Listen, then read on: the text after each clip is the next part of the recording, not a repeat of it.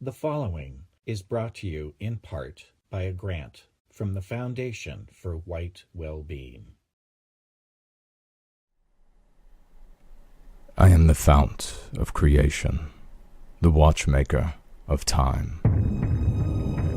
I was the teacher of the gods before they betrayed me. My teachings and compassion they used against me.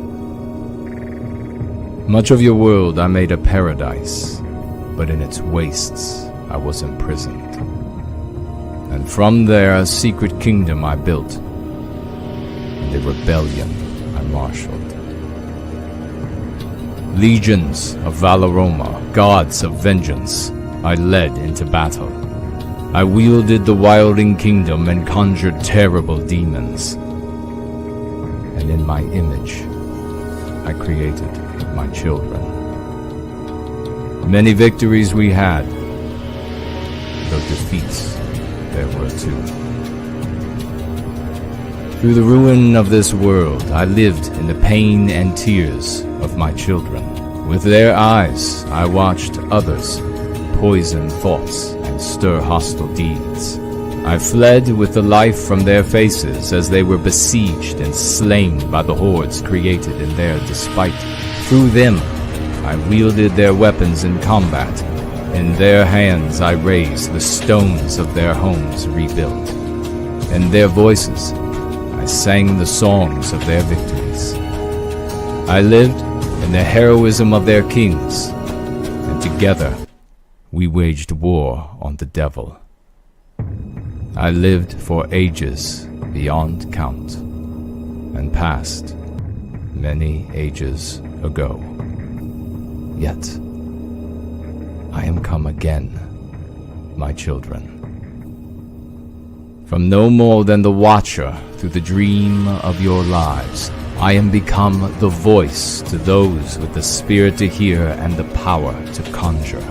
On your suffering and love, an awareness has awakened an ancient magic. Even now, my shadow rises.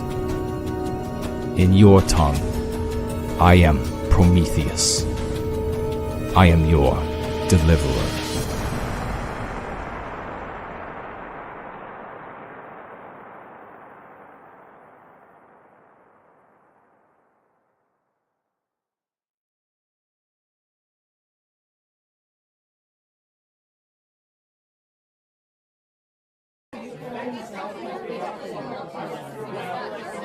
No white guilt, I'll carry the flame.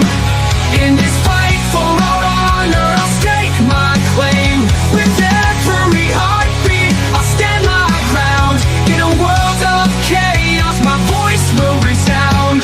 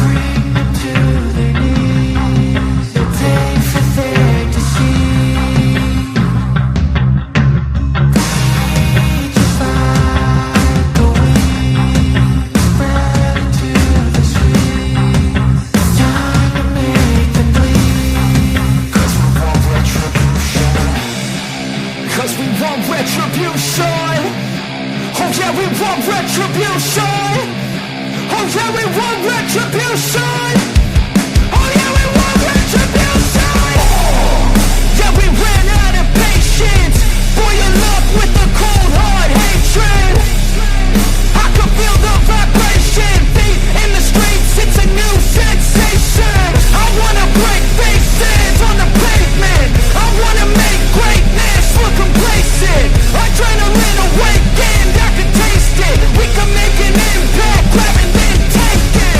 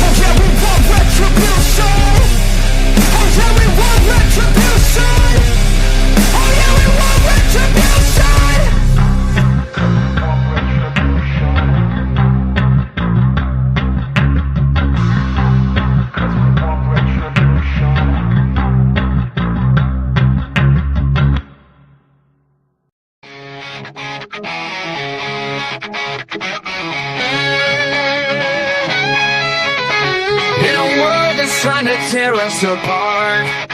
They throw their stones, but I've got a brave heart. I'm proud of my roots, I won't be ashamed. With fire in my soul, I'll never be tamed. They want us silent, but I'll raise my voice. With every ounce of strength, I'll make my choice. No more shadows, I'll step into the light. With pride in my blood, I'll stand and fight. No white guilt, I'll carry the flame. In this fight for our honor, I'll stake my claim. With every heartbeat, I'll stand my ground. In a world of chaos, my voice will resound. They try to erase us, rewrite the past, but the sake of our heritage is built to last. I'll shout it from the rooftops, let the truth be known. With every step I take, I'm never alone. They can't take my spirit, they can't take my pride. With my brothers beside me, I'll never hide. Together we'll rise, we'll break through the night. With courage in our hearts, we'll win this fight. No white guilt, I'll carry the flame.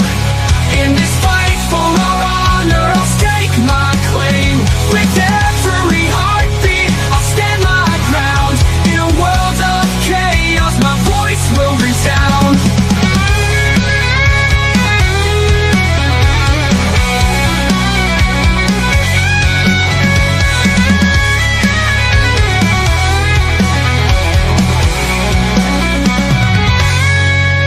So here I stand, unyielding and proud.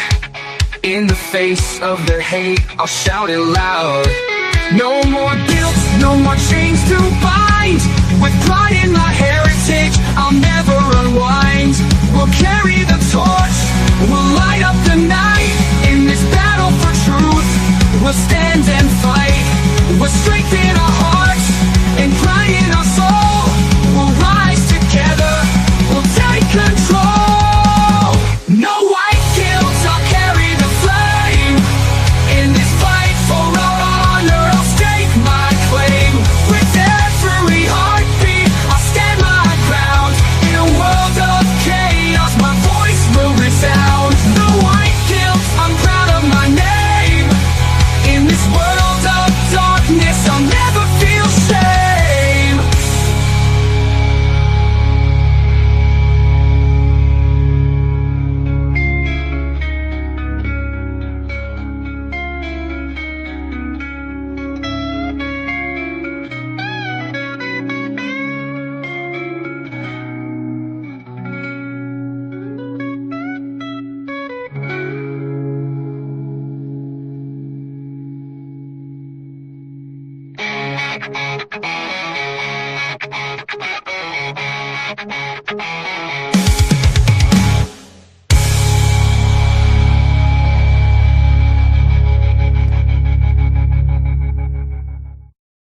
When there's nothing left but the fire in my chest and the air that fills my lungs, I'll hold my tears and trade my ears for a glimpse at kingdom come. On the other side of misery, there's a world we long to see.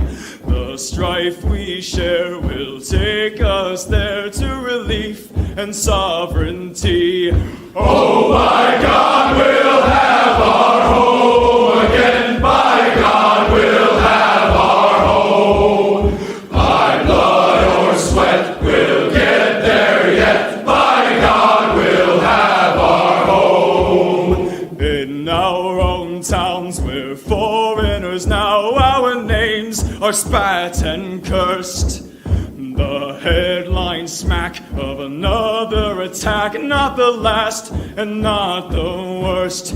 Oh, my fathers, they look down on me. I wonder what they feel to see their noble sons driven down beneath a coward's heel. Oh, my God, we'll have our home again. By God, we'll have our home.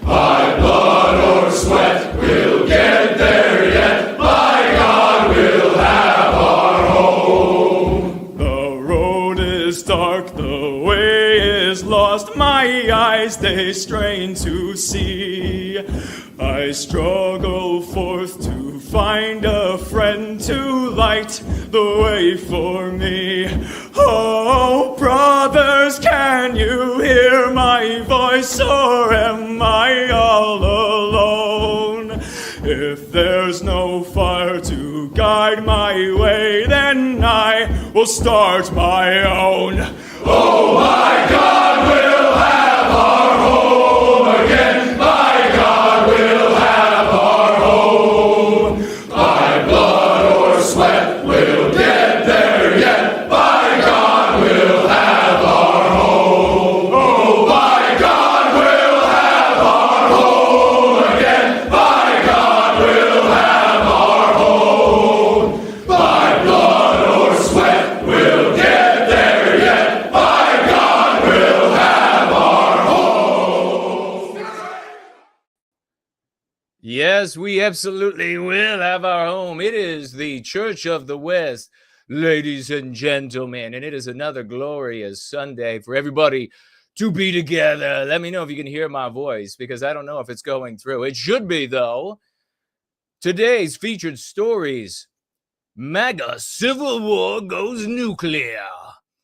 Is it conspiracy or anti-white LA fires? Cartoon color revolution claims another scalp. We have the great, the one and only Porridge coming on for a swash through. Everybody loves the Porridge for the swash through. We have a Go Free lesson of the day. The segment is Practice Your Newfound Skills. But I also want to talk a little bit about the great conversation I had at the Australian GFC, Barron-led conversation on how to handle the upcoming MPs at Australia Day. Your comments and questions.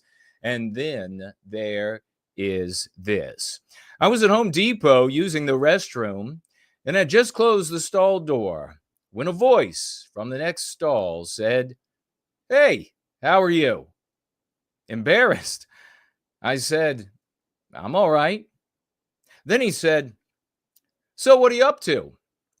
I laughed, and I said, "Well, just trying to take care of some private business over here." Then the guy said, "Can I come over?" And I was like, "Hell no, you can't come over." And then he said, "Listen, I have to get back with you. There's some idiot answering all my questions in the other stall."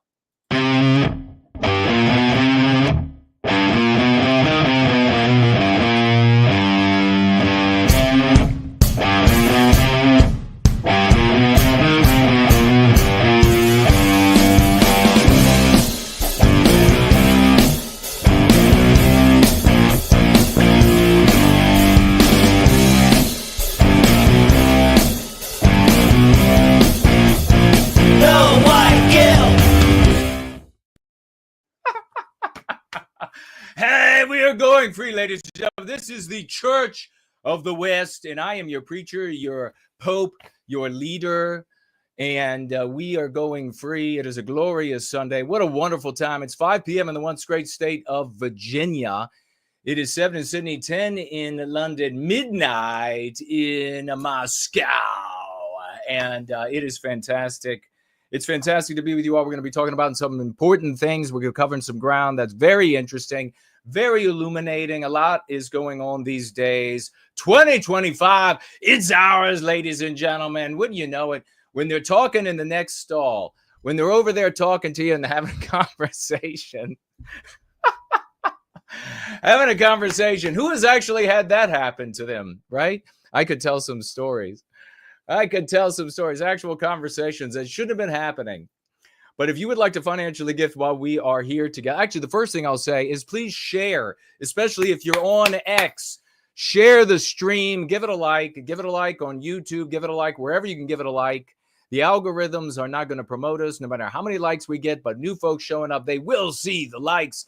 They will see the reposts. So make sure you do that no matter what platform you are on. You can financially gift to yours truly over the course of this gallery. And I will read your comments and we will communicate in the old-fashioned way. We will communicate. And you can do so at a number of platforms, but you can head on over to knowwhyguilt.org to find the financial gift tab, and you'll see a bunch of these. You'll also see a bunch of them in the description of this very live stream going out across the cosmos to our brothers and sisters wherever they reside. It's a beautiful thing. It's a wonderful thing. And you could do so, just so you know, at Cash App, which is up and running right now. Subscribe Star up and running right now. Dude Bro Moment Platform, aka Entropy, up and running right now. You can do so over at Premium Rumble, up and running, and I'll be keeping my eye on that chat, on that monitor at least. D Live up and running. And so is Odyssey. Cash Dollars are their cryptocurrency, up and running. And I'll be keeping my eyes heavily trained on the live chat here on X. And I see Thane is already over there. Promethean, hails to you, good brother. If you would like to donate instead to the foundation for whitewellbeing.com or .org, that's the foundation. We are the Church of the West. We are recapturing our destiny. We represent the white race, white positivity. We are concerned with white people, our well-being, and therefore the well-being of everyone, of every background that lives in every Western country. Because as we go, so goes the West. Since we are the West, we evince it, we project it into the world. You can donate and get a tax deduction, and there are people doing that. We already have companies who are meeting the donations, matching those donations, and people are already set up this coming year to get their tax break as a consequence. Won't you participate in this way as well? When you financially gift at the Foundation for White Wellbeing, please indicate that you would like that gift, that donation to come to yours truly. You'll be able to claim it on your taxes. 501c3. Ladies and gentlemen, it's a glorious way. This is it. We have an organization. We have an entity financing white positivity and the end of our victimization. Make sure that you are a part. If you can't find that foundation just by going to the URL, and this is not like Bass, go to URL. Did you see that? We're going to be talking about her in a moment. Not much, but a little bit about her. Did you see that? Bass is like, and if you need help, if your home is burning down, if your animals are on fire, I want you to just head on over to URL. And then she keeps talking. No sense. I mean, this is anti-whites, as dumb as they get. As impossibly dumb. And she was an actual member of a terrorist anti-white organization, a legitimate one. Check it out for yourself, because I don't know. We have the people over here on YouTube, and they're listening. The ears are listening hard. So if they don't like something you say, then they censor you to oblivion. You'll have to check it out for yourself. But it might be, go check it out. Check it out. Check it out for yourself. She's like, go to URL. That's like saying, if you need help, go to phone number. This is the anti-white West. But you can head on over to knowwhyguilt.org, and you'll see a link for the Foundation for White Wellbeing. We are the only legitimate. We are the only people. We are the only people who are putting the white race's well-being and saying, what about us? What about us? We're focused on us. We're focused on ending the victimization of our people. Not on eradicating some other group of humanity that doesn't work, that never happens. And then maybe at some point later, you people will be better. No. We come first. Great to see everybody here. Tag me as No White Guilt across any of the numerous platforms that we are streaming on right now to get your comment to me, to yours truly. Get your comment to me. It's a wonderful day here in the once great state of Virginia, across from Mordor on the Potomac. A city now underneath a blanket of snow, as you can see. It's been snowing. It snowed again the other night, and there's snow all over the place, as you can see. It's a beautiful thing in the magic window, and we thank Maximilian von Vark for the glorious view of the Jefferson Memorial. And you see that? How wonderful is that? Let me just lean back here. We'll do it lowrider style. Low rider. What are the words? Whatever it is. I have to start off right away with some some hilarity. Take a look at, let's see, where is the hilarity? Where have I placed the hilarity? Why aren't you already sharing what we're doing? For the love of God, water is pouring in through my closet. You haven't shared. Who knows how long it will be? You wondering where all the water went in Southern California. It's right here. I have piled it up in the closet, and I am funneling it in a massive, you might see a goldfish go by. Who knows, a koi will go by and some Asian person chasing it. Who knows what could possibly happen while we're here together. Already have a great audience. Good to see everybody here. Are you in the pews? You're in the pews of the Church of the West. So let's see what we have. How about this hilarity for some superficiality? We're not going to go deep into this. We're just going to briefly have a look. It says here, Alex Jones, and Alex Jones is tweeting about an Elon tweet, and this is unreal. The superficiality of the approach of these nerds, the absolute cuck battalion. He says, Elon Musk has declared, quote, the woke mind virus has been defeated, close quote. I mean, I seriously read this and busted out laughing.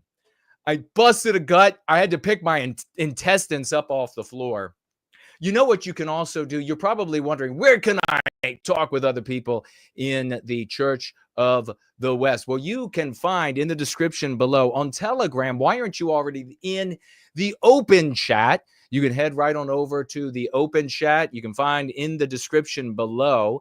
And you can, if you're on Telegram, you can get into a community of people who are already talking about Church of the West, who are already talking about the dialogic that we use here in service to white well-being. You can head over there, but there are some other options as well. There is the Prometheum chat, which is down in the description as well, and that's a little bit more serious. We're going to be focused more on the dialogic and not so much speculation. You can head on over there for that. And then, of course, we also have the white well-being team chat. And if you want to be a part of that, then you're going to have to ask.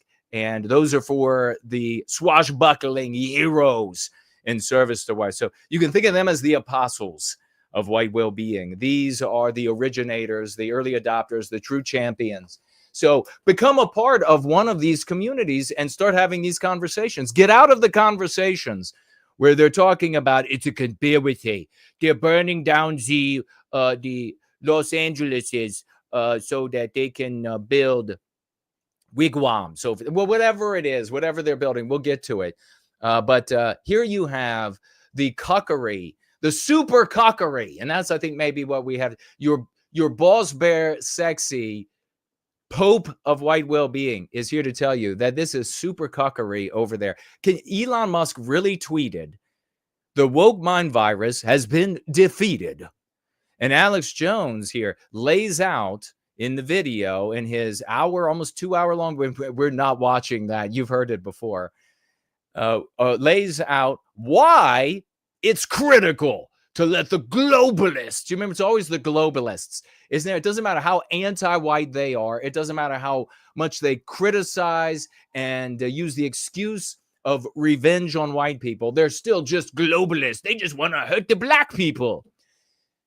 They're still just globalists. The globalist death cult, they have been defeated. Why? It is critical to let them know. Let them know that they've been defeated. Don't you? You probably should tell them. You probably should tell the trillionaires and the billionaires and the people with all the power, hey, you've been defeated. Just go home. Just go home. I mean, it just really demonstrates the superficiality of Elon Musk and Alex Jones, and they're just like dipping their finger into the actual problem. And they actually feel, of course, Jones knows better, but he is kissing the ass and kissing the ring, probably wears the ring somewhere on his ass, which is a really gross thought, of power. And he's on Musk's platform. And here we're talking about a guy, half a trillionaire in wealth. And so he's just kissing his ass. He's like, well, if Musk is going to say it's beaten, I mean, how absolutely inane is this? And all you have to do is tell these mega powerful people these super powerful people, these anti-white oligarchs around the world. Just tell them that they have lost and they will go home. What nonsense. But let's have a little listen to Jones and what he has to say just at the beginning so we can have a good bit of laugh. Is Elon Musk right? You have to treat this asininity with seriousness when you thoroughly kiss and lick the ass ring of power. Okay, folks? To say that on January 10th, 2025, let's mark the date and the hour, like marking the hour of death for your loved one. Write this down, this day on this time, the woke. I think a lot of the cuckies out there, and that's what they talk about wokies, they're cuckies. I think a lot of the cuckies out there are really sniffing their own farts on this. Trump's coming to power in just a few days. And so it's all I see this everywhere. The cucks. We won the culture war. Just the stupidity is unreal. I don't know, the deep drug use, the white booby nature of the white population. How fucking ass backward can you be? We won the culture war. They're renaming all the DEI to inclusive growth and global inclusion and inclusive stakeholder management. Therefore, we won the culture war. All right. Let's hear. Come on. Let's go, Jones. Are you ever going to have an actual advocate for white well-being on? Or are you just going to have on these people who want to abstractionize and the people who just want to talk about anti-white Jews and nothing else because they're just so jealous of them? When are you going to have somebody on that actually cares about white people? last night, that the woke mind virus is dead. How can he do it with a straight face? How can he do it with a straight face? Honestly, though, I got to say this about him. This background and the buzz, he's buzzed down to the scalp. I think he's looking better than he's ever looked. In all honesty, he's still a chubby guy, but I think he's looking better than he's ever looked. So at least there I can give him a little bit of compliment, a little bit of props, as the children say. Show my printout of what the Elon said. In 2021, I set out to destroy the woke mind virus, and now it's been deleted. Wow. So on Facebook, you're still going to be deboosted, just like on X. You're still going to be deboosted. You're going to have speech without reach, which means no speech at all. Still going to be, so this is meta. Of course, on Google, on YouTube, and these companies, you're still going to be censored into oblivion. So you're not even going to get the idea, the feeling that you have some speech without reach. But now on Facebook, you're going to be able to complain about black people. Yay! Because that really, you're going to be able to complain about transgenders on Facebook. Yay! Because we were this close to resetting the whole thing back to 1950 by just, if we had only said F it a little bit more, if we had only said enter a little bit more, if we had only said care just another time or two, it would have all been reversed. I mean, God damn, there's the white race. I am sorry. We are the worst race. In my opinion, as a people, we are and there are exceptions, of course, we're here, but they're just, as a group, the gullibility is so deep here.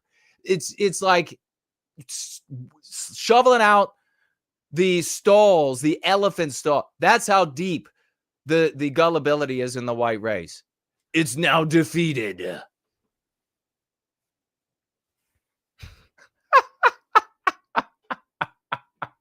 That the woke mind virus has been deleted. I don't know how much more I can take. Dude, it's such gravity. It's such solemnity. It's such seriousness about this. A totally superficial, asinine claim. Only somebody as disconnected from reality of and unconcerned for what is absolutely happening to the white race, Elon Musk could say this. And then, of course, somebody kissing the ring of his power, somebody kissing the ass ring of his power is going to have to step up and do what Jones is doing. But have me on, Jones. Redeem yourself. Don't wait until the audience here in Church of the West is big enough to have me on, because I'll come on and then I will ridicule you for it. I will point out how you only see value where there are people, and no matter how dumb they are. So don't do it. Have me on sooner than later, and we could talk about white well-being for the benefit of all races. Now let's go over some of the history of this. Okay. All right. I can't go over There's any. another post. Woke mind virus found. All right, I can't. We have to stop it now. We're going to have to move on to something else. Holy God. That is ridiculous. But the ridiculousness doesn't end there. We're going to take a quick look. We're going to be getting into the war gone nuclear in MAGA. I mean, Bannon, the rhinos have come out. And why didn't the poachers get these rhinos? Why are they bothering the black and the white rhino over there? Why don't they come for these rhinos? Cut their horns off. Why don't they do that? Let's take a look at this. You're wondering, okay, LA, we're going to have just a brief detour. We're going to talk about the fires because it's interesting. It's still going on. People are still suffering. But I went ahead and I dug deep to find a clip of what the firefighters are doing. And so we were able to find you this stellar clip of what they're doing.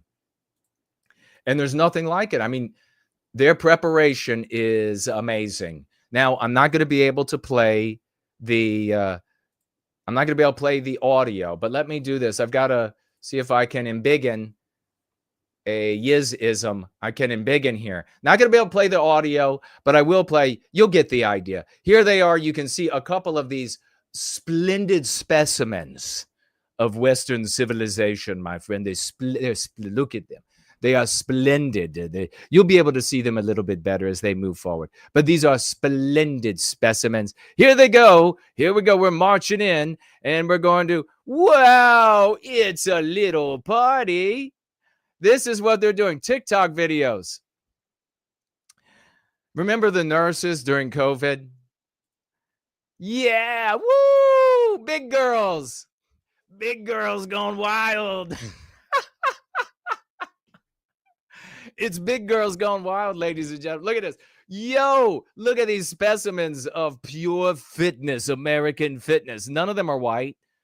And they are all built like hippopotamus. It's the hippopotamus water brigade. They're on, and there's nothing wrong with being built like a hippopotamus. There are plenty of people with a fetish of hippopotamian lardess. And if that's your thing, more power to you. Beauty in every size of disgustingness.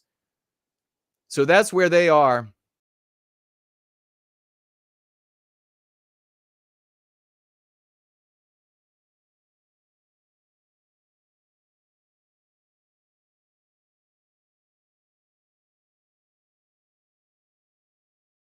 That's where they are. And little glitch on the plan, but at least the audio was working.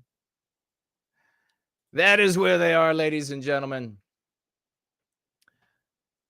But let's see.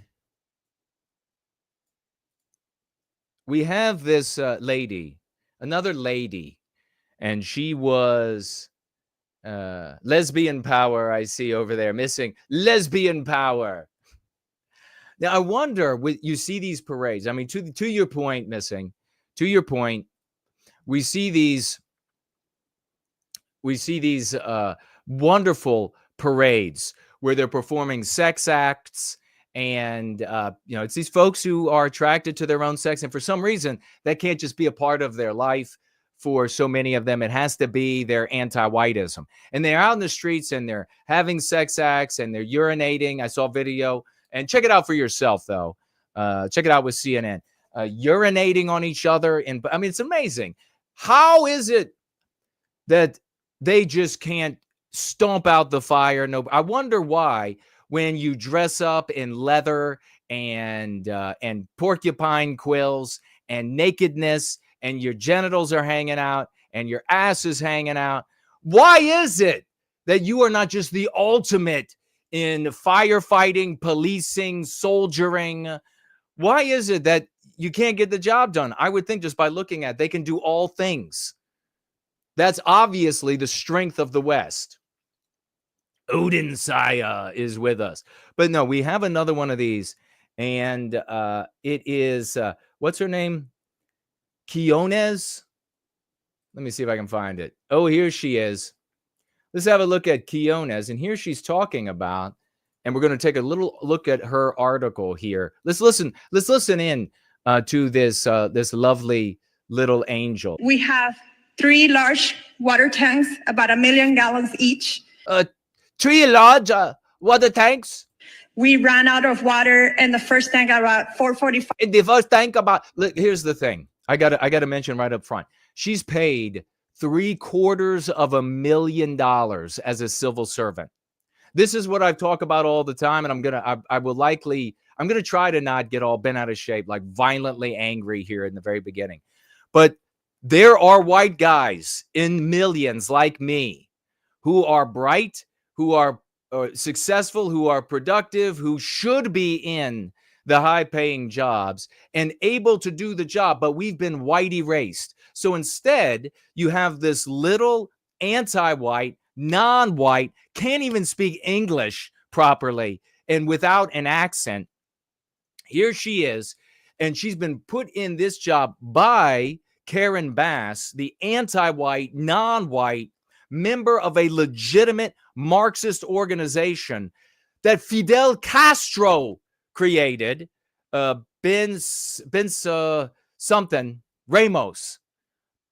Ramos Brigade is what she was in. I don't know if she's in anymore. We could talk more about that. But Karen Bass was in the Bensa Ramos Brigade, an organization formed by Castro, I understand, to conquer the white race and therefore Western civilization. She made 2 trips every single year. Every 6 months, she went to Cuba to learn how to be this revolutionary, to destroy the white race, to destroy Western civilization. And even in the same organization as Rosenberg. What's Rosenberg's first name? Susan Rosenberg. Do you remember Rosenberg? 1983, roughly. And there was a white woman, anti-white white woman with her, Linda Evans, I think was her name. And they blew up. They literal terrorists, unlike Patriots Day, went into the Capitol building and set off a bomb. And that wasn't the only bomb that Bensa Ramos and the acolyte or the attendant entities, the associated entities and entities afterbirth from this entity, Bensa Ramos Brigade, detonated in the United States. Some of you might not have even been alive, or you were children, or you were too checked out, or you were doing your own thing to even really pay attention. You don't even remember. There was like, look it up, 12 bombs. Bombs!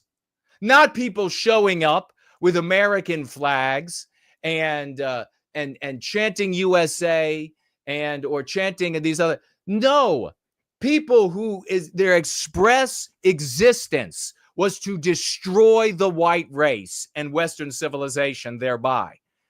That's why they exist. Rosenberg.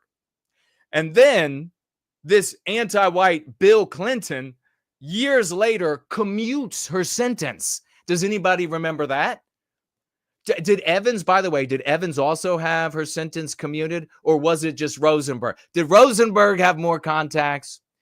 Rosenberg, same entity or afterbirth entity as this Bensa Ramos Brigade, that Karen Bass, the mayor of Los Angeles, this is what the anti-whites vote in over there. And when it comes to anti-whites, all that matters is the anti-whiteism. The job, the actual what you do in the job doesn't matter. That's Western civilization stuff. That's not less important than the ideology, i.e. the religion of anti-whiteism. i.e. the destruction of Western kind and Western civilization, less importance. This woman right here, she has given interviews. People are finding all of these interviews of her where she's saying the number one important thing to do is to white erase the entire social sector. All the civil servants must be white erased. Of course, they are going to give it a term that sounds good for them. We should not use the term that sounds good for and to them. We should talk about what it actually accomplishes, which is white erasure. Even a commentator on CNN, we're going to have a brief look at it, was able to say this. A talking head on CNN was able to say this. But so many in the white sympathetic sphere, they can't say it because they don't care about white people. They don't care, and the proof is in the pudding of their arguments, their objectives. So here you have Karen Bass. She comes in, folks, elected by anti-whites in LA to be the mayor, and she is making $500,000. And she makes it her objective, $500,000 a year. I live as a fucking pauper with an IQ twice as the size, with a love 1,000,000 times the size for Western civilization because it is of my people. And my whole life is pissed and shit away by anti-whiteism. I don't get another one. And here you have this pig, this disgusting anti-white, non-white pig who has declared war with her life on my people, on white people, on our civilization, getting elected to office. And then she goes to the public treasury and says that her objective is to absolutely white erase the entire civil service, all of the public servants. And she went about doing it. And one of the people she hired from the power company out there, a power company that is a total failure, doesn't take care. And why is it PG? I think it's PG&E. Why is it that they don't take care of their power lines? Why is it that there's no maintenance? Well, because where her people come from, that's the same level of maintenance on the power lines. That's exactly what it looks like. So this anti-white bitch was in charge over there, and that company successfully sued for their power lines not having the trees cut away from the power, all these things that in Western civilization by Westmen, men and women of the West, white people, and the non-white people who say, we want that. We want what you are, more of you. We'll imitate you. The good non-white people. We do things like the maintenance. So we move the trees away. We trim them back. We say, oh, these power lines here, this connection, these have to be replaced every so often because that's how Western civilization is maintained. No, these power lines fallen on the ground, set in California on fire, all successfully sued several times.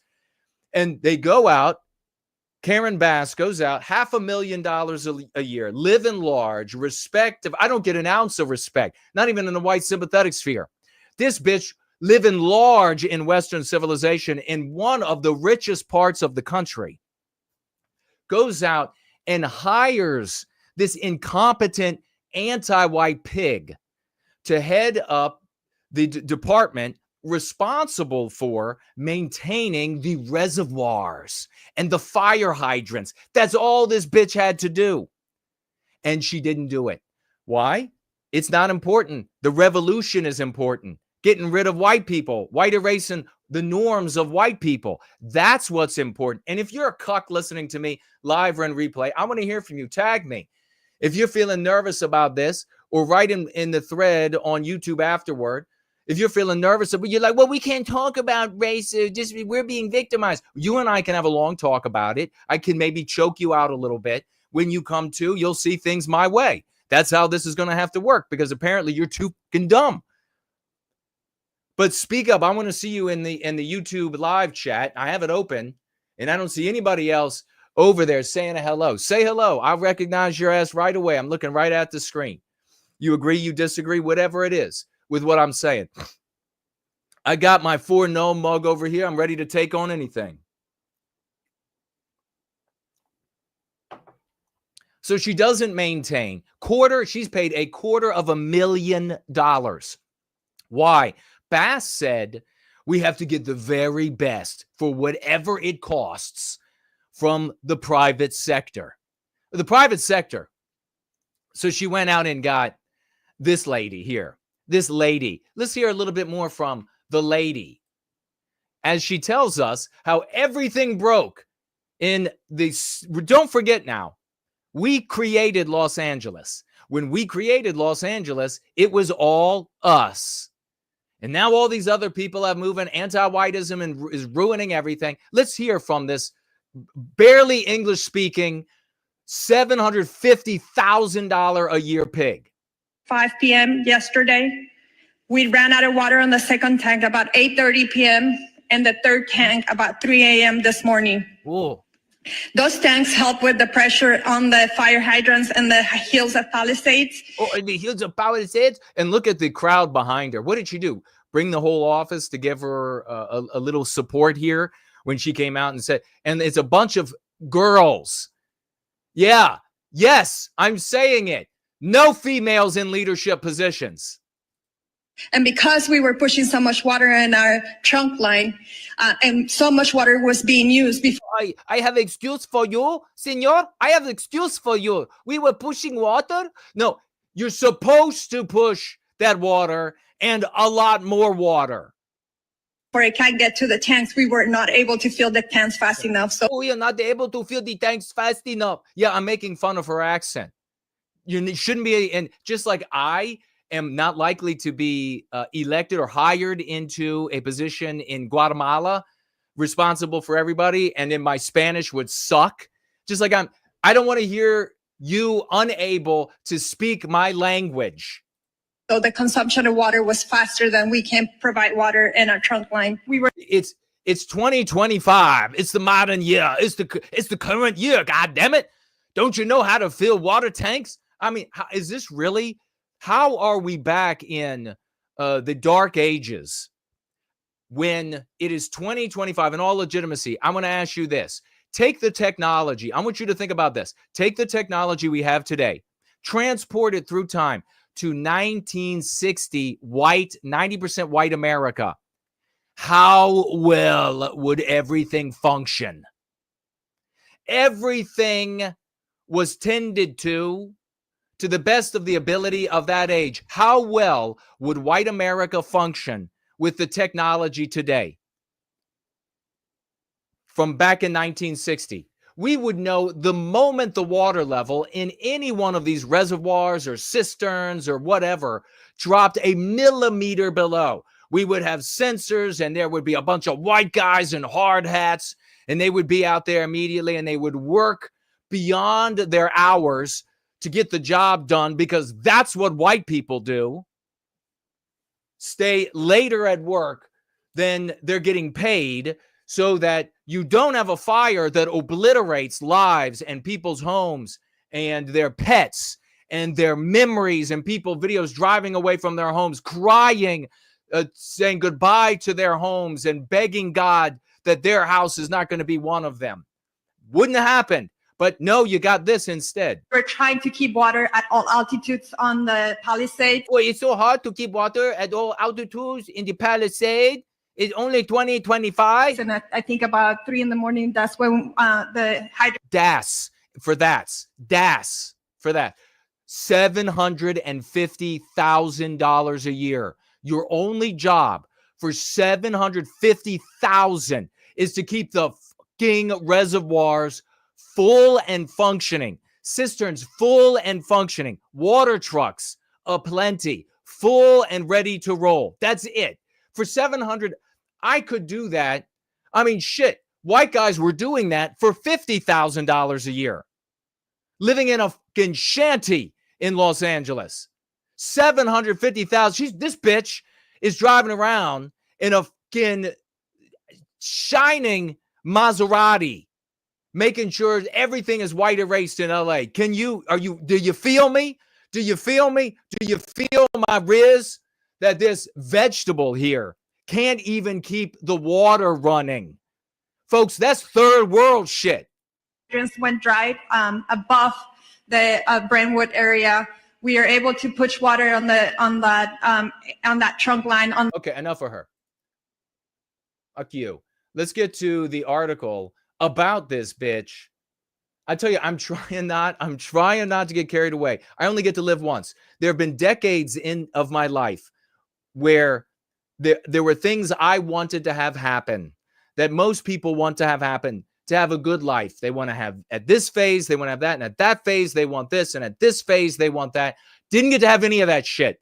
My life doesn't matter because I'm a white male with Germanic features, which incidentally, just as a by the by, take a look at the features of so many who get massive audiences in the white sympathetic sphere. Do they have a Germanic face, or do they look like the slothful, shitty white Americans and half white Americans that are, I guess, people, their audiences? The white race doesn't even know the healthy people to follow. They're like, where's the most like deranged, Down syndrome person creating content? That's the one I want to follow. That's the guy I need to hear more from. Just as an aside, I don't get any of that time back, but nobody cares because I'm a white man. I'm not even supposed to talk about it in the white sympathetic sphere because talking about me and those like me and our victimization is taking time away from Jew-spergen. What are you doing? What are you, some kind of Jew? Unbelievable. As you can see, I'm not. I'm fed up.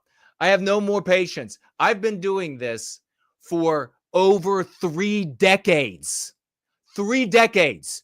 You have people come along 1 year, 5 years, 6 years, 6 months. All right.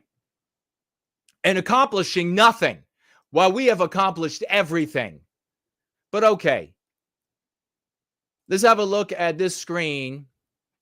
LA's $750K a year. I bet you thought I was exaggerating, didn't you? You thought that can't be right. That Jason, he's such a fibber. Did you hear him fibbing? He said she paid oh my God, she is paid $750K a year. What the ever living shit? $750,000 a year. Water chief. Janice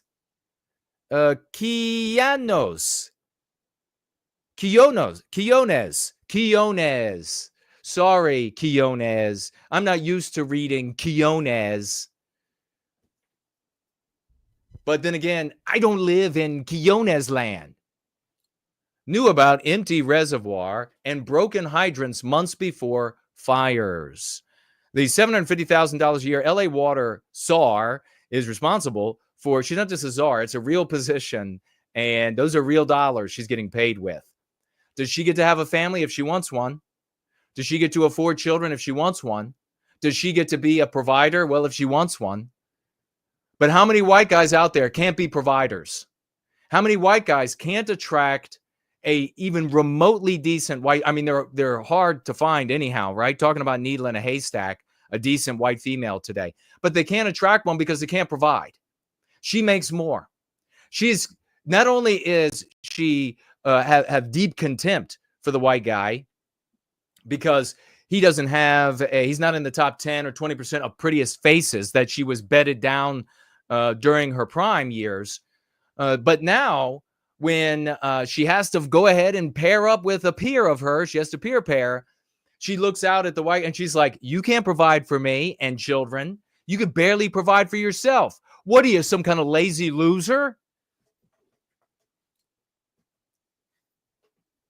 Don't talk about them white guys, Jay. What are you, some kind of Jew? Contributed to the devastating Palisades fire department insiders told. So the fire department, all these anti-whites, now they're all pointing fingers.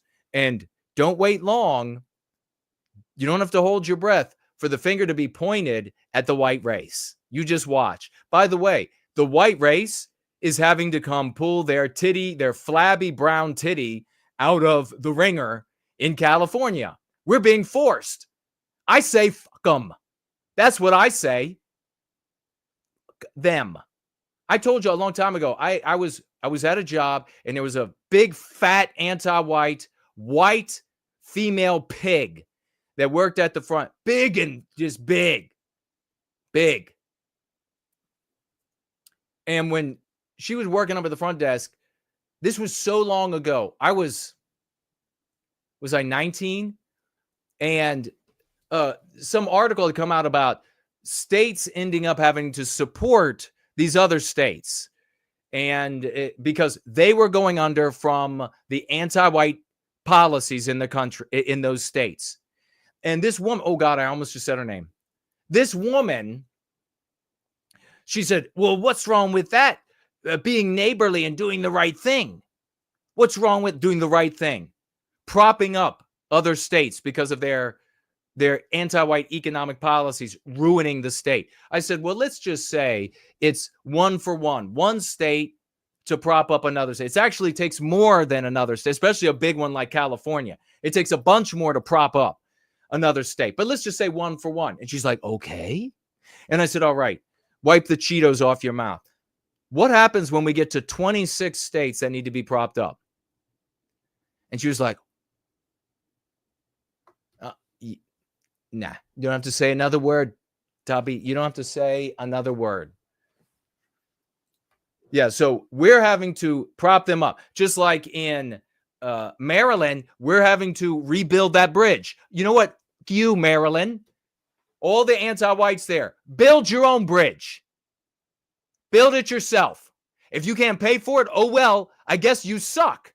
California, if you can't pay for all this, then oh well, you suck. The white race being fleeced. And this is how it will be until we defeat anti-whiteism everywhere. This is how it's going until we defeat their immoral, anti-white, immoral imperative with the white positivity of go free. This will continue to happen. They will find your white ass wherever you go, and you will pay for this shit. It doesn't matter. It could be in Virginia. Anti-whites they keep pouring in here. You got this tech, like 75% of the entire world's internet goes through Northern Virginia. Did you know that? Indians pouring in. Remember I told you all out in Loudon, there is like a brand new country of India. If shit blows up there and Virginia can't pay for it, then white people elsewhere should not be forced to pay for it. This is how it works.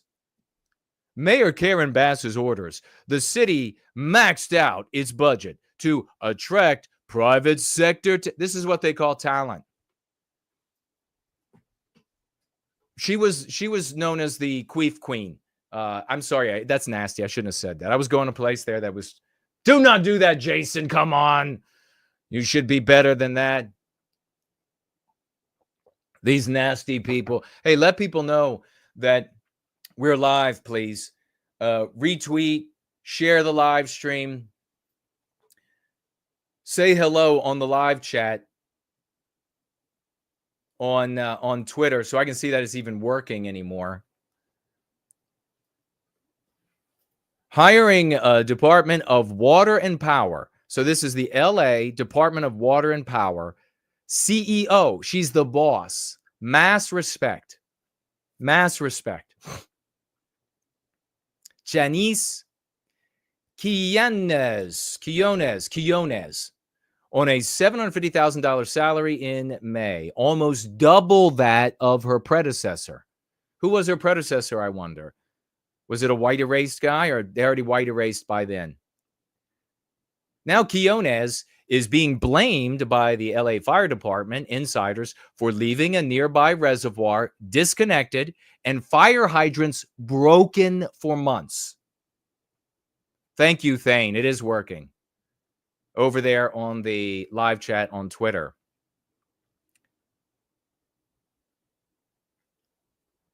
Daily Mail has learned that Quillones' past employer also linked to fire scandals. So what is this, a fire scandal? Now, the white people, the cuck white people out there, the conspiracy tarred cuck version. I'm gonna come for you in a minute. Why are there fire scandals? Because you're not performing maintenance on the electricity, the power lines, etc. You're not keeping these things. It doesn't mean that there is the globalists are working through the power company to burn down California. God, you people are so pathetic. Linked to scandals, she was previously a top executive at electricity company PG&E, which went bankrupt over liability for several massive wildfires in California. She served as senior vice president at Pacific Gas and Electric PG&E. Vice president, massive respect, benefits, the bennies out there. White man, how many millions of us out there? I'm not going to stop harping on it. How many millions of us out there? We don't have these little socialized networks like Tucker Cucker does. We don't have these little socialized networks where the fraternity or the specialized group within the fraternity going to hook us up no matter how bad it gets for white people. No, you can be the most talented, and all of the information coming out with Elon Musk and the little tech going to war on white guys in engineering and computing, etc. They're all coming out. They all have these shitty jobs, ruined marriages now. They should be the ones in these jobs, making the big bucks, having the respect, being innovators in their field, rather than just bean counters and pushers that will take a little bit less money, satisfy the ideology of anti-whiteism, getting rid of this. So to be so good, it's so moral here at these companies. All of us now, mad power she has. So she was the executive there. She served senior vice president. Utility company power lines sparked second largest wildfire in California history. Dixie in 2021. Okay, so in other words, she's incompetent, anti-white. But here she is. Quillones. Totally sad. What's important here? The anti-white narrative. Quillones. She's there to white erase. She's there to be the person who is going to get the collateral benefits that come from white erasure. You can't just, hey, listen up. Let me come in tight here for a minute. Blah, blah, blah. Let me come in tight. You can't just get rid of the white guys and leave the slot empty. I mean, really? Really? Somebody's got to benefit from this. You get rid of the white guy, and then you give it to Köhne. All right? Here she is. Quillones joined P&E. Okay, so you're just going to tell me on and on. And there they are. They're like, here goes the white guy to go risk his life. He's going to hook up to the fire hydrant. But Quillones is a third worlder. And in the third world, hey, the fire hydrant's not working. It's a little bit of this, it's a little bit of that. And sometimes they work, sometimes they don't. But, at least the religion of anti-whiteism is being satisfied, right? Quillones said water source ran dry by 3 a.m. local time Wednesday and blamed it on low pressure. Blamed it on. It's you. It is you up there chugging your Spanish fly, driving around in your Maserati. It's you. All you had to do was make the water work. They should have hired our friend Mestizo Carf because his ass would have had the water working. He would have said, hey, you know what? There's a standard here in the West, and that means the fire hydrants work, the reservoirs are full, and they're not broken. You can't, when your job is these things, you can't say, oh, it didn't work because blame it on the things that I was tasked with maintaining. Unbelievable. Since her hiring at the LADWP, Quillones oversaw the shutdown and emptying of a reservoir in the Pacific Palisade during brush fire season. Now, you have a lot of cucks coming forward, and this used to be more common in the cuckus sphere, when back in the day, where they used to, everything was a kind of a joke about these. They referred to them literally by the names of their taking, like bleeding heart. These people who are just loved so much. They have they're I would tell these people, they're anti-white monsters. They're harming and destroying us and our civilization. They don't love. You dipshit. They don't fucking love. They hate. That's what they do. They fucking hate.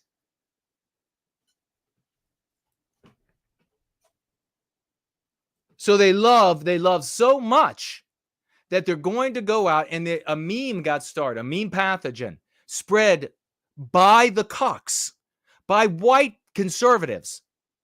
They said, oh, it's for the snail darter. Does anybody else remember that? Can I see a yo in the chat? We're doing a yo over here in the chat. Can I get a yo? If you remember the snail darter meme in the conservative circles, yo, if you do remember that. Skibbity based. So an entire county, a town, something would get ruined as a consequence of anti-whiteism. And then the cucks would come along and they would say, golly gee. And I swear these people, they all look like a giant, fat, floppy white tit to me. Every one of them with a big nipple right here on their fucking heads. With a big, I got a based boomer over here, live chat on Twitter, says, yo, he remembers the snail darter meme. Meme pathogen. These people used to talk about it. It was long before even the internet's strong enough to carry all this garbage, but it lasted into it. The snail darter. People, lives ruined, children's lives ruined, animals killed. It just, people losing their lives and everything. And these giant white, saggy, floppy boobs with a big nipple on their head would come out and say, it was for the snail darters. Oh, it's the snail. People are funny. They're just bleeding hearts. They care more about the snail darter. Wow, we got them there, didn't we? Hey, Betty, we got them, didn't we? We showed them. They're doing it for the snail. I saw that on bumper stickers. There were bumper stickers in this country about the snail dart. So it's the smelt now. You have all of these, another little fish, all of these people coming forward, these cucks, and they're like, they did it for the smelt. Oh, that's how wacky they are over there. Doesn't matter how much destruction, billions of dollars in damage, but the smelt are alive. First of all, we should preserve the wildlife. We should preserve the environment. Our cities should not look like the apocalypse.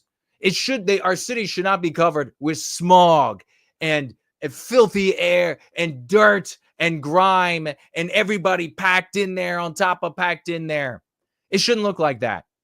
We should, and we could, and certainly by now with all of our tech, be able to build our cities and build out our cities so that they're spread out in harmony with the environment, in harmony with the fish, in harmony with the etc.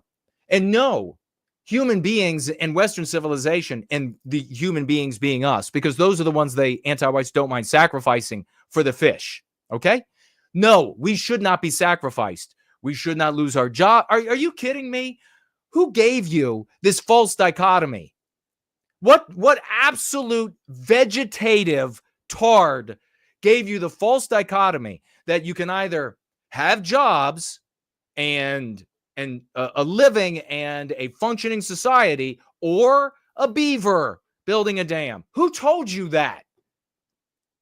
We are the West. We've gone to the moon. We've cured diseases. We'd have all of them cured right now if it weren't for anti-whiteism and capitalism that the cucks love so much. Get on your knees. I mentioned it. Everyone on your knees now. To God economy. I've mentioned it. We need to come up with like the same. The Muslims have this phrase they always say for Islam and for Allah. We need the same thing when it comes to the cucks, when it comes to economy. Because that's what they care. So, no, We can figure it out. How insane to think that we can't figure that out. How absolutely ridiculous. You should want to choke out the people who convinced you of that false dichotomy. So now they're all laughing about, oh, it's the smelt, it's the smelt. And that's what them sillies are doing over there. Do you see the misdirection here? Do you see the sleight of hand, the legerdemain, the prestidigitation? Do you see it now?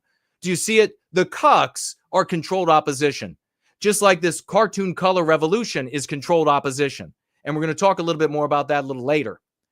Controlled opposition. They take your attention away from what actually is demonstrably the problem. Anti-whites hating white people and hating everything that white people produce. Anti-whites can be white. Lots of them are white. Some of the most vehement and nasty and destructive are white. So they just take your attention away from that. It's not anti-whiteism in Palisades in LA, in Malibu. No, it's not that. It's that if you're in a cuck circle, it's that, oh, they just love the environment and them little fishies so much. And then if you are in the cartoon color revolution, then you know the only answer to all things. Everything but what's actually happening to us. And therefore, addressing that which is the harm and correcting and ending the harm. Everything else hasn't corrected and ended the harm, has it? You know, it's time for these people to get starched. I am with it on my slang today. Jason is on top of his slang, damn it. You see all the slang he has going on there? Get starched. So what else is there to read here? Probably nothing of any value.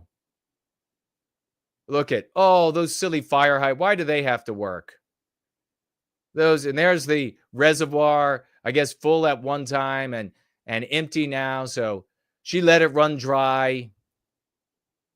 And so her hatred of the West, her absolute dismissing the needs of civilization, of Western civilization. And I get that didn't she come from Guatemala or wherever? I get that the needs there are different. It's not Western civilization. So the needs are different there. In the West, the reservoirs have to be full, bitch. The fire hydrants have to work. Do you understand? This is our country. So these things have to work. But for her, they don't have to work. What ends up happening? She hates us. She doesn't tend to Western civilization the way it needs to be tended. And so here come the giant floppy white boobs who will, because the social morality of the West is the anti-white immoral imperative, they don't want to talk about white people being victimized. So instead, they're going to come up with conspiracies. Frederick over here on the live chat on Twitter says he also remembers the snail darter meme pathogen very well. It'll make a comeback, or maybe it'll now become the smelt darter.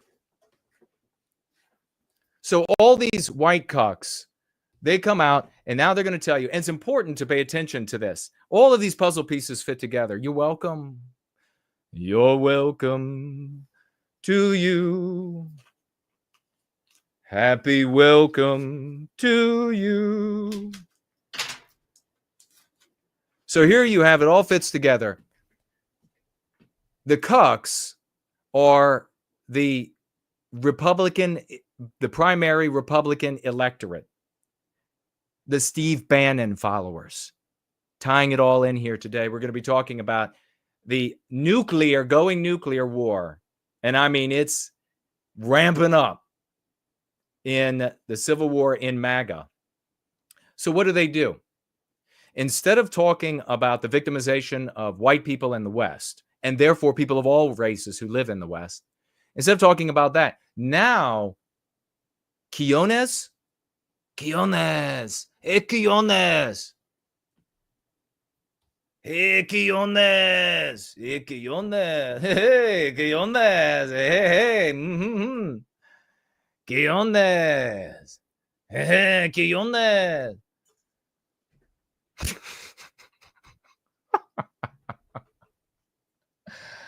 Okay.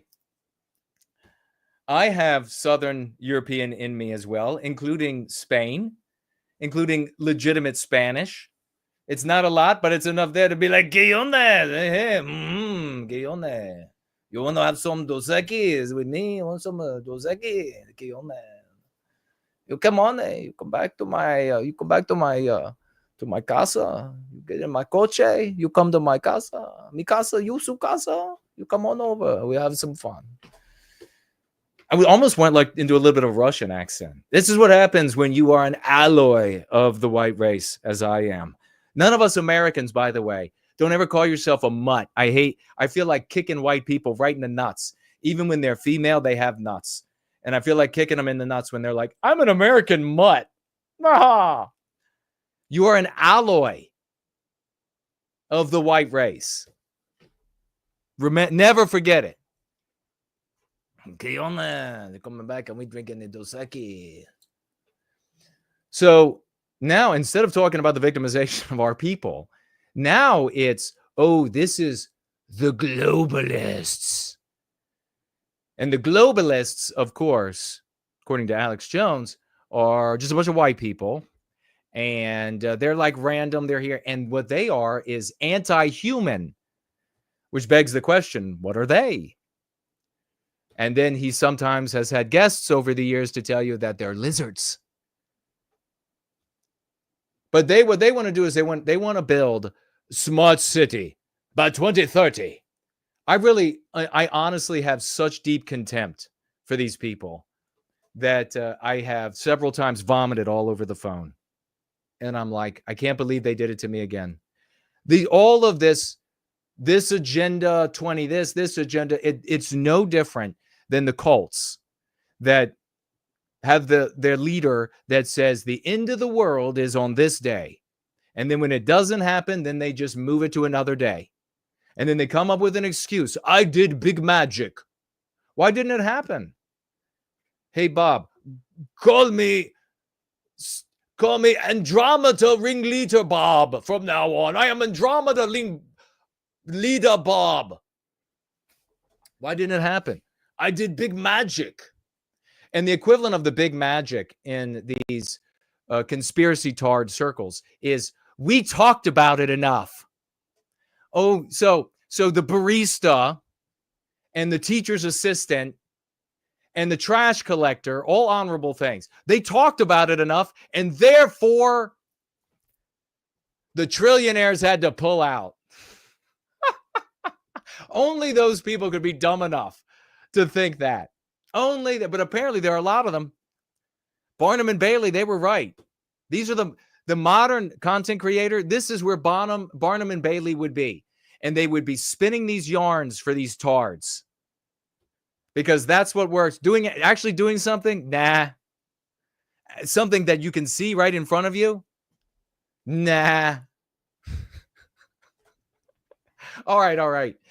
So it becomes Quiones is now involved in a conspiracy. And she let those things go bad on purpose so that the globalists could burn down Los Angeles and have a smart city. Don't you know somebody talked about it? They just burned the whole city down. So let's see exactly what I'm talking about here. Here we have one, God bless him. God bless this man. God bless him. He is a typical white boob.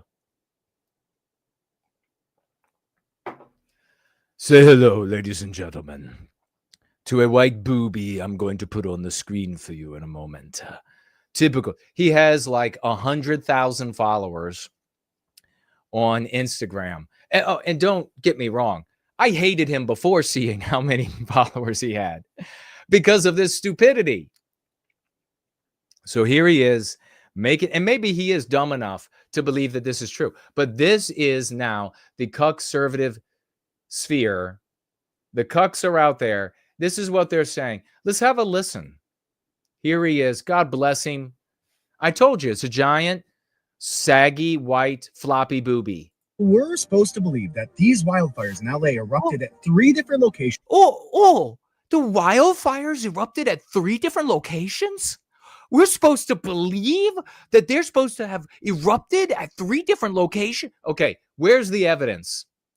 Not saying that wildfires can't be, I mean, we just saw not long ago in the eastern part of Canada when an anti-white organization who complained endlessly and complains endlessly about the West and development and etc., went out into the woods and set fire in a bunch of different places all at the same time.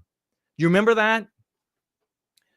Drawing attention, and then the idiots were like, why would, if they love the forest, so if they love the snail darters, why would they burn down the forest? Because they fucking hate white people. They don't love the snail darter.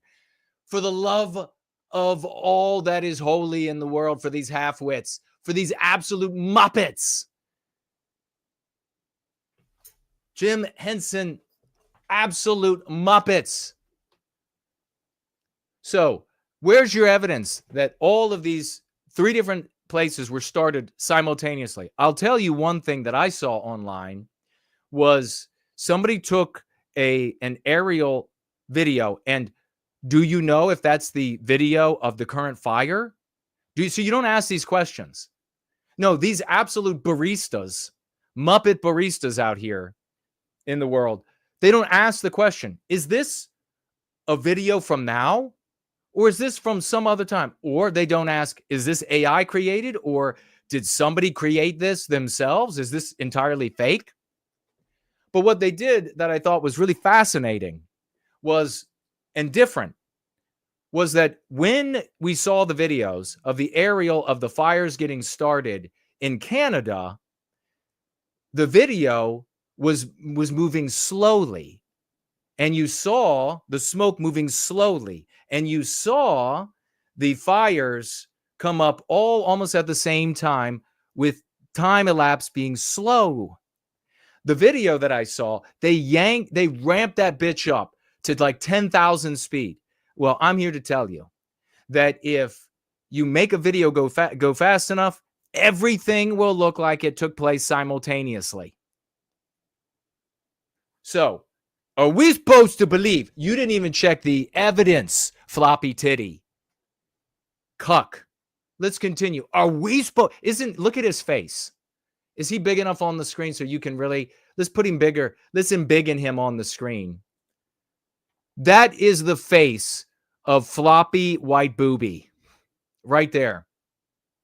This is the cucks. This is who they're loving. Simultaneously with no intention whatsoever. Are we supposed to believe they started simultaneously with no intention whatsoever? Okay, so you're making an argument off of incredible, in other words, without credit, total lack of evidence. Okay, are we supposed to believe that? All the cucks are like, no.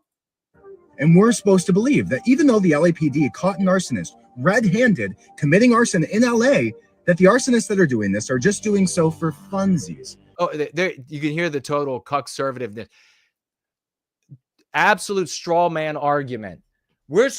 So you're arguing to me that they're doing it for funsies? LA, Southern California, because of anti-whiteism, is absolutely brimming with these fetid, homeless, bum masses. And many of them from around the world, and all, not all, 100%, but nearly all of them would have had a very comfy home in an insane asylum if insane asylums had not been white erased from Western civilization. I know there are a few, but we obviously need a lot more. It's like I saw this video. hey, over there, I saw this video of this non-white girl, and she's all clearly crazy. Anti-white, non-white, clearly. And she's like, am I going to be put into a camp? And I was like, yeah. Yes. And the camp is called Camp Insane Asylum. That's where you need to be put. As we recapture our destiny, that is where insane people are going. So you mean to tell me crazy people are out in the streets and they're stabbing people, they're killing people, they're maiming people, they're fondling people, they're randomly shooting white children and randomly stabbing white children in their strollers in the street, but they would never go set a fire. That would never happen. So yes, crazy bums seeing the civilization burning down around them, hating everybody who either is a plumber and is getting by or the multi-million-dollar homeowner, hating them all and thinking, I'm going to go and contribute to some of this. That's nuts to think a crazy person would do that. And have no vested interest in the billions of dollars of territory and infrastructure. Are you telling me that a homeless person has no vested interest in the billions of dollars worth of real estate? Yes, I am telling you that. That they're actually burning down. We're supposed to believe that even though Gavin Newsom cut the water supply to LA, the mayor cut the funding to the fire department. We're supposed to believe that they did that, and it's not for the globalists. And the insurance companies insuring the homes in these exact locations. Okay, this one has irritated me. I would fight him for this one. I will literally fight him for this. But it looks like he'll only be able to take slaps, not punches. Hey, cucktards out there. Insurance companies are a business. I don't like or dislike them at this moment. I'm spitting facts. Real, based, skibbity facts. They're business.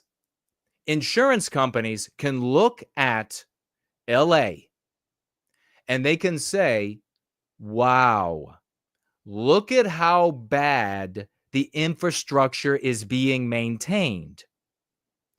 Look at all the anti-whiteism there. If that place, with its fire hydrants not being kept up, with its reservoirs not being kept up, with the money being absolutely stolen, built from departments like the fire department and the police department for other purposes, anti-white purposes. If that place catches on fire, it's going to be expensive. So expensive, we won't be able to cover it. We'll go bankrupt. So our only choice is to cut fire insurance. The same thing happened with the housing bubble. If you all remember, it wasn't that long ago. What did the banks do? Was that a big conspiracy by the globalists when the banks bundled up all of the bad debt and sold it to white investors? No. You had people like Rahm Emanuel bragging in the media about how they were bankrupting banks with these frivolous lawsuits, that these banks were discriminatory and, quote unquote, racist and bigoted, and they weren't giving enough money to non-white people who couldn't pay it back. And the banks, of course, said, they can't pay this back. We can't give them loans. And Rahm Emanuel and crew, Eric Holder and crew, is anybody else alive out there? They then said, doesn't matter. If you're not giving them money, that means you are a racist. Why is it that Eric Holder and Rahm Emanuel and these law firms that were bankrupting banks, why is it that they won? When the law worked in favor of these banks and when logic worked in favor of the banks. Jason's right. It's because the social morality of the West, even back then, and far beyond back then, is the anti-white immoral imperative. Harming white people is moral. Harming non-white people is immoral. If you don't give them loans, even though they can't pay it back, you are being immoral. And so the law stands down. Logic stands down. Reason stands down. So they had to give them these loans to not get sued into oblivion by the Justice Department. And then they found themselves were going to be stuck with these infinite bundles of bad or infinite loans that were going to go bad because they knew these people couldn't pay. And so to stay in business, they made the decision, we'll bundle up all this garbage and then sell it to white investors around the world. And then when it all went bad, that was the housing bubble. In my opinion, of course, I know the ear is at the door. The insurance companies did not, you floppy white cuck tit, cancel the fire insurance for Agenda 2030 or for a whatever new city that they're going to build there in LA after they burn all of LA to the ground. That is a conspiracy. You have no evidence, and you're just too afraid to talk about what's really happening because you are a bitch. You are a coward. You are pusillanimous. You are garbage. That's why. Cut the fire protection just months before this happened, all simultaneously, and there's no correlation. It wasn't just months. They've been cutting the fire insurance for several years, and they still have been cutting it. And the cuts for the fire insurance are going to grow to more and more areas as more and more infrastructure for addressing fires in wildfire zones are not upkept, as more and more of the workers who put the fires out, the actual white guys, are white erased for dancing, lesbian, anti-white, morbidly obese TikTokers. The fire insurance company, they will keep canceling. You know where else insurance will be canceled? Well, if you just go to a flood area where they rely on the dikes being maintained, and you watch as civilization is white erased there, the insurance companies will cancel all the flood insurance. It's not for the globalists. It's not for a smart city 2030. It's because of anti-whiteism. What a vegetable this bitch is. How is it that we have all become, so many of the white race are like this vegetable white here? Correlation whatsoever. And we're supposed to believe that. And we're supposed to believe that he doesn't have a vagina. And we're supposed to believe that he doesn't bend over for sex. The trillion-dollar corporations and the World Economic Forum that has publicly stated they wanted to turn LA into a smart city by 2030 has absolutely nothing to do with. Oh, absolutely. My white booby arrogance here. My white booty has nothing to do. I got my eye on you. I got my eye. Trillionaire globally, wokely. I got my eye on you. In my plaid shirt, in my shitty little car, and therefore you're not going to be able to pull it off. What is happening there today? Got it. There. That was the absolutely picture-perfect moment there with his thumb that he sucked too much, bending back. He's probably still sucking on the damn thing, bending back the wrong direction. Got it? Yeah, we got you. Fuck you, buddy. Here, let's take a look at the map so you can see how right he is in all of these others. Just take a look at the map. Hey, can you see that? Is it embiggened on the screen? It sure is. If you can see, can you see my cursor as well? I'm going to outline. If you can see here, it says Los Angeles. Okay, and correct me if I'm wrong. I don't live there, but there, if I go around here, we're in LA. This is LA. The city goes way out here. It bends around back this way. It goes up here towards, let's see, Thousand Oaks, and comes back around. And then maybe, if you can look really closely, you can see this tiny, tiny little red line. It's a circle. It forms a little circle. You can see this tiny, tiny tiny, tiny, tiny, tiny, where the fire is taking place. I guess they burnt LA to the ground. I mean, really, how dumb are these white cucks? Here you go. And then you zoom in here and you see, holy shit, it's like wildly mountainous all through here. Not to diminish the people that have suffered, but that's a hell of a lot of mountains. You know what I mean? That actually does not look like the city there. I mean, we can go over here. It's kind of like there's it's kind of like LA was burnt to the ground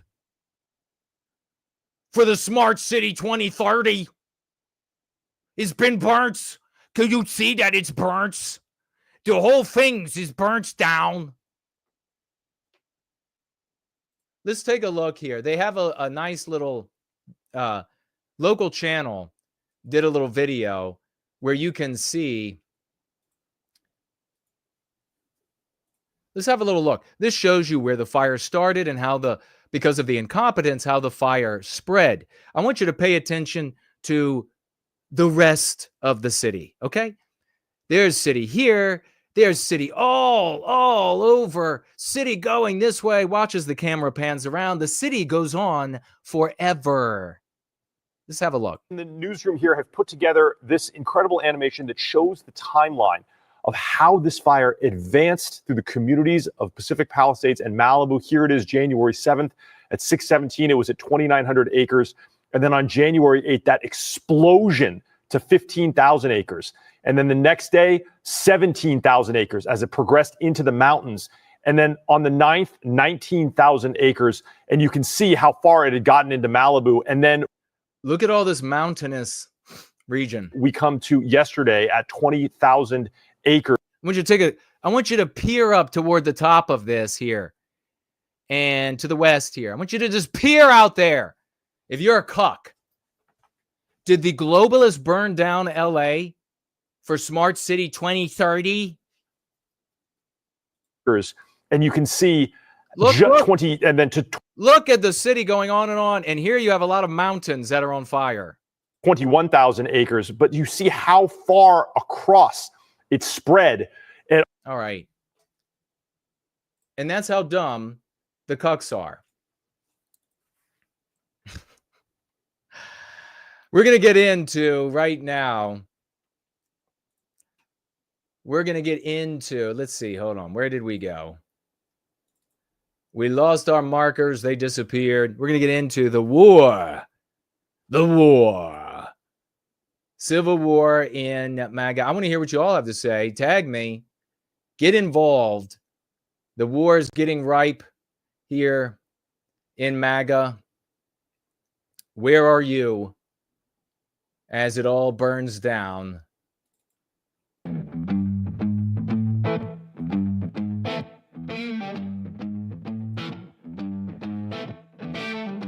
Where are you, ladies and gentlemen? First Last is with us. Baba J Magic.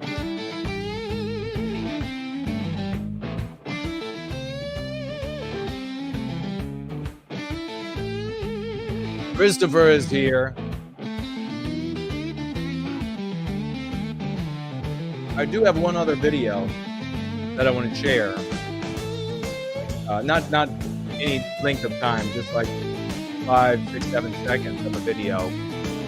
Can you hear me over the music?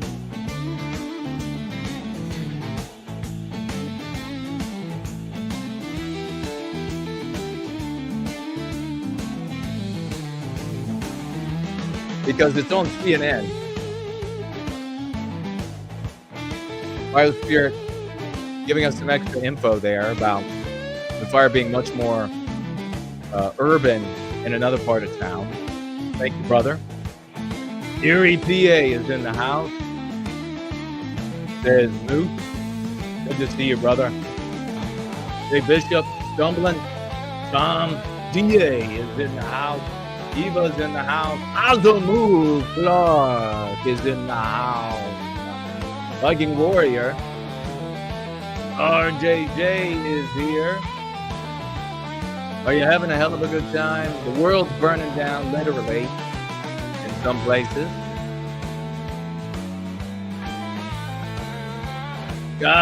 Three Godfathers is the jam is fire.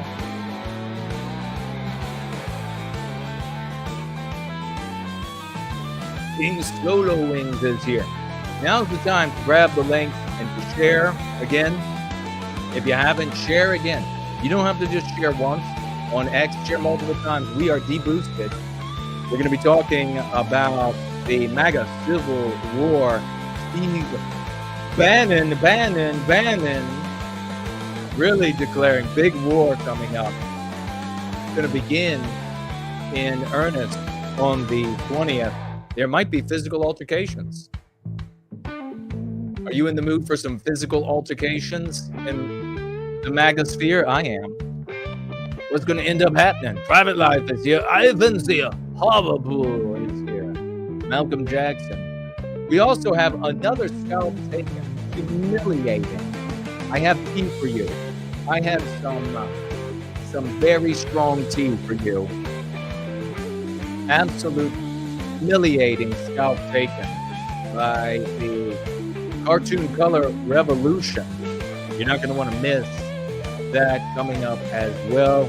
We've just been talking about Darren Bass, $500,000. Kristen Crowley, who was the fire chief, $430,000.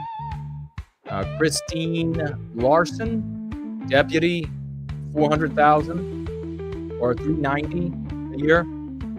No, that's Christina Kapner is the $390, I think, and Christine Larson.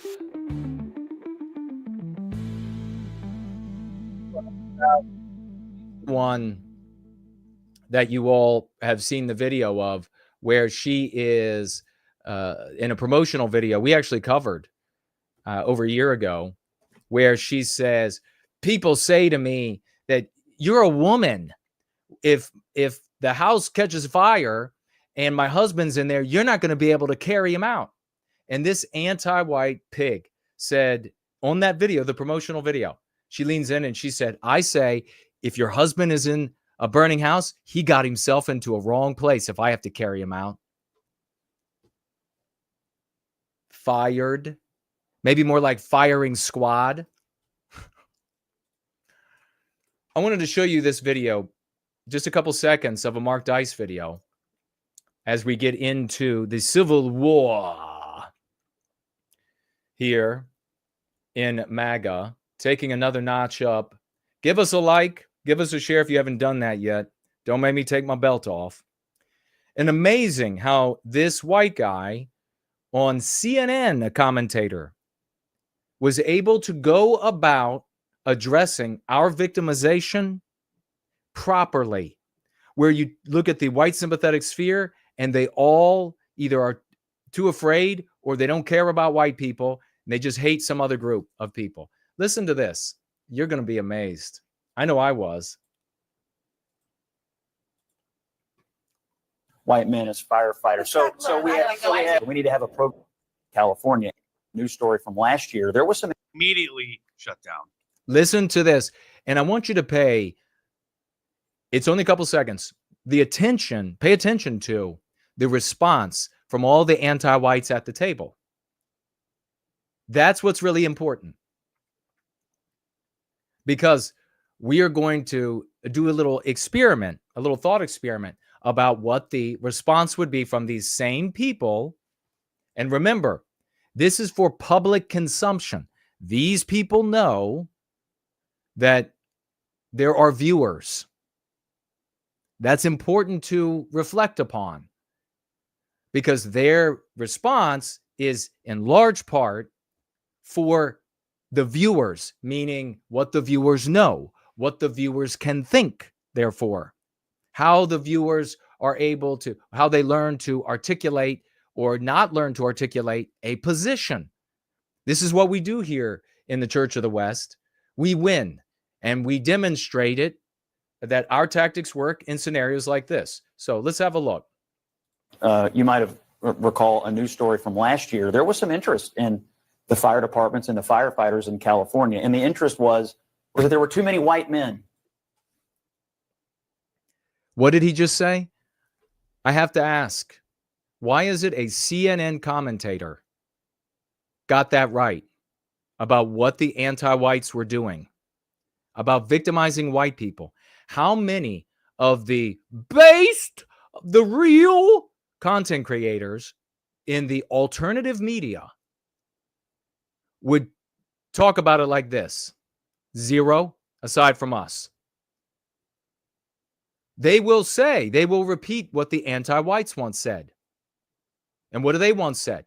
That it's about diversity, diversifying. They want to diversify. They want equality. They want equity. That's what they'll all be saying. This guy on CNN got it right. But your based content creator, your skibbity content creator can't get it. This guy slaps your content creator of choice out there is veg. Who were firefighters, and we need to have a program in California to make sure we don't have enough white men as firefighters. So we have They all went crazy talking. You notice that? Do you see the feigning, or to whatever degree it's genuine, of shock and horror at the immorality of it? Do you see that happening? No. Where might they respond with shock and horror and moral condemnation? Well, if this guy, and why would they do that? If this guy instead had said, well, it's because of mestizos. It's because of these Central South American immigrants. It's because of the blacks that are there. It's because of the Jews that want this to happen. If he had said any of that, these people would have responded with horror. Why? Because the morality, the social morality of the West is anti-whiteism. And their audience would have recoiled with horror. And their recoiling with horror would have influenced the audience. And they know this. Everyone sitting at that table knows that. They all know it. If he had said instead some sort of cuck response like our Doughboy we just watched, what would they have done? They would have laughed. They would have ridiculed him. In both of those other two scenarios, they are in power. They are exercising control over the argument waged by this guy. But what really happened was that this guy pointed out what is salient to everyone, even these people sitting on the sitting at the table. They know that everyone sitting at home can tell that the white race is being white erased from these roles. And so what was their response? Shout him down with noise. This was a nervous response. This was a oh shit response. This was a don't let anybody else hear what he has to say response. They're scared at what he just said because they know everyone can get it. They know that all of those white viewers at home and the good non-white people, they can all see it. And they're all going to say, yeah, that's exactly what they're doing. So in this moment, for a moment, this white guy wielded the power on CNN, and the anti-white rats there went crazy, gnashing their teeth and chirping as loudly as they can with panic. You know damn well and good, if he had tried any other response, these folks right here practiced in anti-whiteism would have known exactly how to respond to put him down. But in this case, the W is for the white guy. Remember that when you're watching your based alternative media content creator and they think they're being smart by being facetious and sarcastic when they're like, they only just want to make it equal. Remember that. Does the sarcasm win? Nope. But this white guy just won on CNN. Here's where the sparks fly, ladies and gentlemen.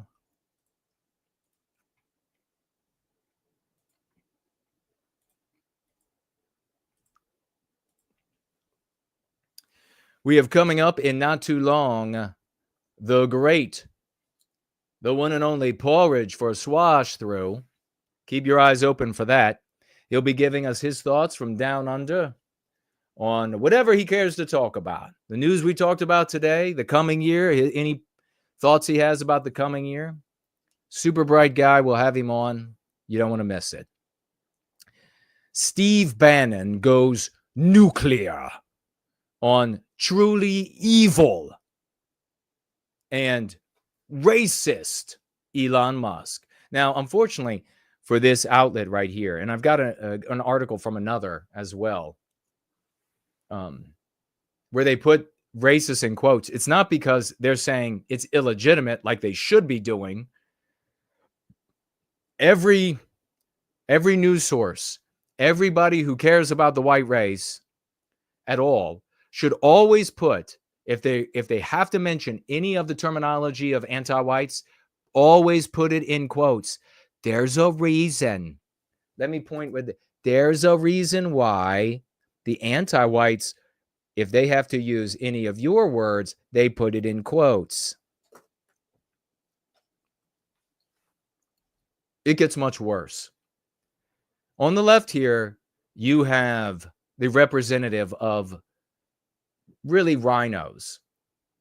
MAGA rhinos, basic bitch MAGA, cuck MAGA. You know them all over X.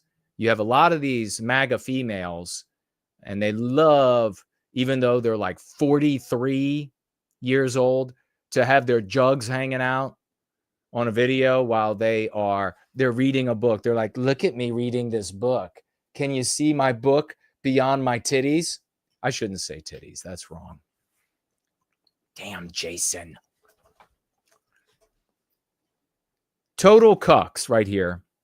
And then on the right, little tech that has demonstrated an ease with which to manipulate the white masses to get what they want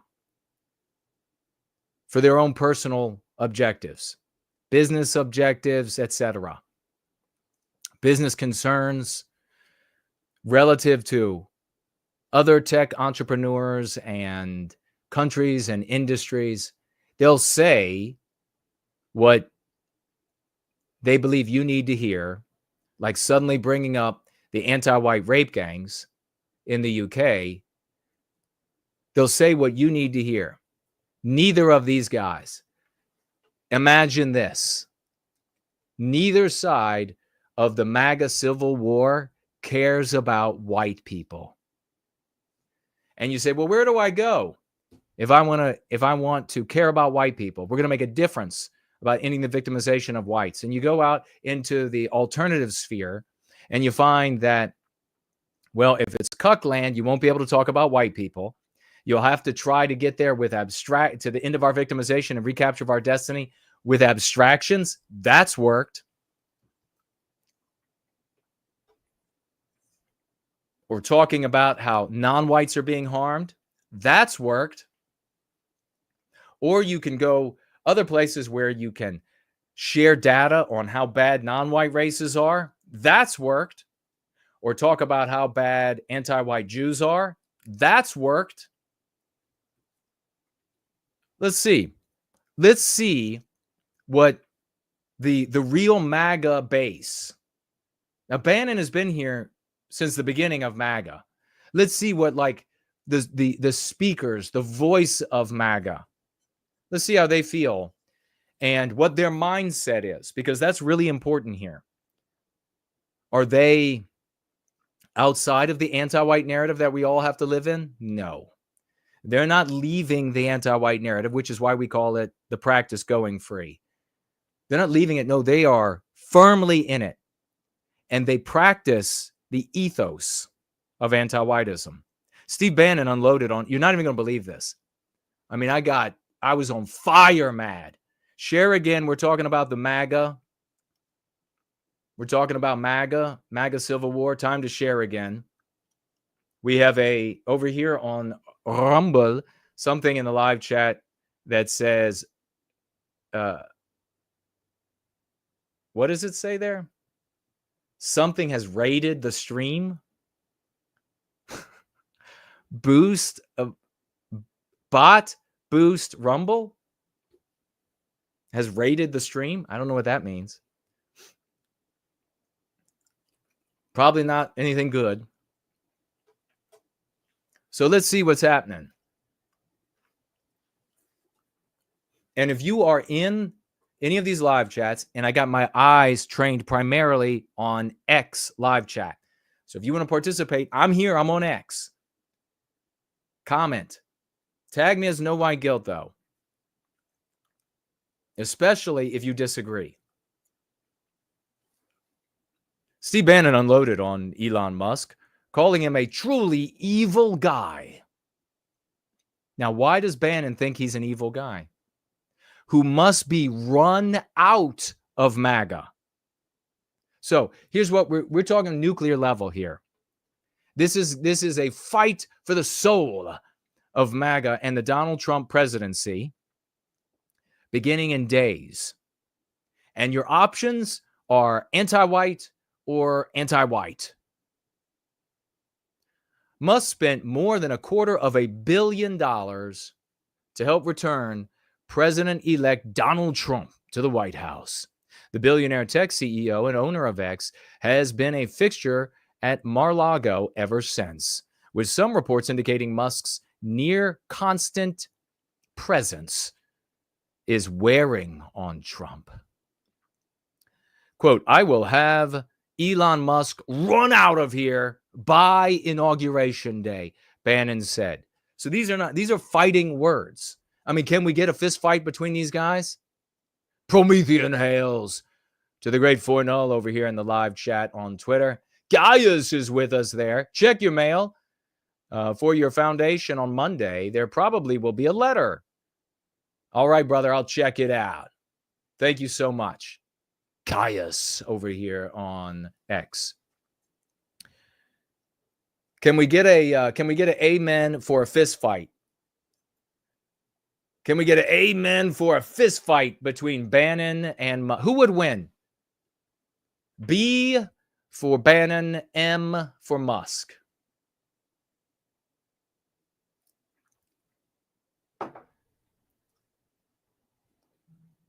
Who will win, Flab or Fossil? Who will win the fist fight, Flab or Fossil?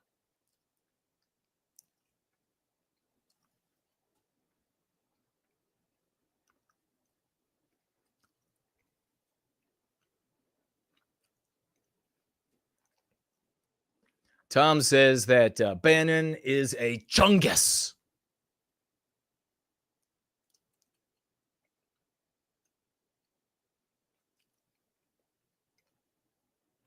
Bannon said, truly evil.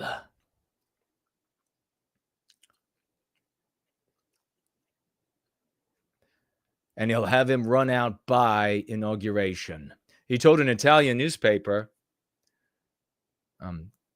is that Corriere della Sera, in an interview published on Wednesday. The article was flagged on Saturday by Bannon's former employer, Breitbart, which published excerpts in English. Quote, he is a truly evil guy, a very bad person. Speaking of Musk, I made it my personal thing to take this guy down, Bannon said. Before, because he put money in, I was prepared to tolerate it. I'm not prepared to tolerate it anymore. Close quote. Bannon again took issue with the H-1B visas, which Musk supports. Those visas allow companies to sponsor skilled professionals from other countries to work in the United States. Critics say the program harms American workers because businesses use H-1Bs to bring in cheap labor. Now here's Bannon talking. And if it doesn't have all the quotes here that really condemn Bannon, I'll get them from the other article. Because you're absolutely not going to believe this POS. This thing, quote, this thing, the H-1B visas, it's about the entire immigration system is gamed by the tech overlords. Is this translated from English to Italian and then from the Italian back to English, making Bannon sound like he can't talk very well, or did he have a stroke? These people, someone show them to the mortuary, is gamed by the tech overlords. They use it to their advantage. The people are furious. In addition to Musk, Bannon blasted David Sachs and Peter Thiel, who also have roots. And I want to get, before I get to that one, because I don't know, the other quote, let me look here. Because you're not even going to believe this pig, Steve Bannon. Is there a way for Flab and Fossil to both lose? Can we somehow, maybe they both have heart attacks.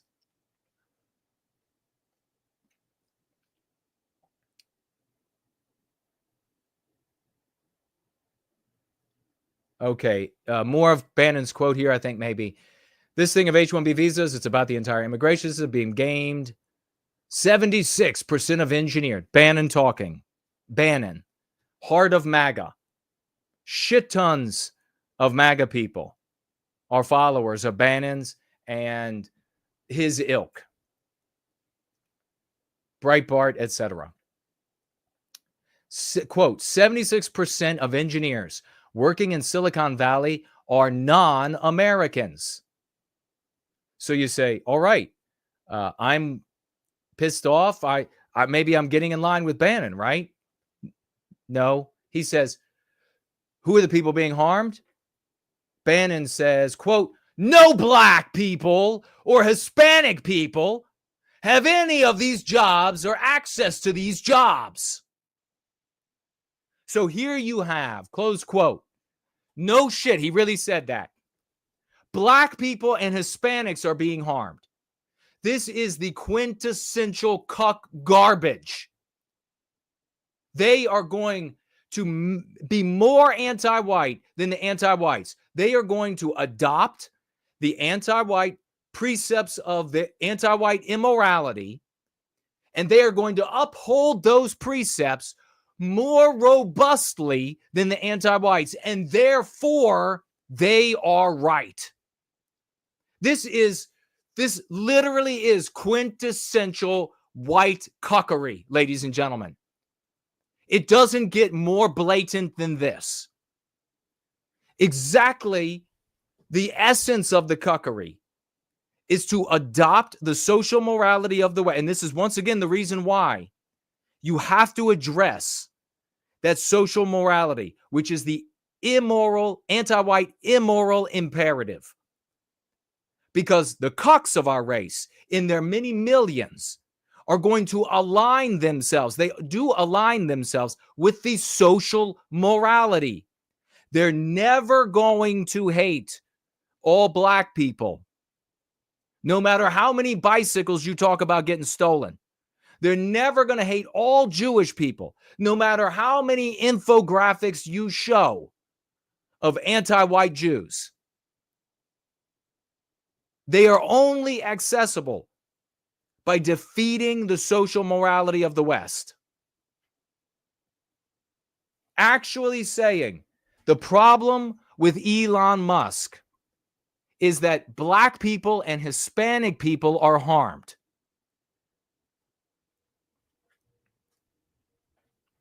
But then he goes on.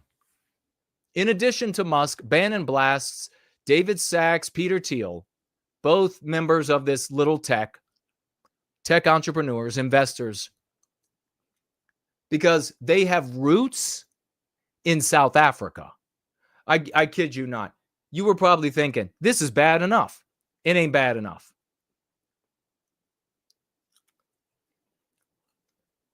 Quote, Peter Thiel, this is Bannon speaking, Peter Thiel, David Sachs, Elon Musk are all white South Africans. He, still referring to Musk, but now all of them, he should go back to South Africa. Why do we have South Africans, the most racist people on earth? White South Africans, he clarifies. We have them making any comments at all on what goes on in the United States. So this fat piece of shit, we are being ritualistically murdered, gang raped, brutalized, white erased from a country that we created called South Africa.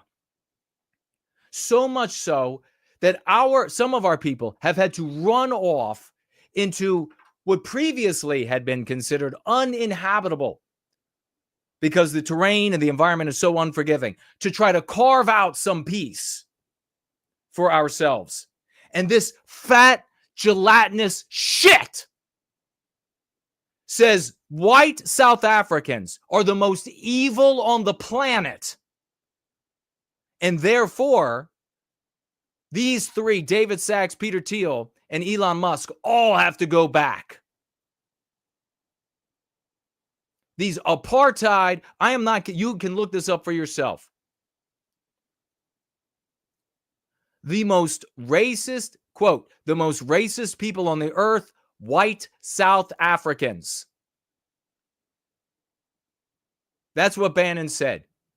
And the problem in the tech sector is that nearly 3/4 of these best tech jobs are given to non-Americans, and therefore Black people and Hispanic people are suffering.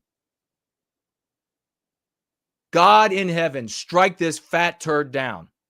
God in heaven, if God were to hit this fat puke with lightning, I would laugh my ass off.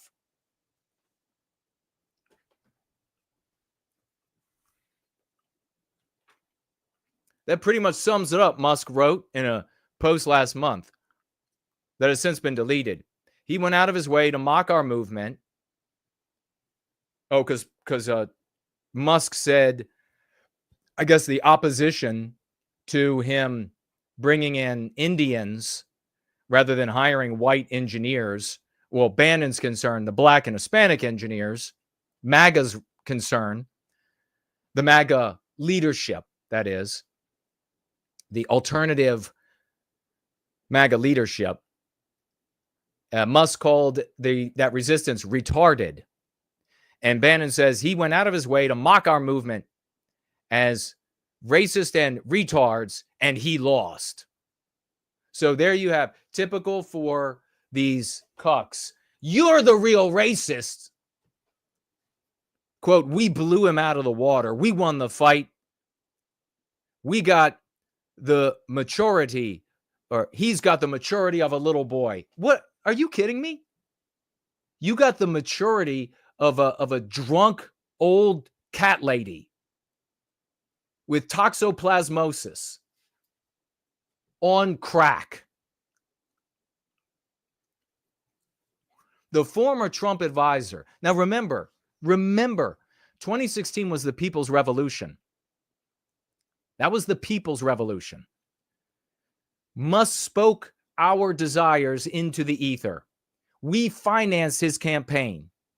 And with his genius, used those meager finances to stomp the hell out of that fat, ugly, old competitor of his. And we got squat.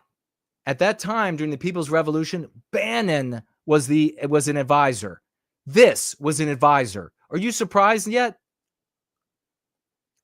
Now, Trump 2.0 is a completely different guy and a completely different presidency, as we said it would be. And the assailing of the ramparts is led by Bannon and his ilk.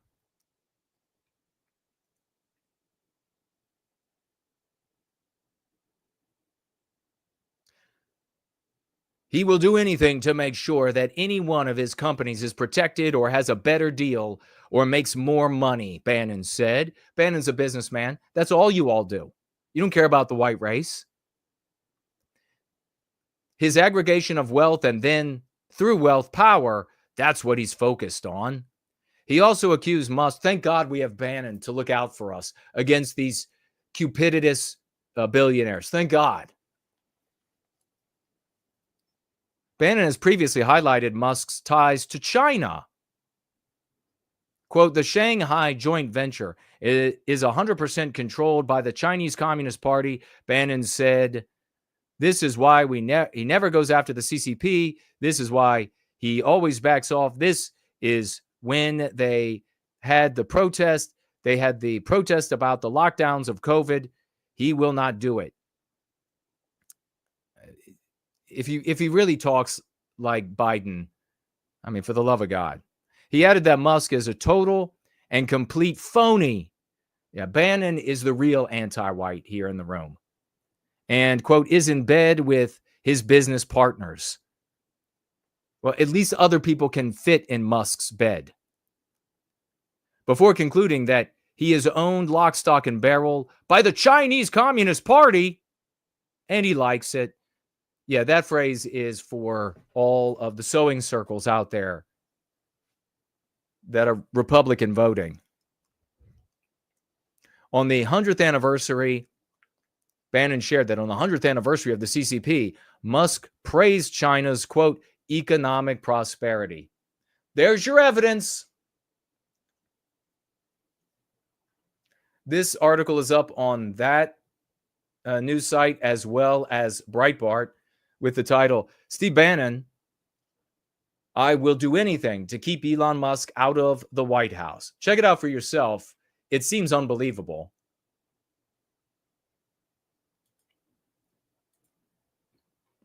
It really seems unbelievable, but that is the essence of the MAGA Civil War that we are watching play out before us. It's going to get much more violent. It's going to get much more angry.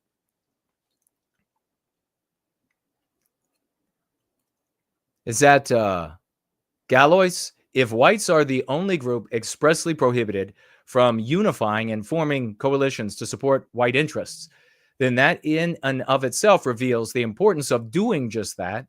It means we are actively plotted against. We are. Well said. It's all of anti-whiteism. Looks like Fernell was responding to somebody in the live chat who I can't see for some reason. I'm looking, but Daughter of Eve is with us over there. Good to see you. Bit by bit, she says, we will tear down the anti-white narrative that we suffer under.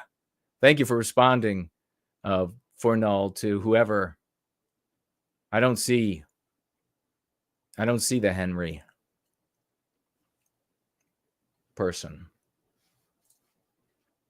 for some reason. Comment again, Henry, if you're still there, and tag me. Or maybe I can't see you because I blocked you or you blocked me. I don't know. We got 500 people over here watching on X. Let's get it up to 1,000. Share, share, share, and give a like. Hearts and likes. I want to talk about, we're going to bring on the great lovely Porridge for a swash through. In just a moment, I'll be sending the great lovely Porridge the link here in just a moment. But we're going to talk about, and maybe Porridge will have some thoughts on this as well, on this cartoon color revolution.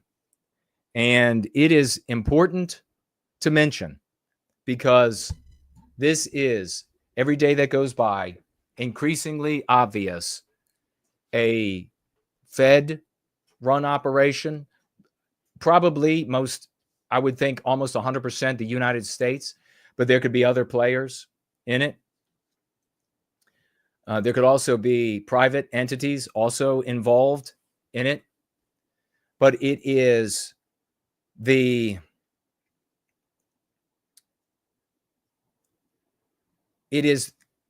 process of collecting the totality of express white positivity, which is in many circles, as you know, puts the hatred of another group or other groups before the love of ours. In fact, the concern for white people has always just been a pretense. So just yesterday, this cartoon color revolution claimed another humiliating scalp. And that is the scalp of a content creator that's been around for, I think, at least 15 years, called Brother Nathaniel. A guy who was who's Jewish, born Jewish, and converted at some point in the past to Christian Orthodoxy, I believe.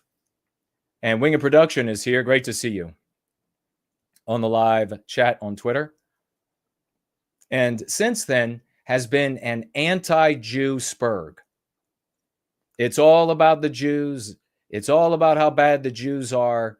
Do you really think that a Jewish guy is going to be putting the white race first in this anti-Jew spurgery?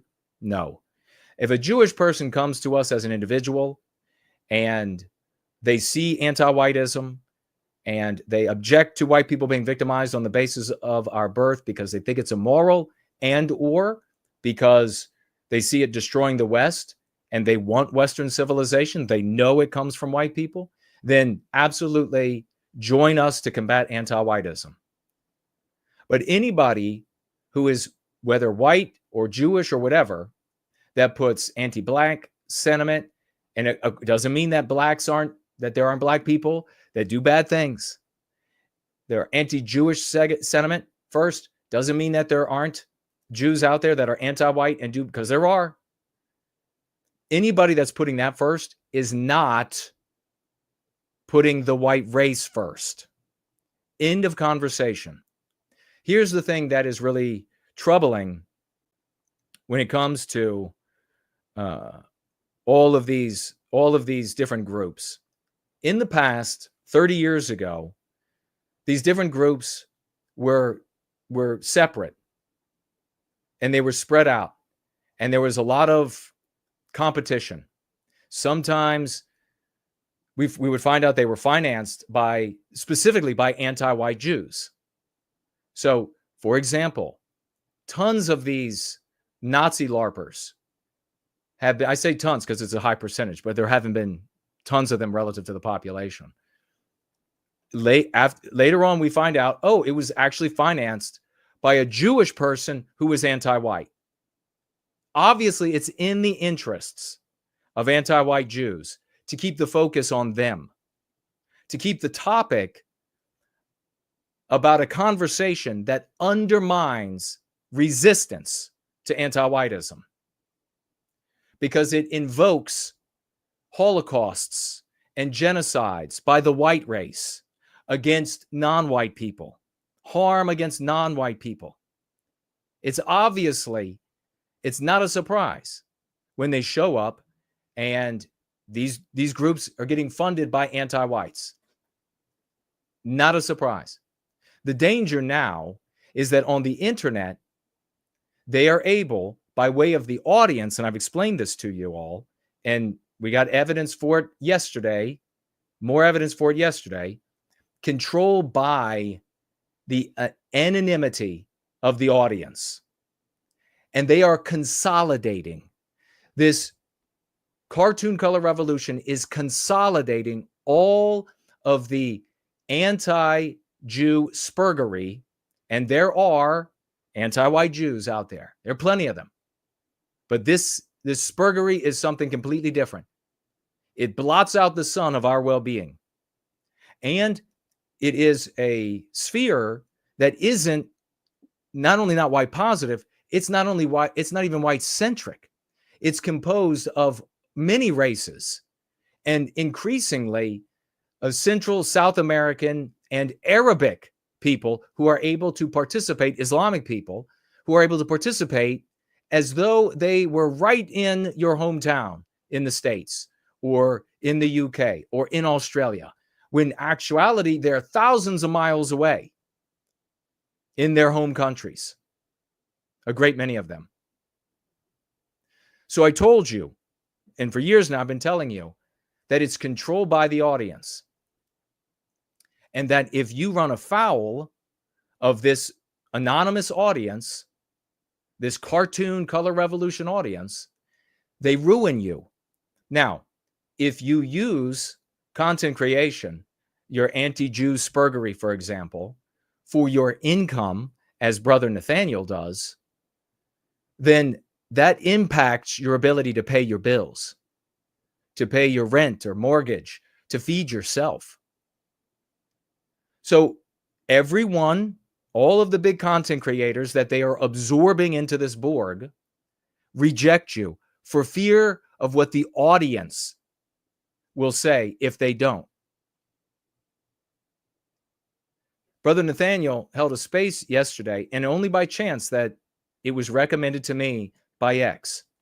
I turned it on, and there was the saddest, most pathetic spectacle of this old man who has been J-spurging for at least 15 years that I'm aware of.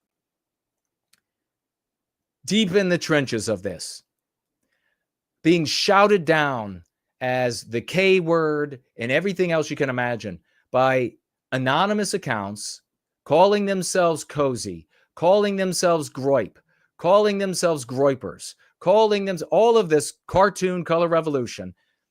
Did some of their accounts been around for 1 month, 6 months, 2 years? The content creators that they are slandering him over maybe been around 3 years, 5 years, 6 years, 7 years at most.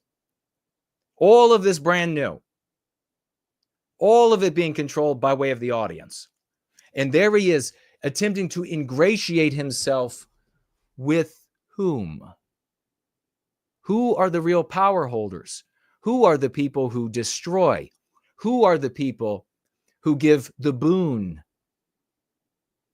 The anonymous audience. Those are the ones that give the boon. Those are the ones that can destroy. Those are the ones that say you are okay or not. You remember Lily Gaddis. She showed up, another example of soy goying. They attacked, and she decided to do what? Attempt to appease them. Several of these people in this pathetic Twitter space told Brother Nathaniel exactly what everyone knows that you have to do to get into the good graces of the anonymous, groiping, cartoon color revolution audience.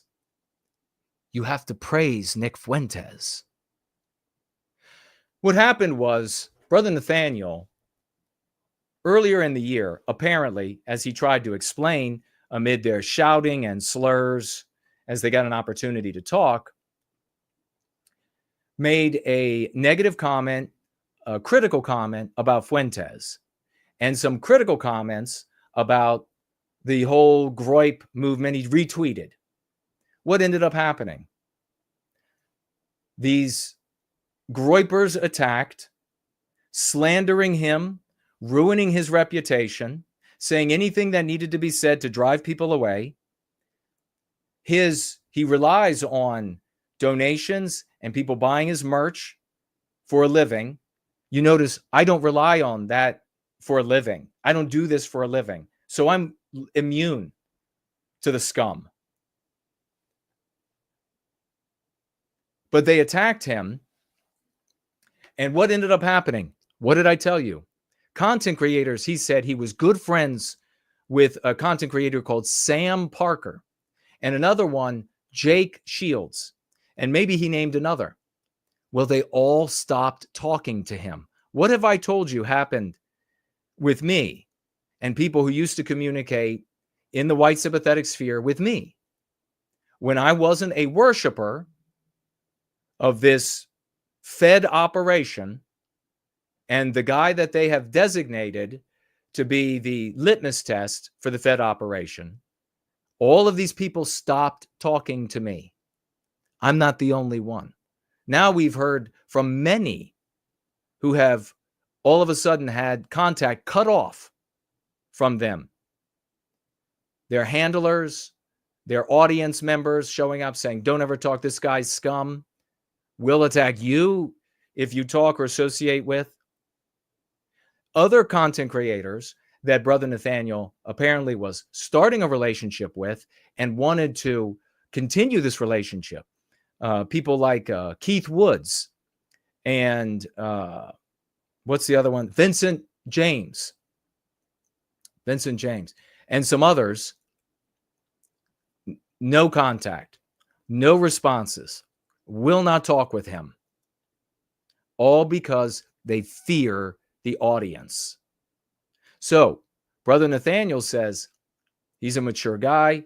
Apparently he's friends with Milo Yiannopoulos. And he came out and he asked Milo, should he do a stream where he tries to make amends with the Groypers and Nick Fuentes? And apparently Milo said, don't do it. But Brother Nathaniel said, no, he's going to do it because he's a full-grown man and he feels like if he comes out and he states his case, he can make peace. He's got to make peace. He's got to get them to say he's okay. That means he's got to toe the line for this Fed operation. Clear Fed operation. If it didn't start out as a Fed operation, it clearly has become one. A consolidation of all of this. No one else will be able to have an audience, make any money without paying obeisance and having as their liege the litmus test of Nick Fuentes, so that the anonymous Fed Groyper operation will allow them to have an audience. Ultimate control. So he comes out and he says, I want to say I'm sorry. I didn't mean. It was so sad and pathetic to watch an adult man normally presents himself, and I haven't seen him a lot, but over the years is so proud to present himself in such an ignominious, please stop attacking me. Please. And you can go back and listen to the space. It's recorded on his Twitter and see if I'm lying. Please, can I talk to one of, he wants to talk to one of the Groyper lieutenants. Can they please go to Nick and have him call off the Groypers? He wants to be friends. And some of these guys came forward who are legitimate people, are real people. And they came forward and they say that they're Groypers and they financially gift Fuentes. And the thing that they can see to do is not to apologize to Nick. No, don't apologize. Don't say you're sorry. Don't act like an equal, that you're all pushing in the same anti-Jew direction. No, don't do that. The thing that they said from their observation, you have to do, and they're saying this earnestly and honestly, because they in these cases, they were both followers of Fuentes and Brother Nathaniel. They said, what you have to do is praise Fuentes. Praise him regularly, praise him often, praise him everywhere, and keep doing it. Because if you praise him regularly, often, and everywhere, as the litmus test, as the liege, then eventually they will lay off you. Whether, and this doesn't indict Fuentes. One of the guys called in, said he was a former police officer, and he said that he says that Fuentes is a Fed and working directly for the Fed. None of that has to be true. For this operation to take place, for the consolidation of all of these different personalities and content creators, do you really see the threat here? The groveling of this content creator publicly is a demonstration of what everyone knows. If you want to create content that is the alternative to the cuckservatives are the Republican voters. The cuckservatives are led by Breitbart, are led by Bannon, are led by Big Con Inc., like Steven Crowder told you. And Steven Crowder still playing ball parallel with them so as to be able to access their audiences and a living and pay his bills and his employees. Do you see the danger to white well-being? This is the end of the fight for the white race. This is it. These coming generations are it, and it's over if we don't defeat the social morality of anti-whiteism, which cannot be defeated by hating Jewish people or hating black people. It will not be defeated. So the controlled opposition, which was a mess 30 years ago when I showed up, 30 fucking years ago, and they routinely were at war with each other, undermining each other for ego and everything else. Now the state is consolidating it with the anonymity of the internet.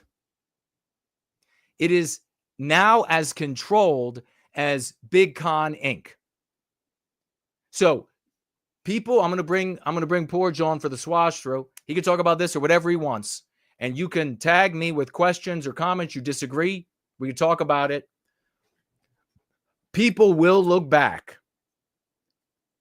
on this 2025 and 2020. When I start talking about these things, they'll look back and they'll say, that's when the government gained control. That's when it became, when they have the clarity of hindsight and they can look back over the literature and they can look back over the requirement for obeisance. In the first time that it's happened in the resistance to cuckservatives and what they present with all their big capital and etc., it'll be the first time, and they'll be able to see that everything ended up consolidated at that time. And there was one guy, and maybe some others out there that are not immediately in this community. So one guy in this community with maybe a handful of others that are saying, watch out. You are entering a new phase where you either are able to be heard by paying obeisance to the Fed cartoon color revolution, or you are ostracized and no one hears you. Mark my words. Wing of Production says amen. Gallia says Nick Fuentes is mostly a clown, but speaks enough truth to get people enraged. Yeah, and I'll bring Porridge on right now. What Fuentes does now is he prosecutes the case against anti-white Jews better than most. And his followers and many of them are totally duped, because this Fed operation with these groypers, this cartoon frog, disarms their normal hesitancy to be involved in something that is ruinous for them and our people. They think that it's going to be okay. It's just a cartoon frog. We're all joking. People will take it half as a joke, but they don't. So they flock to the prosecution against anti-white Jews, which they are anti-white Jews, But complaining about them and pointing out all the anti-white Jews out there for all ever eternity is never going to recapture our destiny, is never going to end our victimization. And anti-white Jews know that. That's why so many of these Nazi groups are found out to be funded by them in the past.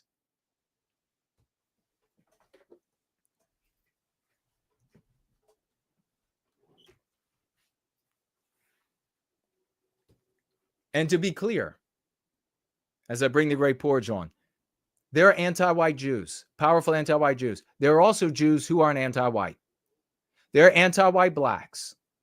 And there are black neighborhoods you definitely are in danger if you're white and you enter. Hispanic ones too. Arab ones too.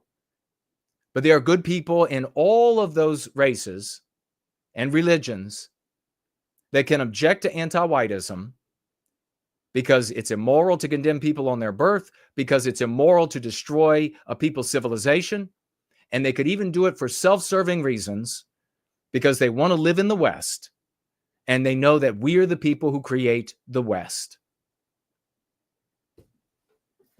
But this turning everything into, oh, you're concerned about white people? Well, the only folks you'll be able to find on the internet that will talk about them are either, well, it's not even the cucks. If you're concerned about white people and you go to the cucks, you have to infer, you have to hope. You have to hope by looking out for blacks and Hispanics in the tech sector that white people will also be taken care of. Because your only other alternative is the Fed Groyper operation, which is spend your days learning about anti-white Jews and then hide your power level. Folks, that's the end of the white race. That's the end. No matter how honest any of those individuals out there might be, that's the end of us. We are the place you have to be. We are the people who are changing the lives of white people in themselves, with their families, with their associates. We have testimonials galore, but we are never going to be pardoned or embraced or championed or lauded by the Fed Groyper operation. And that should be all the evidence that you need moving forward. And with that, we bring forward the great, the one and only, the only one, as genius as this guy can be. His takes are amazing.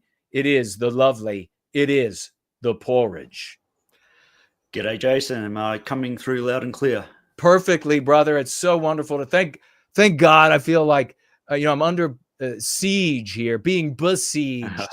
So to have sane, brilliant people like yourself, a good brother from down under, with us is glorious to hear from you. How are you doing? What's on your mind? Thanks very much. I'm doing great, and it's good to speak to you again. And yeah, I spoke to you in private and said I haven't really been keeping up to date with a lot of current events and news. So I'm not all that informed on the stuff, but after hearing the opinions of Steve Bannon, I think I could just smash my head against the wall and it would be like a high IQ intellectual analysis. So thanks for introducing us to his opinions. He's made things kind of easy for me. Yeah. But, Merry Christmas and Happy New Year. I've had very pleasant celebrations coming up to it. And yeah. Same to you, good brother. Same to you. You and your family. Thank you. Did you have any thoughts on, I don't know, do you have any thoughts on, I know that you, in times past, you had shared some thoughts, I believe it was you, on where the Pepe first showed up and then how it was seemingly adopted and displaced the original and became something different. Do you recall that? Or was that maybe something else? It's hard to recall now, but basically all these, I'm not sure what you would call them, but the right-wing influencers have basically just stolen things from image boards and tried to make it was their meme, that they came up with it, and trying to attach themselves to more popular things. All these terms like, Groyper and that were not originated by the people who identify as it. It's just a bunch of really pathetic dorks who are trying to be cool, and that's how they do it. So, originally these images that they use were often created by somebody who might be anti-white, even.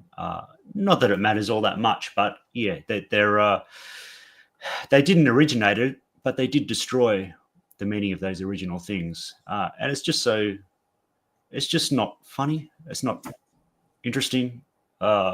It's immature. I don't know what they're getting at anymore, because there used to be some very good jokes. There used to be a lot of laughs and some edgy humor, which I appreciate. But these guys, definitely not funny, not edgy, just low IQ. Well, that's what some people, they don't like to hear me say that the original Fuentes I liked. I thought he was all right. It was a little immature for me, so I couldn't watch a lot of it, or much to any, honestly. But he was like a late night. He was like the Johnny Carson of the internet, and he talked about Big Con Inc. and chipped away at Big Con, which needs to be done. So I thought all along that was a great service in the white sympathetic sphere, and he made jokes back then, and he would hint more at, and that's what made it funny. He would hint more at this group or that group, and then at some point, though, maybe it's a true megalomania. Maybe it developed as a consequence, but whatever it was, came to the surface, and he thought, well, we're gonna take over this quote America first, and maybe it was pushing by these handlers that are able to put these people into these nice studios and get them all of the guests somehow. They're able to get into contact with them and fly them across the country to their studios, and all of that takes place now in a very professional way. You see the actual streamers don't have that. Actual independent, grass-grown, real folks fighting, we don't have that. So at some point it changed, and before Patriots Day, and became something very different. And now it really is, by way of this audience, you have to placate the audience. They demand fealty to Fuentes and Jay Spurging, and nothing else is allowable. Nothing else will be seen. No other socio-political talk. If you care about white people and you are not Jay Spurging and pledging fealty to this new conglomeration that they have created and continues to expand, then you're not allowed to have a voice. I mean, what do you think about the danger of that? Even if you don't necessarily know much about because folks, we work for a living, all right? We're like real adults, and we work for a living. We're not getting a paycheck from the government or living in the parents' basement, so we can't pay as much attention to everything going on. But even if you don't know as much, what do you think about the danger of that to positive white advocacy? Well, all these accounts are anonymous, and all these donations they're getting are anonymous too. And I'm sure he has to placate them because they are funding his lifestyle. He's got no other opportunity, no other job. So what they say kind of has to go, and he doesn't want to upset them unless you have some actual foreign funding, or feds are actually paying you for information. They do have to do that, and it just becomes the people who are interested in those taboo ideas just become more and more deranged because they have to one-up themselves. And then when an idea becomes accepted in their circles, they have to kind of go against that as well. I remember way back, I don't know if you remember saying, but there was this saying in the 90s, psych, or you'd say not, you'd say, oh, I'd like to go out with Jessica. I think she's really cute. Not, or psych. Yes, I remember that. And you mentioned that that's what Nick is doing. And people like Andrew Tate, they'll say something really vulgar and in your face and exaggerated, but the part where they're meant to say psych never happens. Right. Their audience jumps in to say that for them. He was really joking when he said we should have child marriage, but but if you think about it, maybe we should. That this is how they operate, and then they'll say that, oh yeah, I said these things that were huge exaggerations because I was trying to bring attention to a point. I was trying to expose how people feel about this. And it's all this coping. It's just so it's so unmanly.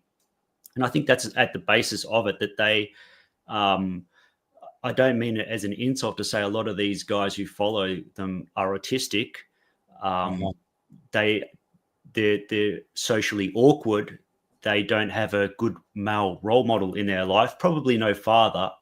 And they're very lonely. They haven't got friends. And suddenly they've got all these friends and having fun in the Discords and joking and being silly and edgy.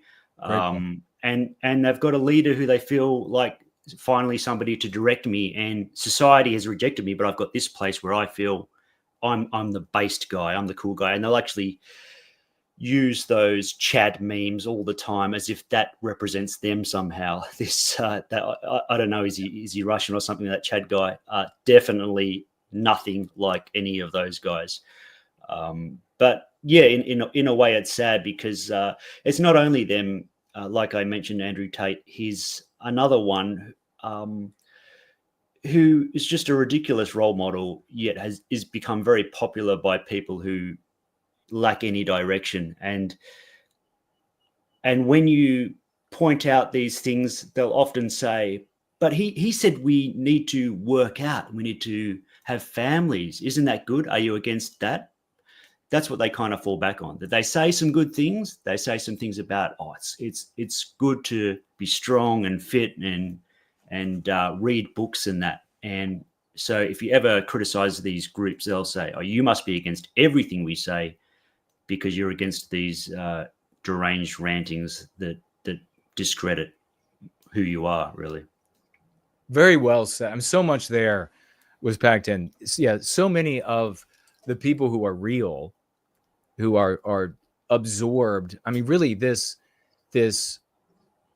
explicit white sympathetic sphere, and everyone who is not in it. I was talking with, was on with Martinez, and had a great conversation, and we were acknowledging this as well, and the harm of the J-spurging to the recapture of our destiny, ending of our victimization. He was able to see it. He started off in a place where he was J-spurging, but over time, he was intelligent enough and mature enough to come to the reality that this is only harming us. This is not ending our victimization. If this goes on, it goes on forever until we're gone. But so many of these people, they don't get to that point. They are, like you said, so many white guys, and they don't even necessarily, I mean, certainly the ones who are on the spectrum, antisocial, raised by their mothers, no father in the house, or revolving door guys, even worse. And but not only that, they're inflicted with the anti-whiteism, so they have white noir. They can't go out into the world and be a success that their talents, their innate talents, and the dues that they're paying warrants.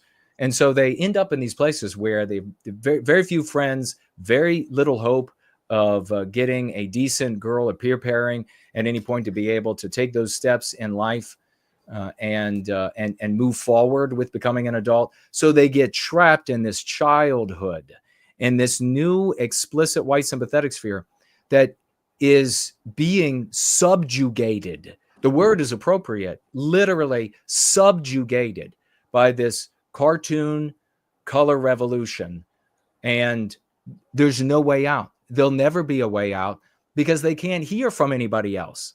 And anybody else out there that continues like us, because we don't have to do this for a living, we're going to be slandered. We're slandered, we're maligned, and they hear whatever that they are believed to have to hear to reject us. So it's a serious problem for the white guys who are being absorbed into this consolidated Borg of supposedly white nationalism, supposedly a pro-white sentiment, and nothing is pro-white. Nothing is, by the terms that these people would understand it, white nationalists, except for exactly what you're saying. They'll latch on to a statement here or a statement there where they say, well, one time he said you should get a family and have white babies. So clearly they care about white people. But the rest of the time, 99% of the time, it's just prosecuting a case against anti-white Jews and filling your head with that. You're not able to talk to people in your life. You're not able to improve your life. In fact, you are made more harmful to yourself by heeding the things that they have to say. So not only are you not going to do better for us and for yourself, but you are made more harmful to yourself and our people by being trapped in these communities. And it's a runaway train. So much so I genuinely felt really bad for the brother Nathaniel guy trying to beg his way to placate these anonymous groyping audience that have and are ruining him ever since, I think he said it was February, when he decided to be a little critical of the groypers and Fuentes himself. Really disgusting, but a big danger. Another big danger, of course, is this next Trump administration. And I was wondering if you had any thoughts on even though I know you haven't been, so kind of asking you here, the working man, ladies and gentlemen, the guy, brilliant white guy who's got to work for a living, and he's flying a little blind, not being able to study all of the news and everything going on.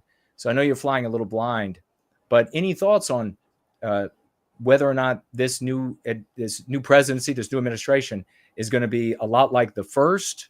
I can fill you with some information. Tom Homan, who is supposed to be the border czar, and he came out swinging hardcore on we're getting, all of them are going, they're all going. And now is been hedging more and more on the rapist. And this is the rhino position, the rapists. So if women are being harmed, so again, to the anti-white narrative, that's all that matters, females, not white males.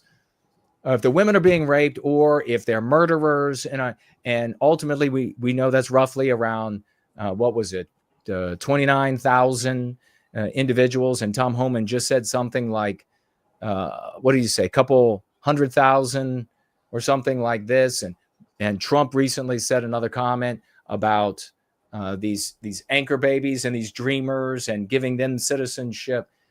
And what does your gut tell you about immigration and what we're going to see?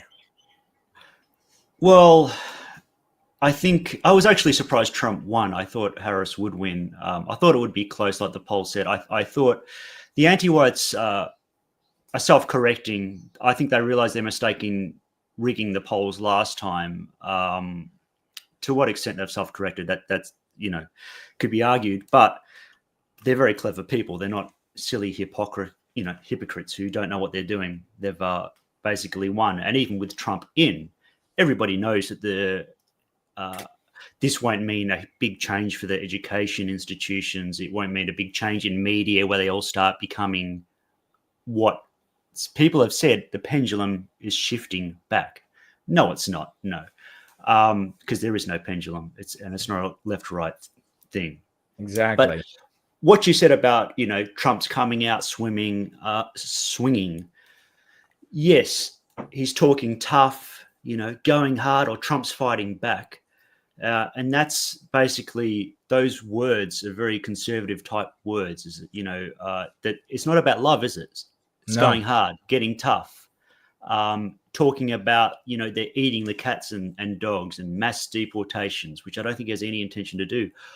I would much rather he said something like, simply white people are great people. They're hardworking, creative, and essential to America. And we can't have any anti-whiteism. We can't have anti-whites. We love our white people, don't we, folks? Something like that would be infinitely better to me than him talking about how bad illegal, some terrible crime they've committed, and saying he was let into the country and we could, and I think he will.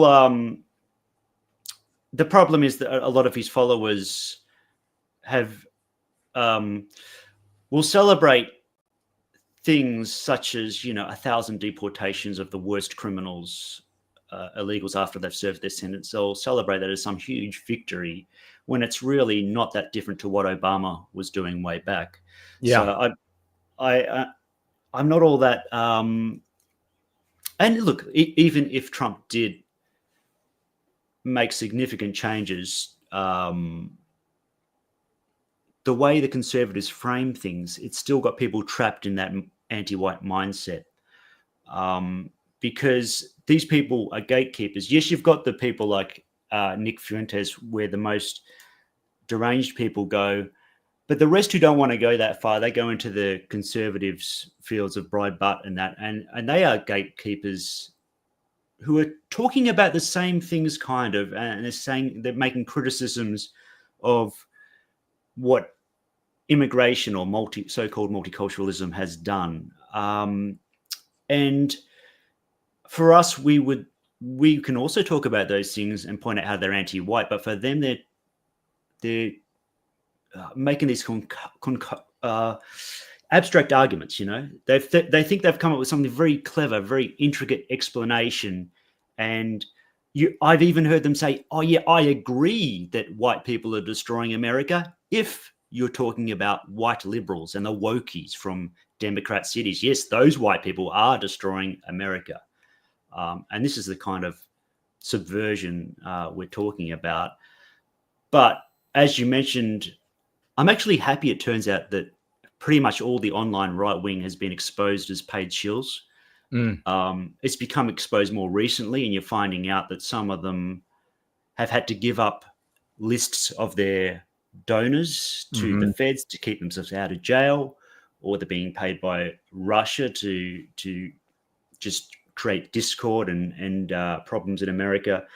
That's actually a relief to me, because the idea that it's just, you know, organically subversive, the idea that they actually believe the arguments they make, that's more of a nightmare to me, to think they would be doing that. Then they're just paid off to destroy our country and our people.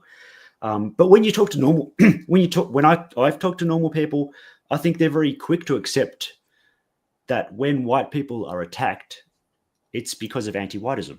Very simple connection. It's not some convoluted conspiracy. It's just, you know, and then they'd go to these news sites and it would tell them that it's communism, or it's really all a secret plot to oppress non-whites. Right. It's not hypocrisy. It's not wokies who are just crazy and uninformed on the facts. And I think normal people are more willing to draw that simple line between the things that are intended to harm us are anti-white. That's very, very basic. And that's why there is such a great need for gatekeepers to exist. And I think that is why we are starting to see Facebook saying, let's have a little bit more free speech. And X has changed. X is just a mess now. Twitter is a mess. And it's not serving our purposes. But I think anti-whites understand that. And they're like, let's let these idiots speak, because they're completely directing people towards things that will harm us. Brilliantly said, as always. I agree. I concur 100%. And we're just going to have to keep chugging along here and being the alternative to the official alternative, and get to as many qualified, good, smart, honorable white people and non-white people as we can to be able to make a big enough difference in time. But you're right. I mean, tenant media being revealed, people like Benny Johnson, and they're taking big money. And the only reason people need to remember, the only reason tenant media was discovered was because they forgot they made a clerical error. They didn't register. It's not illegal to do what they're doing. They just overlooked something. And then as a consequence, they were revealed. And so, yeah, being revealed for taking money, foreign money, and we can only hope, I guess, that there's some revelation to some of the more federal type operations that are going on to control resistance to the government, i.e., therefore anti-whiteism, will be uncovered. But if it is, you better believe that it's going to be a bitch trying to get it out to the internet, because this consolidation, this subjugation of the explicit white sympathetic sphere is novel and easy for the anti-whites to run away with it forevermore until it's all over for our people. So we're going to have to become that much more vigilant and aggressive, I think, in finding good people. But we have you just for a couple more minutes. Australia Day is coming up, I think, toward the end of the month. And I wonder if you had any thoughts on that. What do you think is going to happen in our once great country of Australia? Well, it's the same thing every year, really, with about how it's attacked. It is a great day that most Australians enjoy and celebrate. And because it's summer now, it's usually a very nice day for people to do the normal activities of having a barbecue and some beers and go down the beach or the park or whatever, play footy. But the polls show that most Australians enjoy it. But what you will hear from the media, basically, the same talking points is that the day is a day of mourning for the Aboriginal people. It's a painful day for many Australians. And so they set it up as though if you are celebrating this day, you're really celebrating the misery of non-whites, and we take pleasure in seeing them suffer. That's what we're really celebrating. And of course, the day basically celebrates the arrival of the convict ships into New South Wales. I think there was 11 ships of convicts. So that basically is the establishment of Australia. Mm-hmm. Of course, no one's going to say, the Chinese New Year is coming up too, Lunar New Year. Is that a very sad and painful day because it represents the arrival of Asians into Australia? Of course we know that. And we don't see those celebrations being attacked, all those non-white celebrations. It's always the European traditions, white people's culture. That's just the common thing. So what does that mean? I would like to ask a conservative that if, what does that mean? Why is that the common denominator? They can't tell you. They can't tell you it's because they're attacking white people because they're anti-white. It's the elephant in the room. But so as far as I've heard, there's politicians saying they're going to boycott the day. The High Commissioner said he would. There's local councils who say they won't be putting up the flag or celebrating it anyway. And the media is just making out that this is a day that divides people and it needs to be cancelled. But for me, as I say every year, turn off all the media, turn off the TV and radio, and don't read the news stories about it, because it's same with Christmas. It should be a peaceful day to celebrate, and that's what I intend to do. Talk to real people and don't let the opinions of anti-whites affect you. Yeah, agree completely. I saw that it seems to be they're taking this once great holiday to celebrate us and our creation, and they're turning it into a white erasure day, going out, destroying statues of white men, painting over them, pulling them down. I saw images of that. So really disgusting. And I guess we can expect there'll be more of that this Australia Day.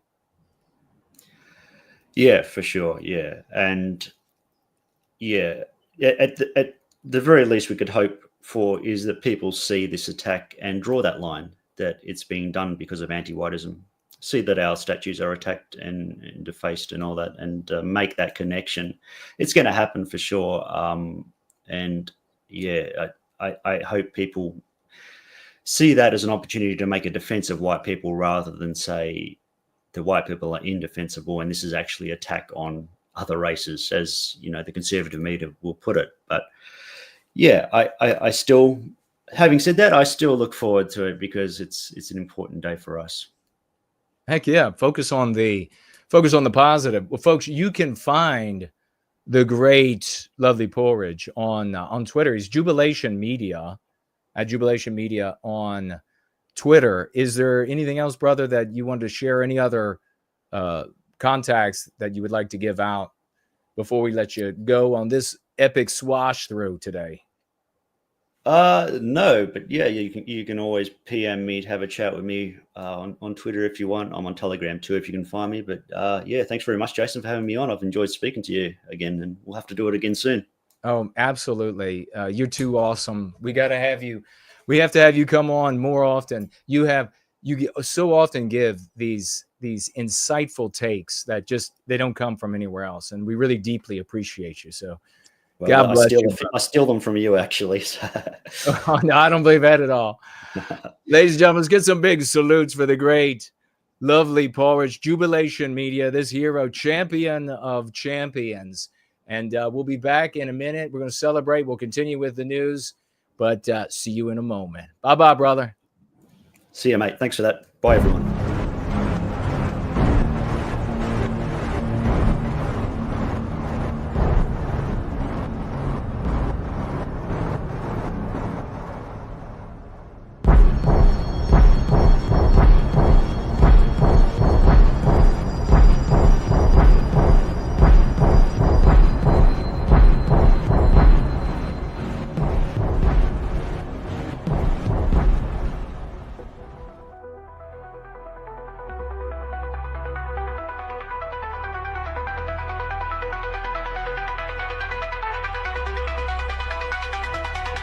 I was trapped in a web I couldn't see.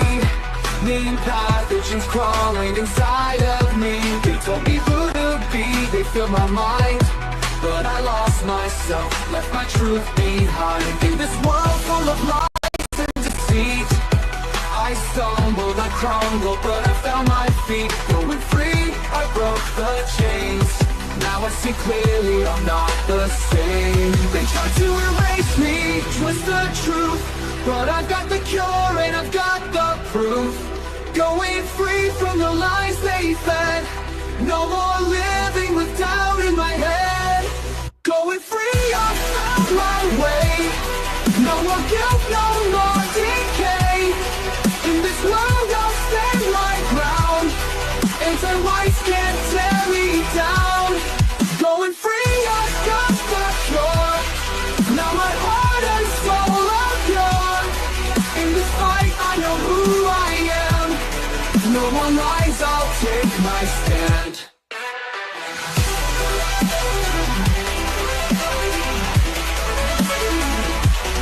They tried to bury me under their weight, but I've broken free from all of their hate. The world's full of shadows trying to deceive, but going free, I've learned to believe. I've seen the damage they tried to make, but the truth inside me, it won't break. Now I walk this path with open eyes. No more living in their disguise. I've got the cure, I found my voice.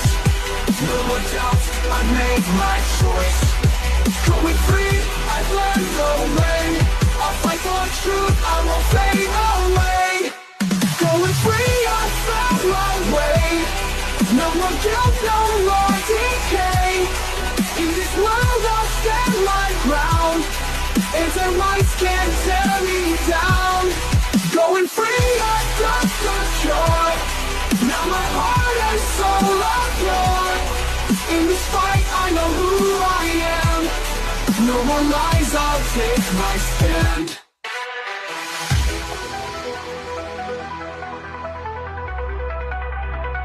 They tried to take it all, but I found my cure.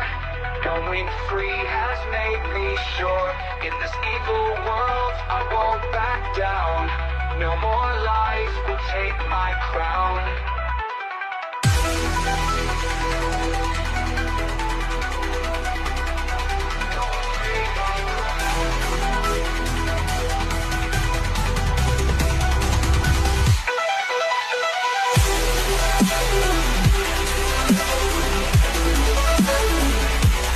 Going free, I found my way. No more guilt, no more decay. Going free has made me sure. In this evil world, I won't back down. No more lies will take my crown.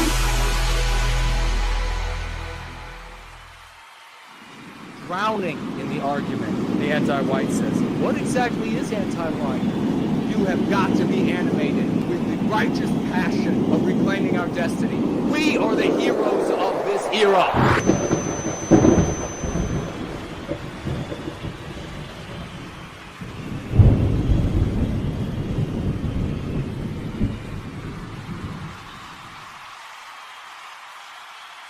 And we are, can you hear me? Make sure that, let me know that you can hear me all right.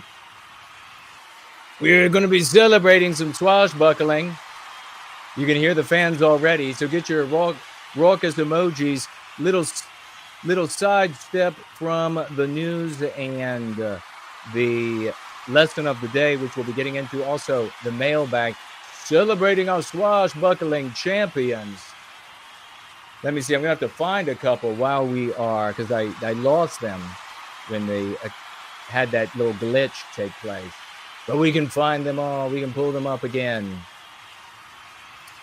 Celebrate those. What are we doing here? We are celebrating those who spread the lexical and dialectical power of white well-being.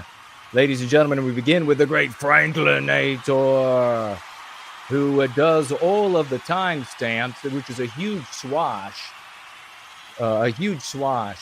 for all of us and white well-being. By doing those timestamps, so many people are able to click right to the part of these 4.5 hour streams that they're interested in. Give a big quadruple 07 to the great Franklinator for all of his hard work. God bless this man, a true hero and champion.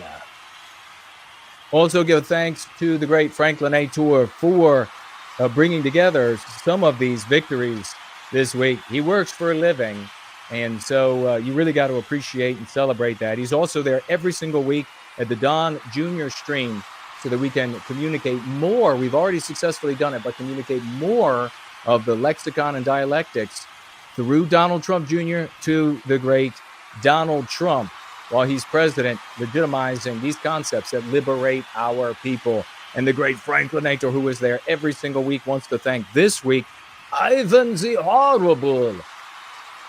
Big salutes to these champions. For Ivan for being there as well and participating in the huge swash that they carry out. Here we have some of the swashbucklers, starting off today with one of Western kind. He's swashing on over on Rupert Lowe's MP's account. And how many people who follow Rupert saw the swashing of the great one of Western kind? 28,000, with hundreds and hundreds of likes and retweets and comments. Give it up for one of Western kind, swashbuckling extraordinaire. He writes, anti-white is exactly right, 100%. So you can see Rupert wrote anti-white racism at the very top. That's the first step to being able to say anti-white, anti-whiteism.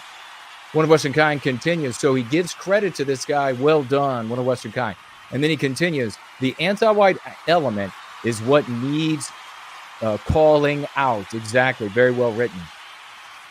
Conservatives have a tendency to stick to abstractions like two-tier and all the rest of it, but that only keeps the anti-whiteism obscured, which is why it's been able to fester for these decades. Brilliantly written.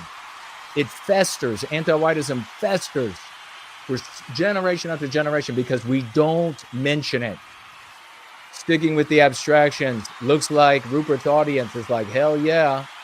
Give it up for AngloSaxonNWG. He's under Benny Johnson several times this week. Who else is sick of anti-white hiring practices? 1.4 thousand. Benny Johnson, part of Tenant Media, caught. He might be the guy that was receiving $10,000. What was it? $10,000 a video. And you have over there 1,500 of the people following him. He's never going to be using the concepts and the arguments that liberate our people. Trust me, he's just not like that. We wish he would. 55 replies. And you say to yourself, a sentence like, who else is sick of anti-white hiring practice? That is genius. for AngloSaxonNWG. You can very easily imitate that. 1,500 people gave a like to that. Imagine it. That's what we need people seeing and reading. Give it up for AngloSaxonNWG. Here he is again over on Benny Johnson. This time, 765 likes, working on 1,000, 28 replies. Who else is ready to move past this anti-white regime? Remember, folks, that's brilliantly written. What kind of regime is it? It's anti-white. It'll be anti-white when Trump is in. It is anti-white when Biden is. It's anti-white when Starmer is in. It's anti-white when Trudeau is in. It's anti-white, and that's what we need to be calling out. And remember, these are the audience members of these content creators. They're not this audience. This is how the lexicon, this is why you're seeing these concepts and arguments showing up everywhere on the internet. Again, Benny Johnson, AngloSaxonNWG, working on another 1,500 likes, 45 replies. Who else is sick and tired of anti-white hiring practices? Brilliantly written by AngloSaxonNWG. You can literally write these down, come back to the stream, write these down, and share these exact same comments on chats everywhere across the internet. Brilliantly done. Give it up. Big salutes for this hero. Much love and salutes for the swashbuckling general. We're going to be getting to some Mark Dice. King Dice in a minute, ladies and gentlemen. Hold your water, though. Here we have the great homeless bear. Raucous emojis, please celebrate. Who's going to be the one who celebrates the most? AF Post here wrote about an Indian representative from Virginia was sworn in on the Bhagavad Gita. Totally disgusting here in Virginia. Totally disgusting. Homeless bear, though, corrects the record. This is white erasure, and it is antithetical to the well-being of Western kind. That is what needs to be said. Not just this piece of news. Look at this. That's what people need to imbibe. 11,000 people of that audience saw that. Hundreds of likes and retweets and comments. Give it up for the homeless bear, liberating the West, one Westman at a time. God bless you, brother. What a hero. He's back again, this time under end wokeness that never tires of getting it wrong. ESPN reporter tries to play the race card. Is that what it is, buddy? With ND head coach Marcus Freeman. Freeman turns it down. Homeless Bear comes in to correct the record under the audience of In Wokeness, working on 14,000 members of his audience getting a look at this, something healthy.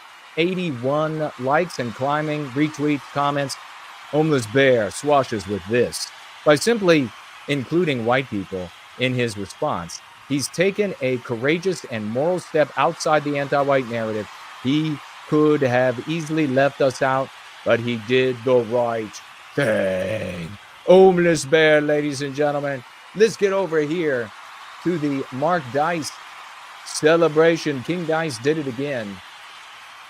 And we never tire of celebrating the great King Dice and all his hard work. Here he is, ladies and... Oh, wait, actually, we have the quartering. We have the quartering first.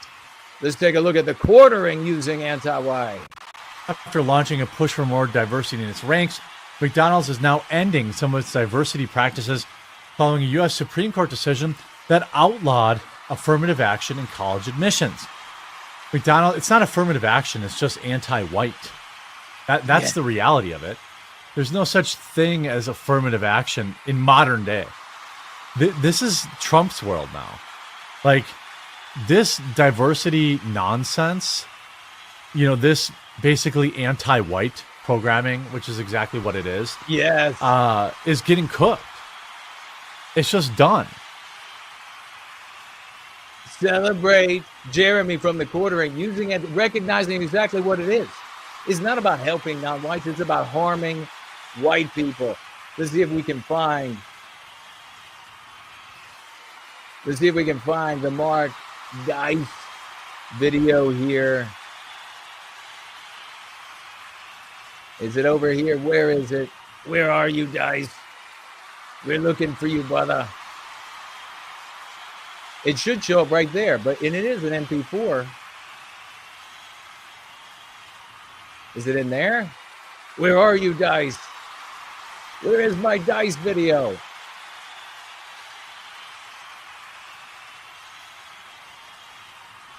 We might have to, if we can't find him, we might have to come back to him another time. He's not showing up for some reason. Oh, no. He disappeared. Dice, King Dice has disappeared. Well, make no mistake.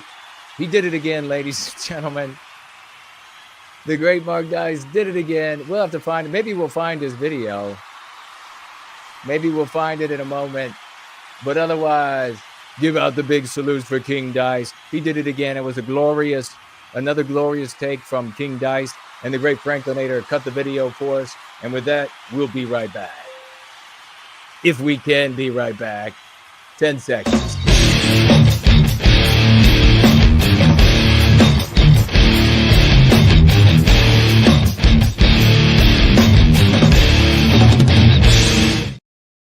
Well, we're going to keep moving, and we'll see as we're rolling if we come across the King Dice. It's a great video, though, and we had it queued up, but we had that glitch, and it says it's right here, and it says it's an MP4, but for some reason, it is not showing up when I bring it up here, which is totally weird. It's in... Oh! Guess what? It was in the wrong place. Let's listen to Dice. This is what Stephen Colbert's viewers think actually passes for comedy. That's it.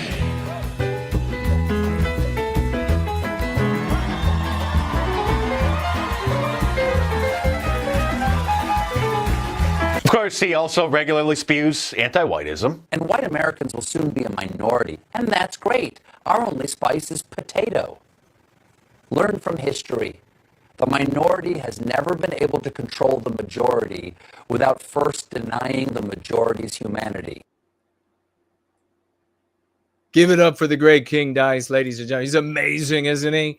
Anti-whiteism, that's exactly what it is, brother. God bless him.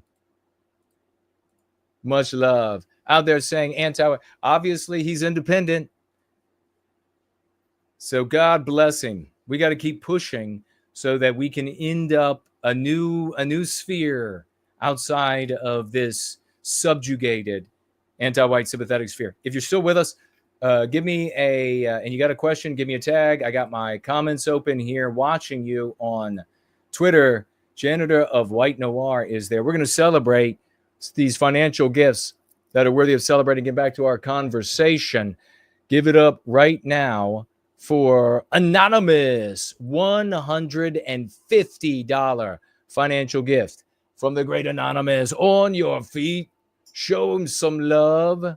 Anonymous, another Anonymous, $150 financial gift. God bless you, brother. Appreciate you so very much. Give it up also. Keep it going for the dude, the bro, the moment. The man is unstoppable, a living legend. 50 white well-being dollars over here for white well-being, he says with them. What a hero over there on the Dude Bro Moment platform, also known as Entropy. God bless you, champion. We have over here on Cash App Financially Gifting, and we're going to get back to the items that we're covering. Corey, $50 as well from this hard man, hard-working man, just like our great Porridge. Corey there, leading the way to our well-being, he says, with 50 white well-being dollars. Corey, leading the way to our well-being. Thank you so much for that, brother. A real hero in service to white well-being. I'm going to be getting to your comments. I think that's all that we have to celebrate, but make sure you tag me if you have any thoughts or concerns. We're still rolling here. It's a little bit more laid back portion of the White Wellbeing Church of the West, and we'll be covering the other financial gifts. We had Friendling over there on D-Live financially gifting 25 bells of cryptocurrency, 25 of them.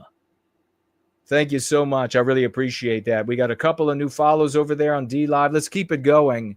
Let's keep sharing. Let's keep upvoting. Let's keep liking. Let's keep it going all the way to the very end of every gathering so we can get as many potential prospects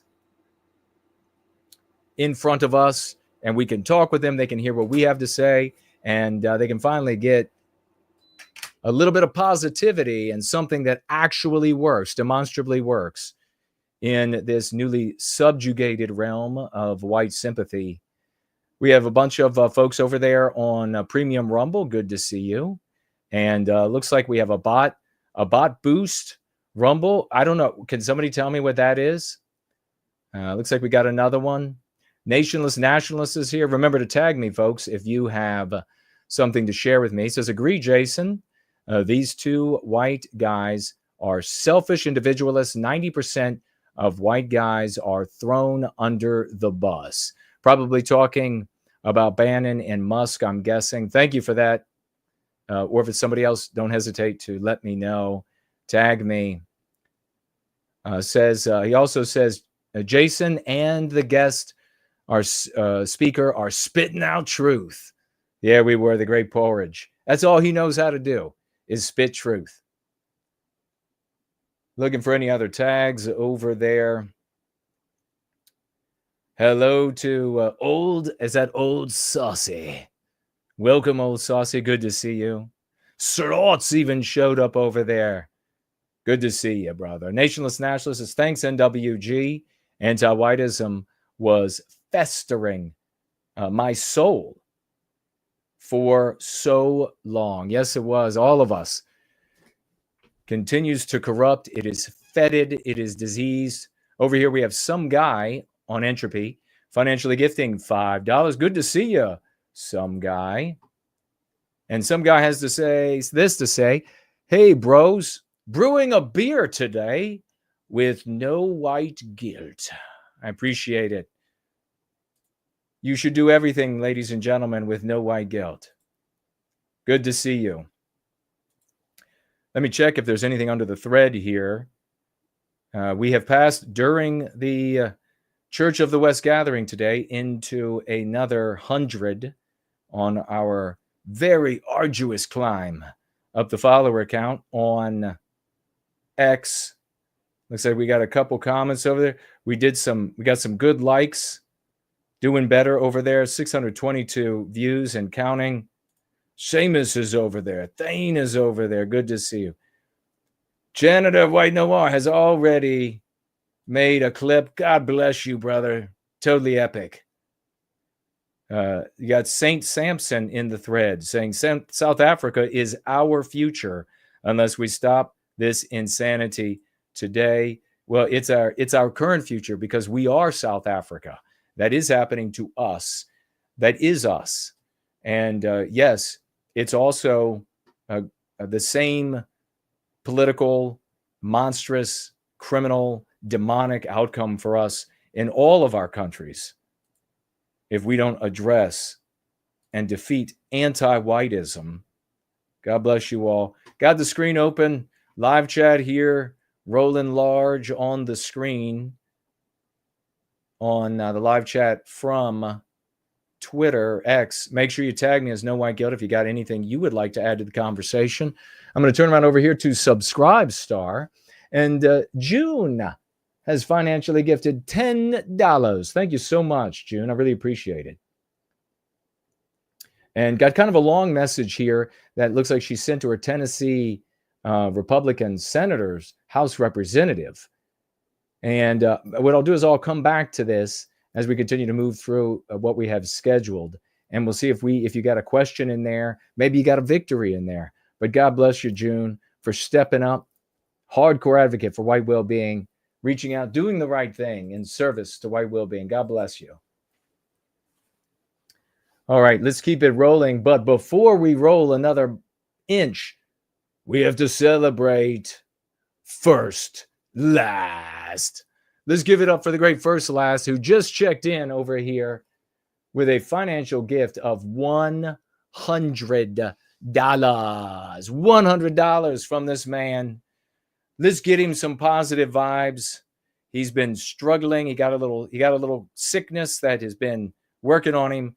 Let's get him healed. Let's get magnificent musical genius, financially gifting 100 white well-being dollars. God bless you, brother. True champion, dominating swashbuckler for white well-being. First, last, $100 contributing in so many ways. God bless you, brother. Thank you. If you haven't given a like or a retweet, do it again. Maybe you gave a retweet without a quote tweet, quote post. Maybe get a quote post together and release that to the folks out on X. We get as many people in here as possible.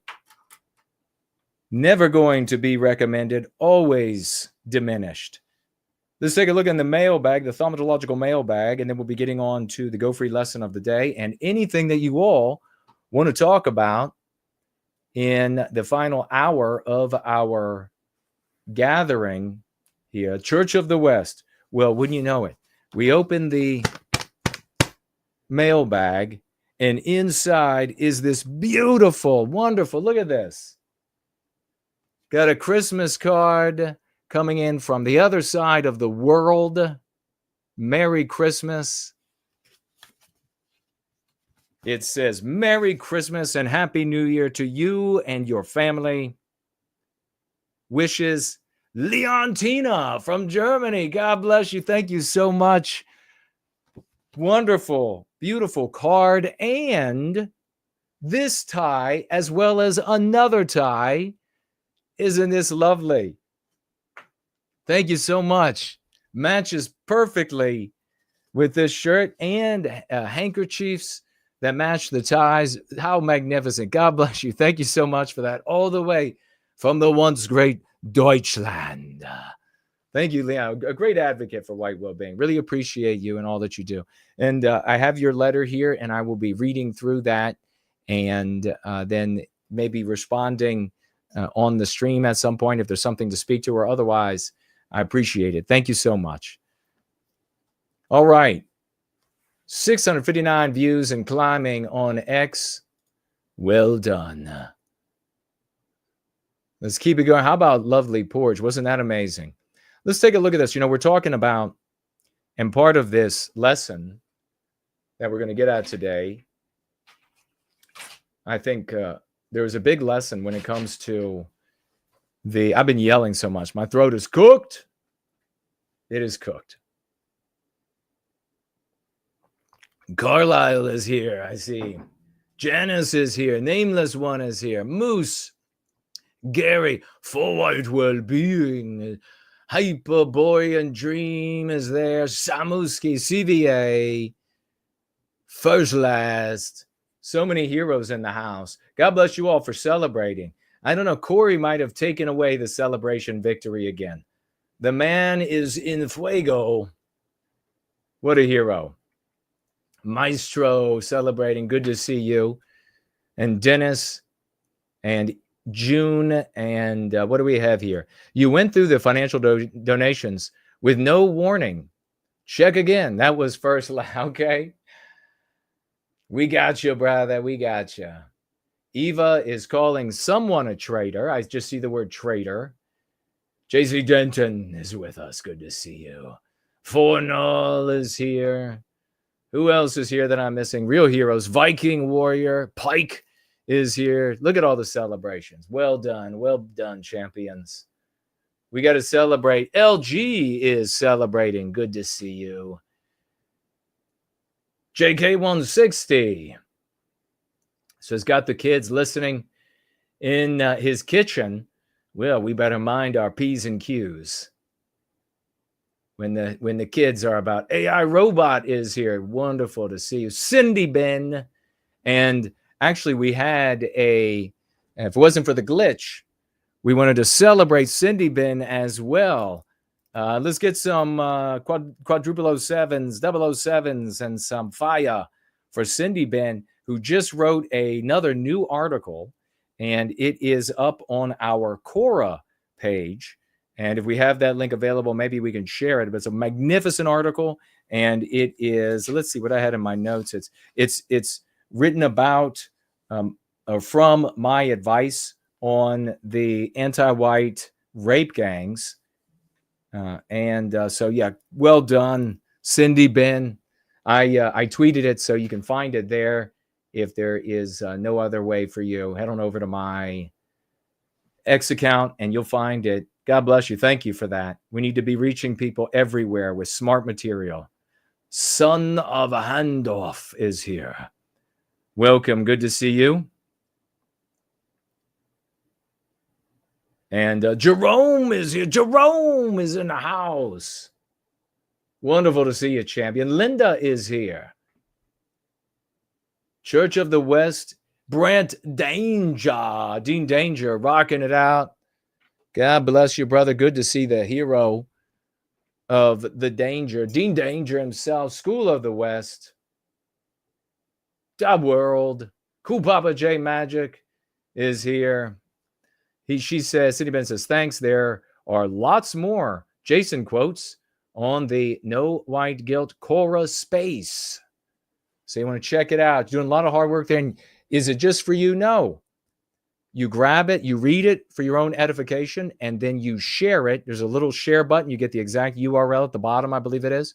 And you can share it across all of your media. We need to be doing this. We need those who are producing content and those who are swashing to continually get recognition and to have their work promulgated, or they'll stop. Nobody's getting paid. There's not enough, there is no Fed operation coming in with handlers and organizing and making connections and paying, and there isn't that. So we need to celebrate. We need to appreciate. It's extremely important, each other and the work that we're doing. So God bless everybody that's doing that. Share far and wide. As part of the lesson today, I did want to share this because it's pertinent to what we were talking about just before and with Porridge when he came on. And it is I talked about it. I was mentioning with Martinez. I appeared with him this past week. Great conversation, smart guy. And he came into the white sympathetic sphere, became a spurg about Jewish people. And obviously that was getting him attention. But he realized he had an objective. And the objective was to end our victimization, to recapture our destiny. And that this spurging was turning off good people, was leaving us with the worst, the most dysfunctional people. And so he decided, hey, there are powerful anti-white Jews in the world, but we're not going to get to the end of our victimization by saying that ad infinitum until you drive people crazy. It does nothing but undermine our resistance. And so we had a good conversation about that. It was a great interview, and hope to have more conversations with him in the future. But there's I saw a tweet, and I wanted to share this tweet because it's really emblematic of that conversation. And let's see here if I can put it up on the screen. And is it going to work? We fixed the audio, but have had a couple other glitches here, and we're working around them. Here we go. Emblematic of decades and decades of generations and generations of doing the same thing. And when it comes to specifically to the soy goying, the Jew spurging stuff, and going nowhere. In fact, going backwards. The resistance to our victimization has been hijacked and become bad-mouthing anti-white Jews, and in some cases, all Jewish people, which does nothing for our victimization, ending it and recapturing our destiny. Proof of it is that strategy has been in place for many generations. And over the course of those generations, nothing has gotten better. Everything has gotten worse. And now, those communities being subjugated into one big Fed-run community that are not just of white people doing this, but of non-white people. So it's really becoming a multiracial Jew spurging environment. And so we got this guy, and this guy might be I'm going to show you his tweet, might be a good guy and headed in the wrong direction. But what do you think this is going to accomplish for us? Joe Biden's border chief grants amnesty to 850,000 migrants. Mayorkas. And so this guy on X decides to say, Jews commit treason. Solution? Now, what is this going to do? People have been saying this stupidity, again, for generations before this guy was born. He has been absorbed into a detrimental strategy to our well-being. What did they do yesterday? Jews commit treason? Solution. What did they do the week before? Jews commit treason? Solution. What did they do last year? Jews commit treason. What did they do 25 years ago? Jews commit treason? Solution. What did they do 50 years ago? Jews commit treason? Solution. What did they do when Henry Ford was alive and ran the Ford Company with a 90% plus white population? Jews commit treason? Solution. This doesn't work. This doesn't work. This is not defending Jews. This does not work. Shut up. You are not an advocate for white people if this is your strategy. Shut up. This individual, I don't know who he is, but I hope to God he comes around, he learns his lesson from this. Anonymity, hiding his power level. This doesn't work. This doesn't unite white people. It doesn't end our victimization. It doesn't better your life. Don't give me the two-dimensional bullshit of if you could have your wish come true that Jews would all be gone tomorrow, wish listing for us. Don't tell me that you're going to wish it away and then somehow everything is better. Somehow anti-whiteism is gone. I don't care if you think anti-whiteism is gone, if all the Jews disappear. What I care about is that you're not going to be able to wish them away. And this tactic is a loser. It's failed forever. It does not unite white people. It doesn't even focus on white people. You don't even mention our victimization when you're talking about this.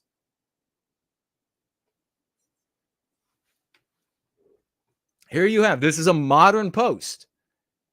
And you know what's going to happen? If we don't really feel the gravity of this, if white positivity doesn't gain more and more of a foothold, next week, they're going to be saying, Jews commit treason, solution. Next year, Jews commit treason, solution. 10 years from now, Jews commit treason, solution. 50 years from now, Jews commit treason, solution. And that's it, folks. It's lights out for Western kind.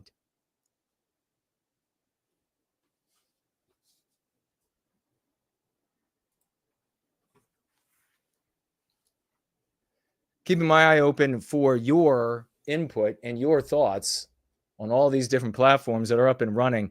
We got the segment today, practice your newfound skills. But you know what I also wanted to talk about? I attended the Australian GFC meeting just the other day, and Barron, leading the conversation, did a beautiful, laudable job. I'm very happy with it. He said, what should we be talking about today?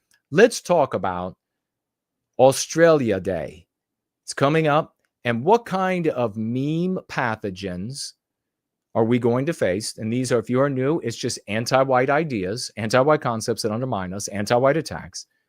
What might we face and how might we respond to those? And you all can participate if you'd like. Tag me as No White Guilt if you would like to participate in this little exercise that Barron and Lunder and a guest they had with them, in addition to myself, somebody new, you can participate as well. And they came up with a couple, and oddly enough, it's just like anti-whiteism everywhere else on planet Earth. What a surprise, right? White people stole Australia. White people stole the land, referring to it as Invasion Day.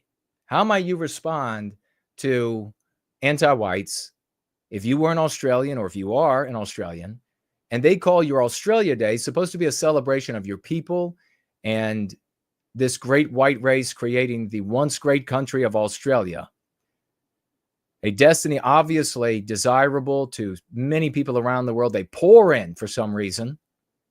They pour in the abundance created by the white race, that being a big part of it, the civility, therefore our norms, which is a projection of biospiritual instinct, our genetic instinct onto the world.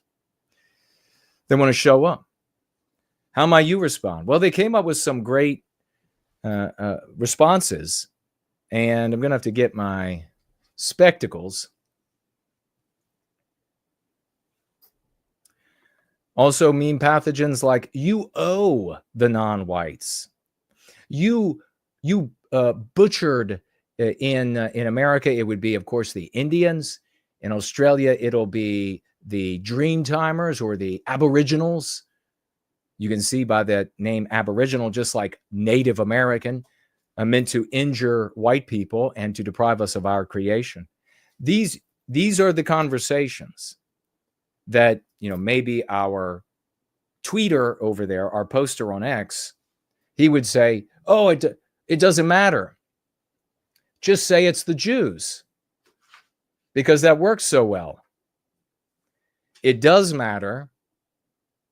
It does matter that we claim the moral high ground, the defensible moral high ground, in every one of these conversations, in everywhere that we have them of our lives, every sphere of our lives, because this is where the West was defeated.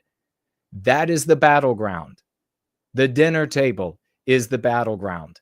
That's where you have to win. So you can't say at the dinner table, it's the Jews, because people have been doing that for generations, and we just had a woman set on fire, and everybody watched in America, once Western civilization, watched her incinerated as she's standing there. We had over a decade of anti-white rape gangs, specifically targeting our white girls. Estimates all the way up, according to Jonathan Turley, to 1 million of them.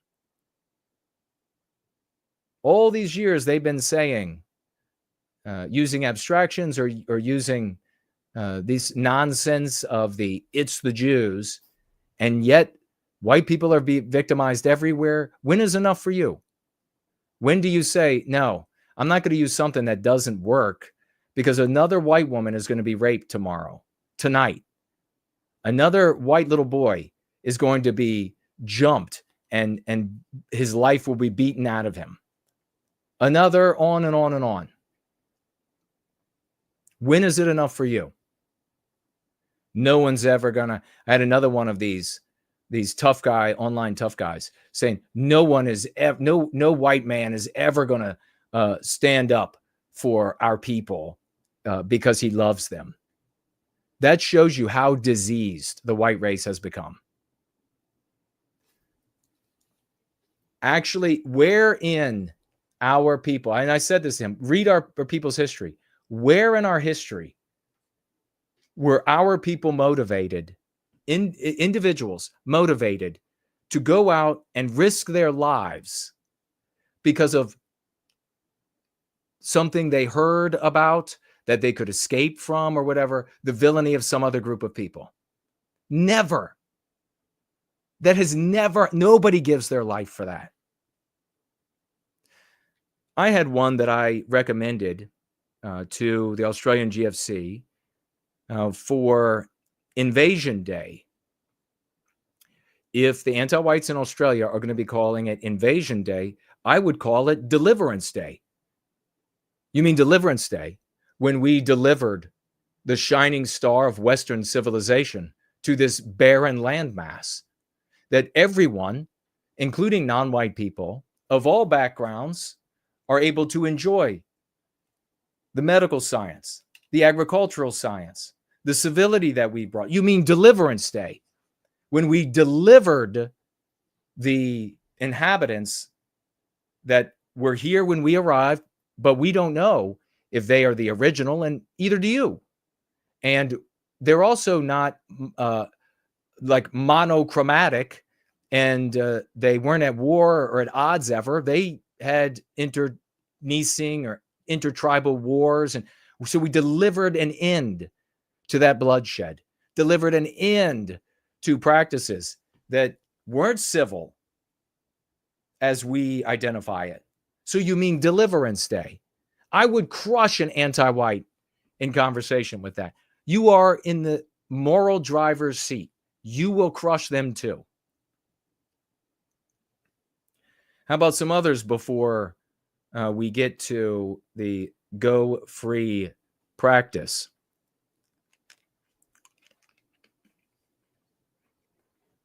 You stole the land. Well, you have the conversation that we've talked about many times where, like I was just alluding to, in America, and I've said to anti-whites, before the current crop of white people showed up in the Americas, you had red and brown, if we're going to use colors for human beings, red and brown tribes at war. Sometimes there was peace, sometimes there were agreements, sometimes there were disagreements, and there was warring and bloodshed and fighting for territory, sometimes even cannibalism. And then a white tribe showed up, and the white tribe made friends with some red tribes, went to war against others, and in the end, the white tribe won. So isn't it and created America, created the West, created Canada. So isn't it just that you really hate white people, that you're anti-white? Everybody was doing the same thing. White people won. You want to victimize white people, and you want to use that as an excuse. You want to use the past success of white people that enables you to even be alive today in the West to victimize white people who are in the womb today. There's that. But I would also throw in, as I thought about it, sitting with the GFC, and these are productive conversations that we should be having. It's why you have a going free friend. That's somebody you are engaged in the practice with. Or you reach out and ask if you can become a member or a participant or a guest, the Australian GFC. But something else I would say as I was sitting there thinking about this is they said, you stole the land. So you mean developed it. You mean created Western civilization here. You mean mined ore and oil that had been under the feet of these people for millennia, and they never accessed it. Mined diamonds, mined plutonium, uranium, mined, etc., with which we built Western civilization. You mean the land that we fought for, died for, loved for, reproduced on, struggled on, clawed from the inhospitable, merciless environment to build Western civilization on. You mean that land. And of course, you have the norm of there is no great real estate agent in the sky that decides that a people is plotted here or there and it's theirs. And then if anybody shows up, he comes up and intervenes because he has decided it's theirs. He had put them there first. Anti-whites will have to show you the evidence of that. As I said, when it comes to Australia, you don't know who was there before the people who are supposedly the descendants of Aboriginals today. You don't know if there was a group of people there first and then they showed up and they genocided that group. You don't know. People acquire land throughout all of human history. All tribes of people, all races of people have done it the exact same way. We barter for it. We buy it. We sell it. We fight for it. And if you can hold it, it's yours. That's how nature works. That's how the world works. The exact same anti-whites that would tell you that you can't be in America because American Indians were here first, or you can't be in Australia because, and it's always just non-whites. It doesn't matter, the non-white group, because they were there first.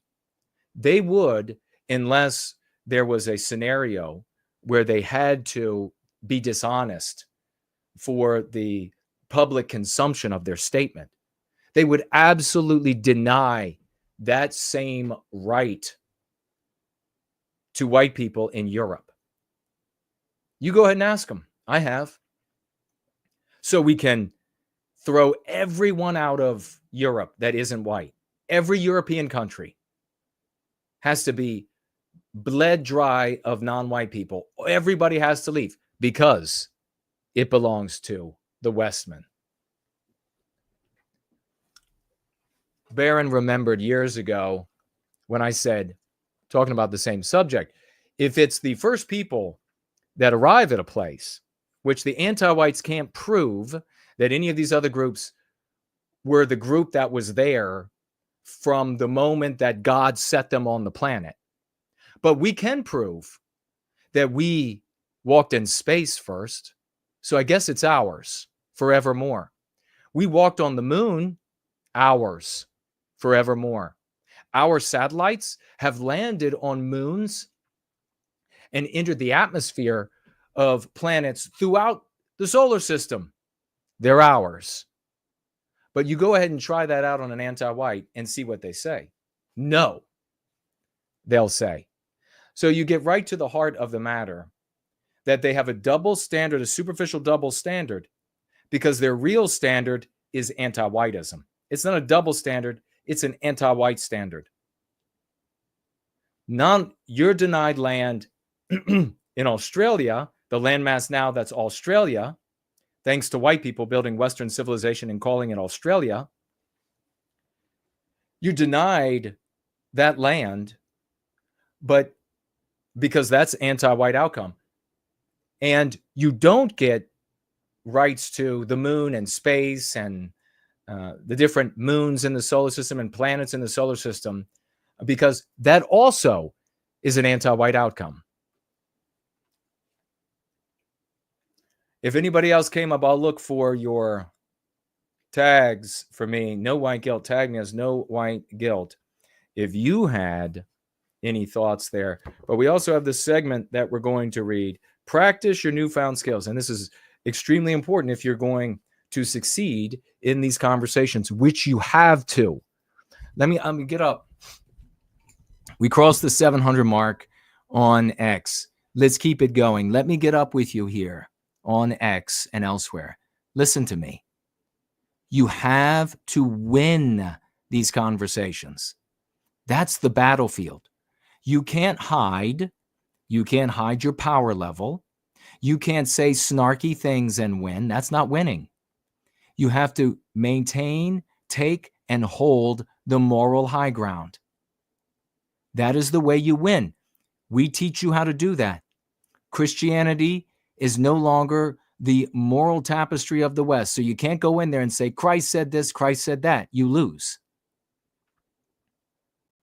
You have to win your conversation. Do you realize how important it is? Your conversation with your girlfriend, with your boyfriend, with your husband, with your wife, with your professor, with your boss, with your coworkers. Those are the battles for the West. The battle isn't coming for Christ's sake. Those are the battles. You're not getting ready for something to happen with your hero hoping and hope that somebody else comes along that could do it, and then some battle at some point in the future.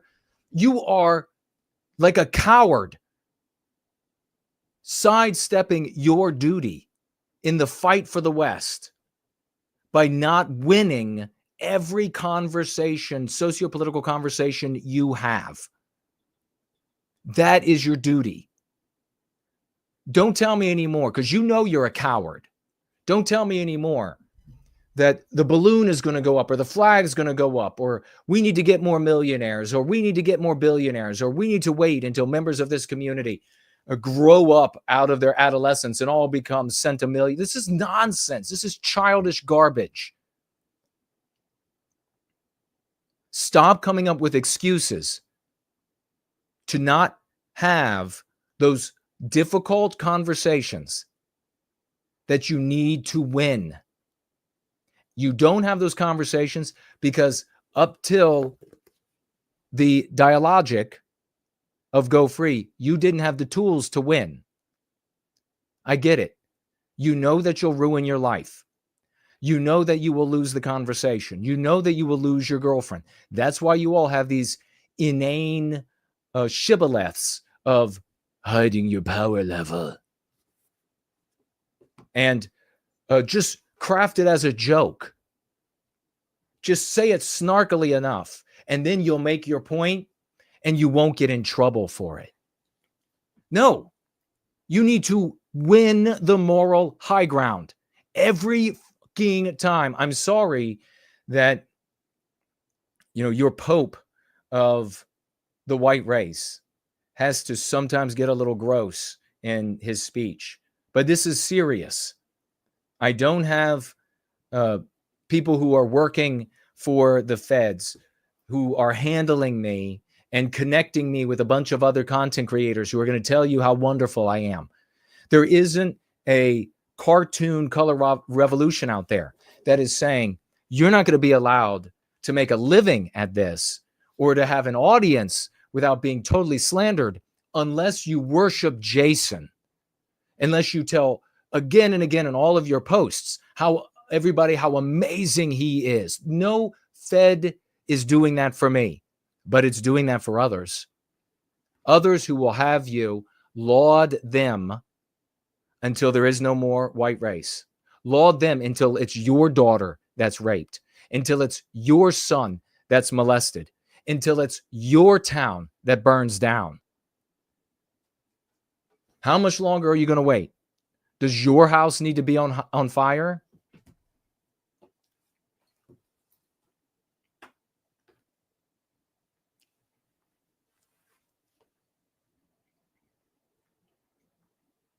Looking for tags, and I don't see any. I'll look over here. Christopher Jones is here. Masumik is in the house. Corey is here. Cool Baba J Magic says 100% no white guilt is slaying it. Very skibbity. Totally slaying it, man. Totally skibbity. Marilyn is here. Good to see you. Stumbling says, good to see you, Stumbling. Jason, are you forgetting the finders keepers rule of global real estate? I must be forgetting it. They were here first. It's finders keepers. Yeah, they're so infantile. Tony is here. Says, loving your work from Australia. God bless you, champ. The great Slots in the live chat over here says, fighting anti-whiteism has no substance only to people who deny whites' humanity. Precisely. Very well said. Always going deep in the subject matter. The great Slots. SN says, breaking news. Good to see you, brother. 1.9 million residents in Montgomery, Prince George's counties asked to limit water use.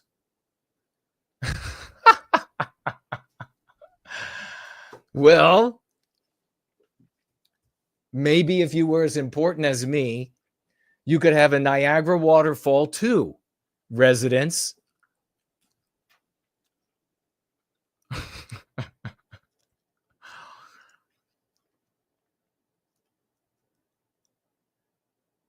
SN says he has a question about the fires. Shoot, brother. Make sure you tag me. What are they? Viking Warrior. I love that name. Viking Warrior. Makes me want to take up like a double-handed axe, two-handed axe with one hand. Actually, I might have to show you. I might have to show you who these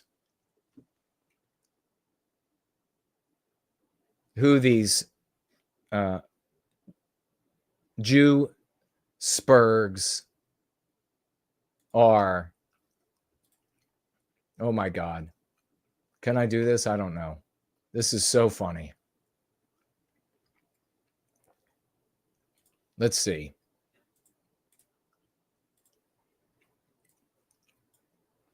And I mean this with great love. I mean this with immense, unbounded love for you all. Look, I really just want people to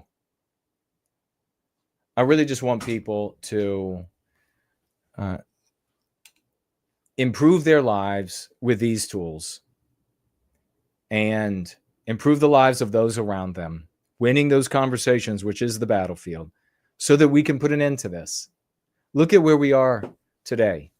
We're watching two anti-whites, generals on either side of the MAGA Civil War, and they're both anti-white as the day is long, as we say down home. Both anti-white. This is the end if we don't.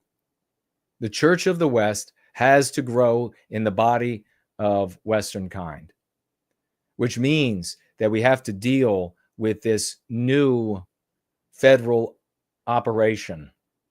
We have to be able to get around it. We have to be able to function and understand that since that's taking place, it's going to be absorbing and harming and undermining a lot of good guys who should be finding us. And maybe some of them, once they're injured, will find their way. Unfortunately, so much of the time, it takes being injured before they come looking for something else. But let's see what SN says. There's a rumor that this arson activity will spread to other places and states. Here's what I can tell you.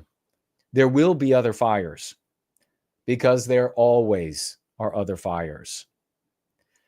The fact that they can now and will now, because of AI and the promulgation of the material created by content creators and the proliferation of content creators all seeking attention, money, adulation, etc., they're all going to be looking for news to create an angle. And then as soon as one or more of them find an angle that interests the vegetable garden out there, they'll all jump on board. They'll all be looking for more sensational or creating more sensational footage. So there will be. Ignore them.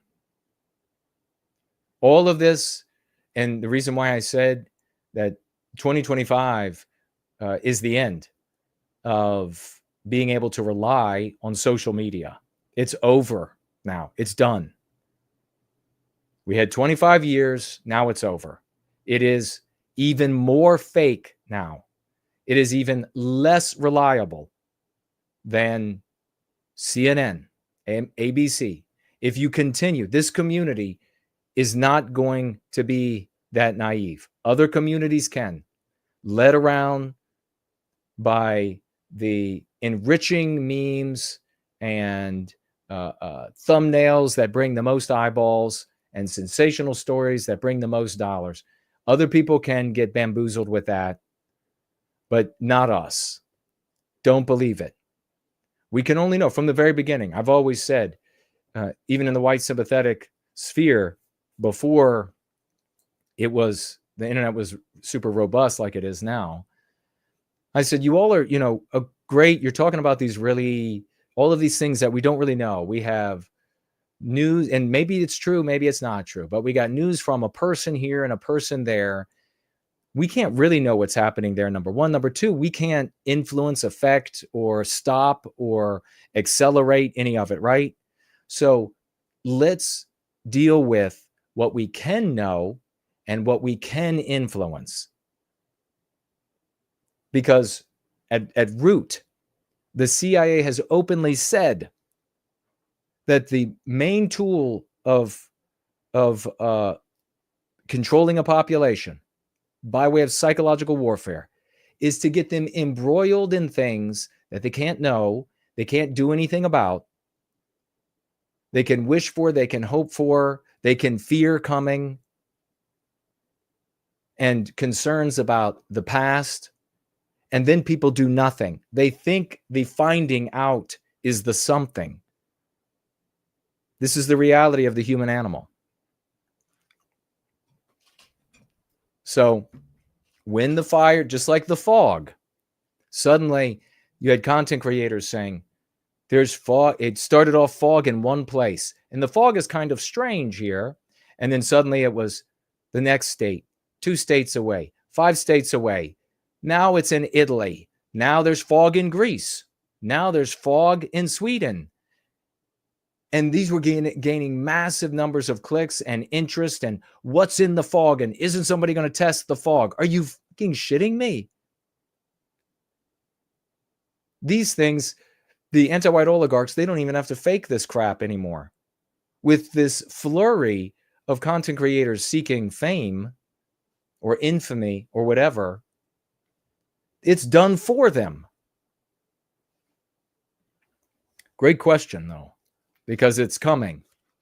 Get ready for more fires, more claims of space-based lasers that somehow are from inconceivable sciences, but can't shoot anything blue. I mean, fuck yourself with that. Dumb.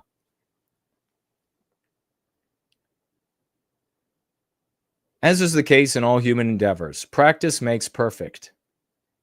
Indeed, the adage, if we are not marching forward, we are falling backward, is nowhere truer than in practicing the new skills of meme pathogen identification and CCDing.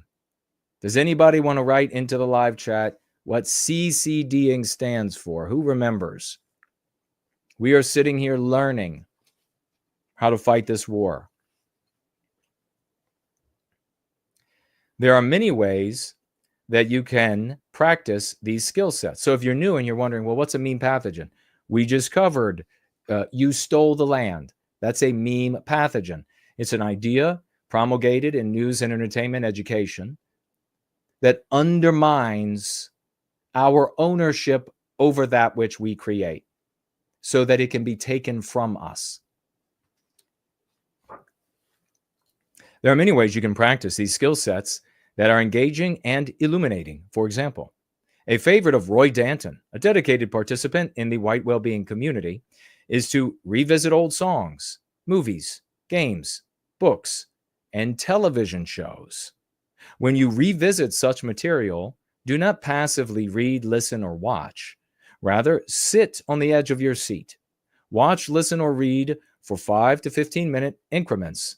The goal here is to stay consciously focused on examining the material for the presence of meme pathogens. And most importantly, use a computer, tablet, phone, or pen and pad to jot down the meme pathogens as you identify them. So you're not going to be very good at first at spotting them. Here's the shocker. When people perform this exercise, which is one of the best exercises in going free, when people perform this exercise, they are dumbfounded. It is arresting. And anybody in the chat now, if you want me to read your experience with that, tag me. So many people have shared. They go back, and I still experience myself. You go back to a show from childhood. You go back to a movie. You go back to a book. Go back to an old magazine cover.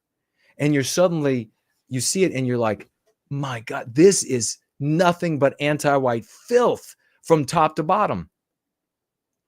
How was the country this anti-white when I was 7, when I was 10?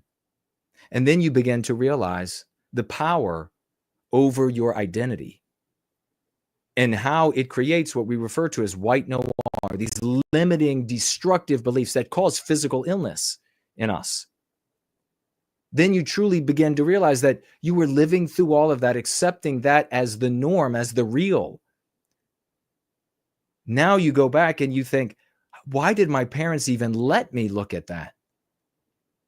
Very easily. They came up in anti-whiteism as well. They could no more see it than you could. That's why they didn't stop you from reading it, watching it, listening to it.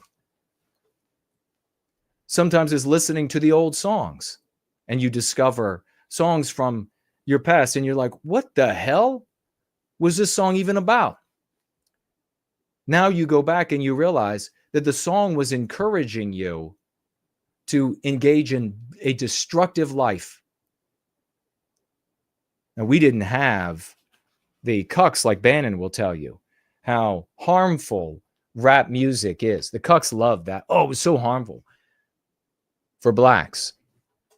Plenty of negativity in rap music, but there was also black empowerment, black identity, a black peoplehood. You got none of that in your rearing. Neither did your parents. Neither did your grandparents. Neither did your great-grandparents. We can keep going. When you go back with this exercise, you will be astonished to the point of silence. Once you are able to see mean pathogens, you won't believe how thick it is.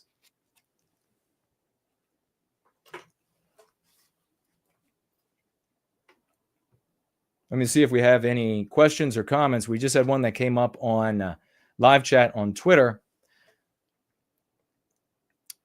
We have literally been chained to the past for 80 years by a narrative. Well, I see where you're going. That's only a piece of anti-whiteism. Only one piece. But let me continue with what you have here. To the narrative related to World War II. Almost as if European history has ended there. Post-war, nicely that you put it in social justice in quotes, served as a Trojan horse which hijacked the healthy but naive morality of the Europeans and led to an incremental cultivation of a subversive, empathetic self-hate. Yes, but let me point out to you, before I read the rest of your comment, this didn't start during or after World War II. It was prior, long prior. It may not be as easy for you to identify based on the mean pathogens of today. But once you learn to spot concepts that undermine our people on the basis of our birth, our unity, our identity, once you learn to spot those, you'll see these things going back for far longer than you could ever imagine.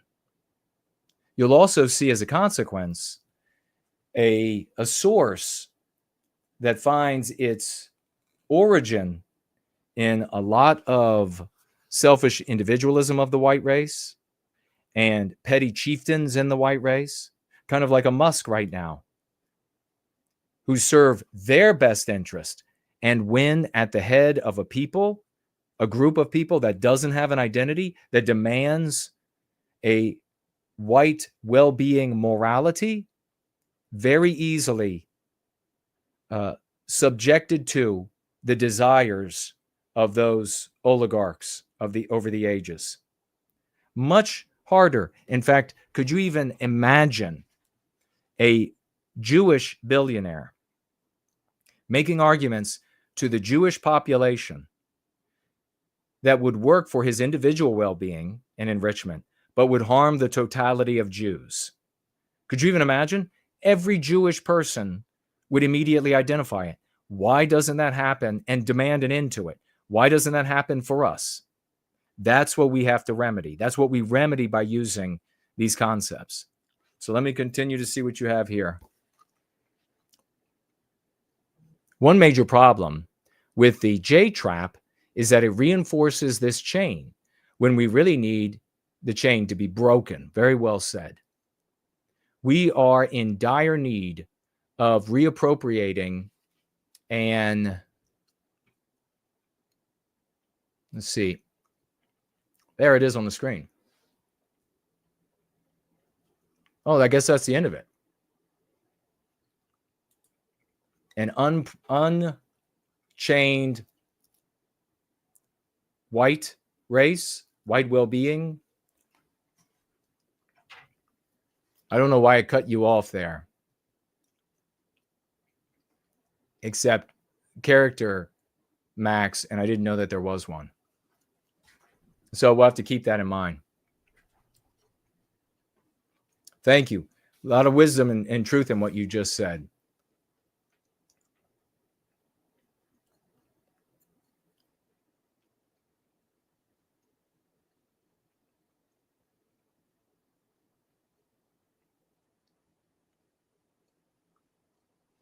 Let's see if we have any tags over here on YouTube, and we do. Masumik says, the black lady in line ahead of Adam Carolla.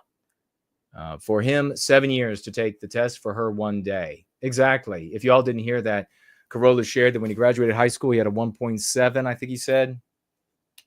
Went down to the fire department to get a job because he didn't have many prospects, and it's a noble job. And he got there, and he said that they said, we're not looking for white guys. We don't want white guys. We want anybody but. So what's the important element of that? That they are white erasing us. Like the CNN guy got it right, remember? You don't ever want to say, oh, you want to just do for the blacks. You just want to do for the... You know, that's not it. What we're complaining about is that we are being victimized. I want everybody to have good lives. I win every conversation for our people. Everyone. So the question is, do you want more white little girls to be gang raped? Because if you use these other tactics, that's clearly what you want. Because they've been in place for generations, and that's what's happening. So there'll be more of it. Anyhow, they said, we don't want you, but we'll let you take the test. But you can't take it yet because you're a white male. And 7 years later, they reached out and said, hey, you want to take that test now? And he showed up, and there was a black female in line behind him. And he said, just out of curiosity, when did you apply to take the test? Because he had to wait 7 years. She said, Wednesday. That is not a bad thing that she's being helped. It's a bad thing that we're being victimized. It's a bad thing that our white son had to wait 7 years to get a test, and he wouldn't even be hired then. Henry is here, says, have you heard of the law of 100? It's the idea that when 100 plus people learn to do something, it physically spreads to more people like a chain reaction. Fingers crossed, it works for us. Amen. I have heard of that. And I don't know if it still holds true in the light of opposition. Like we probably have a person or more over here that have shown up in our live chat that are still arguing for everything that victimizes us.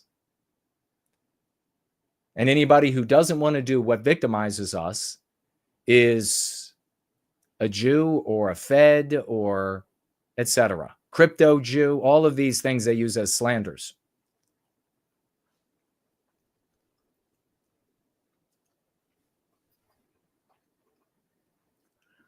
Stumbling says he sent an email. I'll have to check it out.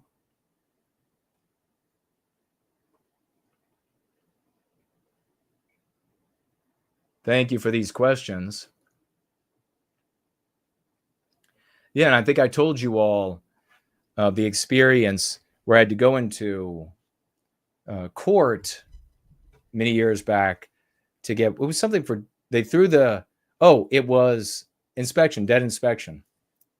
And I had the car inspected, and the judge said, okay, and there was no fine.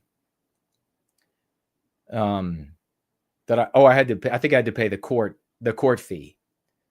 But I had done the work on the car, and I even showed the police officer, and all that he put in the notes. So the judge looked at that. Guy's been working on the car and had these issues, and so just pay the court costs. While I was there was a 18 or 19-year-old black guy, and he was in the gear of a Fairfax County firefighter. Now, I've known white guys who donated, they were volunteers, and they got trained in everything imaginable that you could do. Some of them, some more, some less, for the fire department. Even EMT training. Never hired. Volunteer for over a decade, some of them. Never hired. So I asked the black young man sitting beside me, I was like, how did you become a firefighter? You're like 19. And you'll be able to retire in 20 years with full benefits. Imagine that. How did you become a firefighter like this right out of high school? And he said, they came to our high school and they signed us right up. So I just signed right up. I was like, yeah, I'll be a firefighter. And I said, so now you're full-fledged firefighter? And he said, yep. So my problem and my thoughts are not on hating him because he took advantage of an opportunity that is given to him because of our victimization. My thoughts are with all the white guys who didn't get that opportunity, who won't be able to retire in 20 years while they're still healthy and young, who are going to have a hard as hell time getting a job, who have been sacrificing and saving people in fires for 5 years, 3 years, 8 years, 10 years, and who cannot get a job. That's where my thought is for their victimization. And if you put your thought there, you will be in the right place to say the right things in these conversations, which are the battlefield of the recapture of our destiny.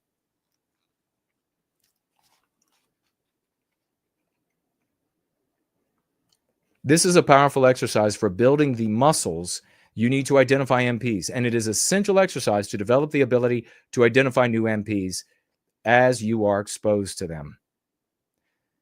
However, do not revisit such material until you begin to get a real grasp on what a mean pathogen is. Once you begin to understand it, then jump into it. Many find the practice to be shocking, even infuriating. So prepare yourself for the disorientation you will experience, discovering that comfortable and even happy memories from your life are fraught with meme pathogens that were poisoning you and undermining your potential to power, your PTP. That just means your innate and intrinsic abilities, can engender resentment, anger, and sadness. Even a sense of loss is not uncommon, and it is all part of the healing process. I think we'll leave that off right there. That exercise in and of itself is of immense value as we are rolling in here to the end. Looks like we have Halantis back. Good points, he says. Thanks, Jason. This was the last point of my last post.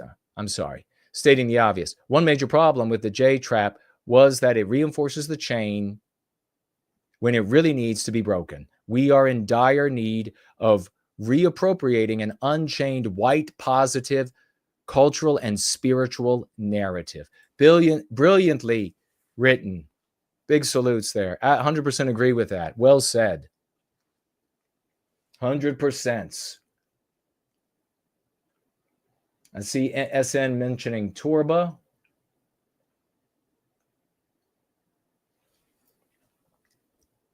Stumbling mentioning here, our atomization cripples us. If we are unable to view ourselves as a people, then we can't speak out about our victimization. Just favoritism of other groups. Precisely. Very, very well stated. Brilliantly said there by Stumbling over here on YouTube. And again, if you're just going to be pointing out the favoritism of other groups, you remain an individual, and the anti-whites in our own race can continue to exploit you, can continue to drive us against each other as easy as Elon Musk just did, as easy as Steve Bannon can. If you don't focus on the creation of a people out of the deracinated white race with a morality that is white positive, that says each of us in this amalgamation of people achieve individual well-being by way of our group's well-being. If you don't have that in place, then you'll get more Elon Musk and Steve Bannons exploiting us. You'll find that exploitation in our creation, for example, of South Africa, when we didn't have a white positive morality. We didn't have a people. And remember what a people is: individual well-being by way of group well-being. When you don't have that morality, the wealthy, our own wealthy, went out into the hinterland and said, I can get blacks who will do cheaper labor. I can get blacks who won't complain. I can get blacks who won't want all of these safety features. I can get black, and then they go and they do it. Who's victimized? Not the blacks. Our white brothers and sisters and families and children and civilization are victimized by that anti-whiteism. That is as much anti-whiteism. And if you look at the course of history, it's far more prevalent than anything you see today. It's far more prevalent. This is what needs to be talked about. And I've been saying it for I've been here for over 3 decades, going all the way back to when I was 11. But I've been saying this for maybe almost 2 decades.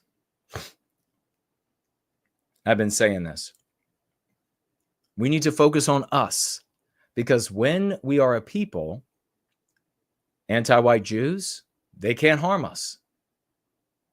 When they say, got an idea for a movie and I'm going to make it in Western civilization, and in this movie, the wife it's a love story, and she cheats on her husband and she runs off with another man and leaves her children. All the white people are going to say, no, that's not good for us to teach us to behave that way. That's not good to teach our women and our little girls that it's romantic and beautiful to cheat on your husband and run off, leave your kids behind. When you have a people, anti-white Arabs are not going to be able to victimize us. Anti-white Hispanics are not going to be able to victimize us. Anti-white blacks are not going to be able to victimize us. Anti-white white people are not going to be able to victimize us.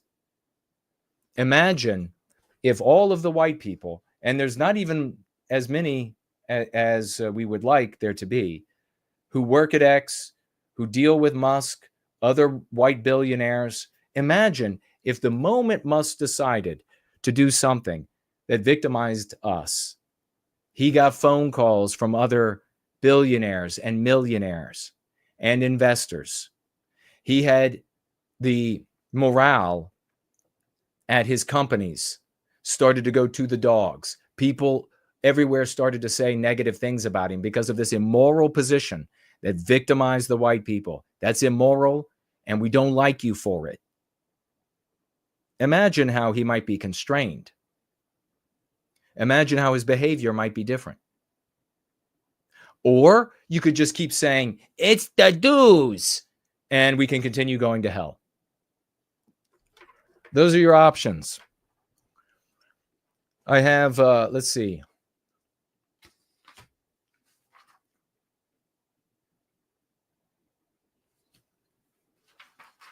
No, I had a couple announcements. I don't see where it's written, but one of them was that I was on with Martinez. It's on Rumble and also on his Telegram, I think. And so you can go on Rumble to find Martinez Politics with an X on the end and watch that interview. It was a great conversation. And I would like us to, when you get a moment, make a prayer and send some positive energy to the great Yiz the Unifier. She had a really tough week last week, and it was tough on her in several ways. So let's send some prayer, let's send some positive energy to the great Yiz the Unifier and build her back up so that she comes back twice as better as she was. Also want to mention that tomorrow, Mondays, are for the Dragons, and Yiz is going to be streaming, and so is the great Fornol. Empire of... Wait, what is it? No, it's not Empire of Lies. Dragons and Adventures, though. Discordant Dragons at 6. Dragon Synth Adventures at 8:15, 8:30-ish range. Yiz at 6. The Great Fornull at 8:15 sometime range, Eastern Standard Time. I'll be there. Let's try to be there and build up the community because we're going to need it. We have Saiban saying that conversation with Martinez was excellent. Yeah, it was. Thank you for that, brother.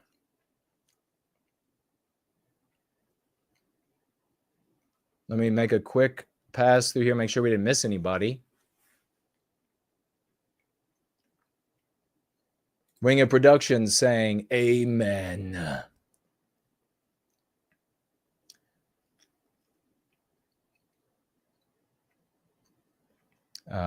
Gallius, is this talk of the above is much more common these days when a critical mass of whites object to our victimization. Things will get interesting. There you have. Yes, indeed, they will.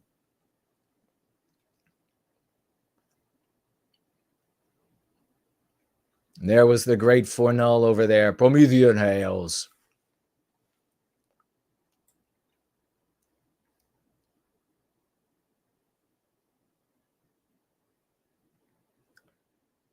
Helantis saying, yeah, my conversation was actually inspired by that conversation.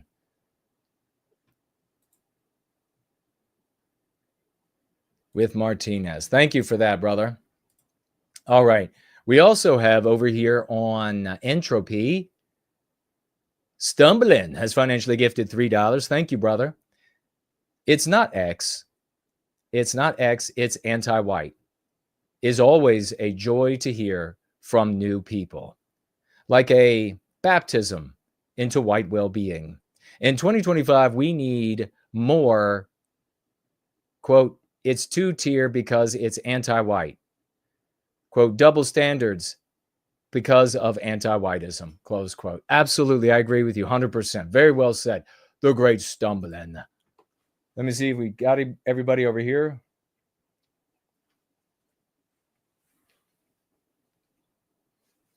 Janice was over there on Premium Rumble for a little bit. Thanks, NWG, Nationless Nationalist. Good to see you all over there. Looks like we got everybody from D Live and as well over here on. Oh, we have Land of the Fake financially gifting $5 over here on Odyssey. Thank you, brother. Jason, do you have any movie recommendations? Oh boy, movie recommendations. Lord of the Rings. That's the main movie. Otherwise, I don't know. Maybe I'll think about it. And when we're next together on Wednesday, 7:30 to 8:30 start time. I'll see you all on Wednesday, Eastern Standard Time. No white guilt. 15 library tokens from Winged Productions. Thank you, brother. What do you think of Christopher Cantwell's take that crying Nazi of Charlottesville fame? I bet he'd be receptive to the Go Free method. Regardless, y'all talking would be a good show. I think he was a hardcore Jay Spurg back in the day, and really became known for that totally pathetic moment of crying and don't ruin me, don't, you know. That's the consequences of Jay Spurging. That's what you get. So people should look to Cantwell and see this is the outcome of it the do's. We also have 5 library tokens from History and Truth. Thank you so much. He says the Jay Spurgs are the cancer in the white sympathetic sphere that focuses, let me see. Their focus is 90% on Jews, he says, not on us. All they do in response is to call you a Jew. It is surreal. It is surreal. And yeah, that was only ever done behind your back before the internet. And then I would show up and I would say, you got something to say about me? No. You didn't call me a Jew? You didn't say I was a Fed? No, I didn't say that at all. Who told you that? That's what happens in person. But yeah, on the internet, it's totally surreal. You show up and you're like, that method's been failing forever. It doesn't work to stop the victimization of white people. And immediately you're a Jew. Who'da thunk it? Financially gifted 5 library tokens. Women are compassionate, in quotes, is a mean pathogen. At this point, too many anti-white women to justify that. Compassion requires courage, not complaining.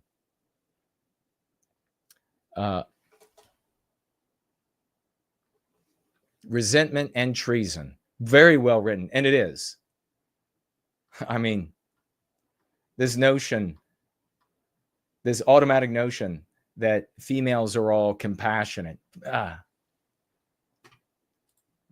So preposterous, it's hilarious.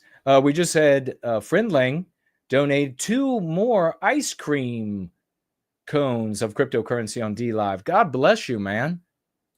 Thank you for that. D Live, and I think we got people dancing over there on Premium Rumble.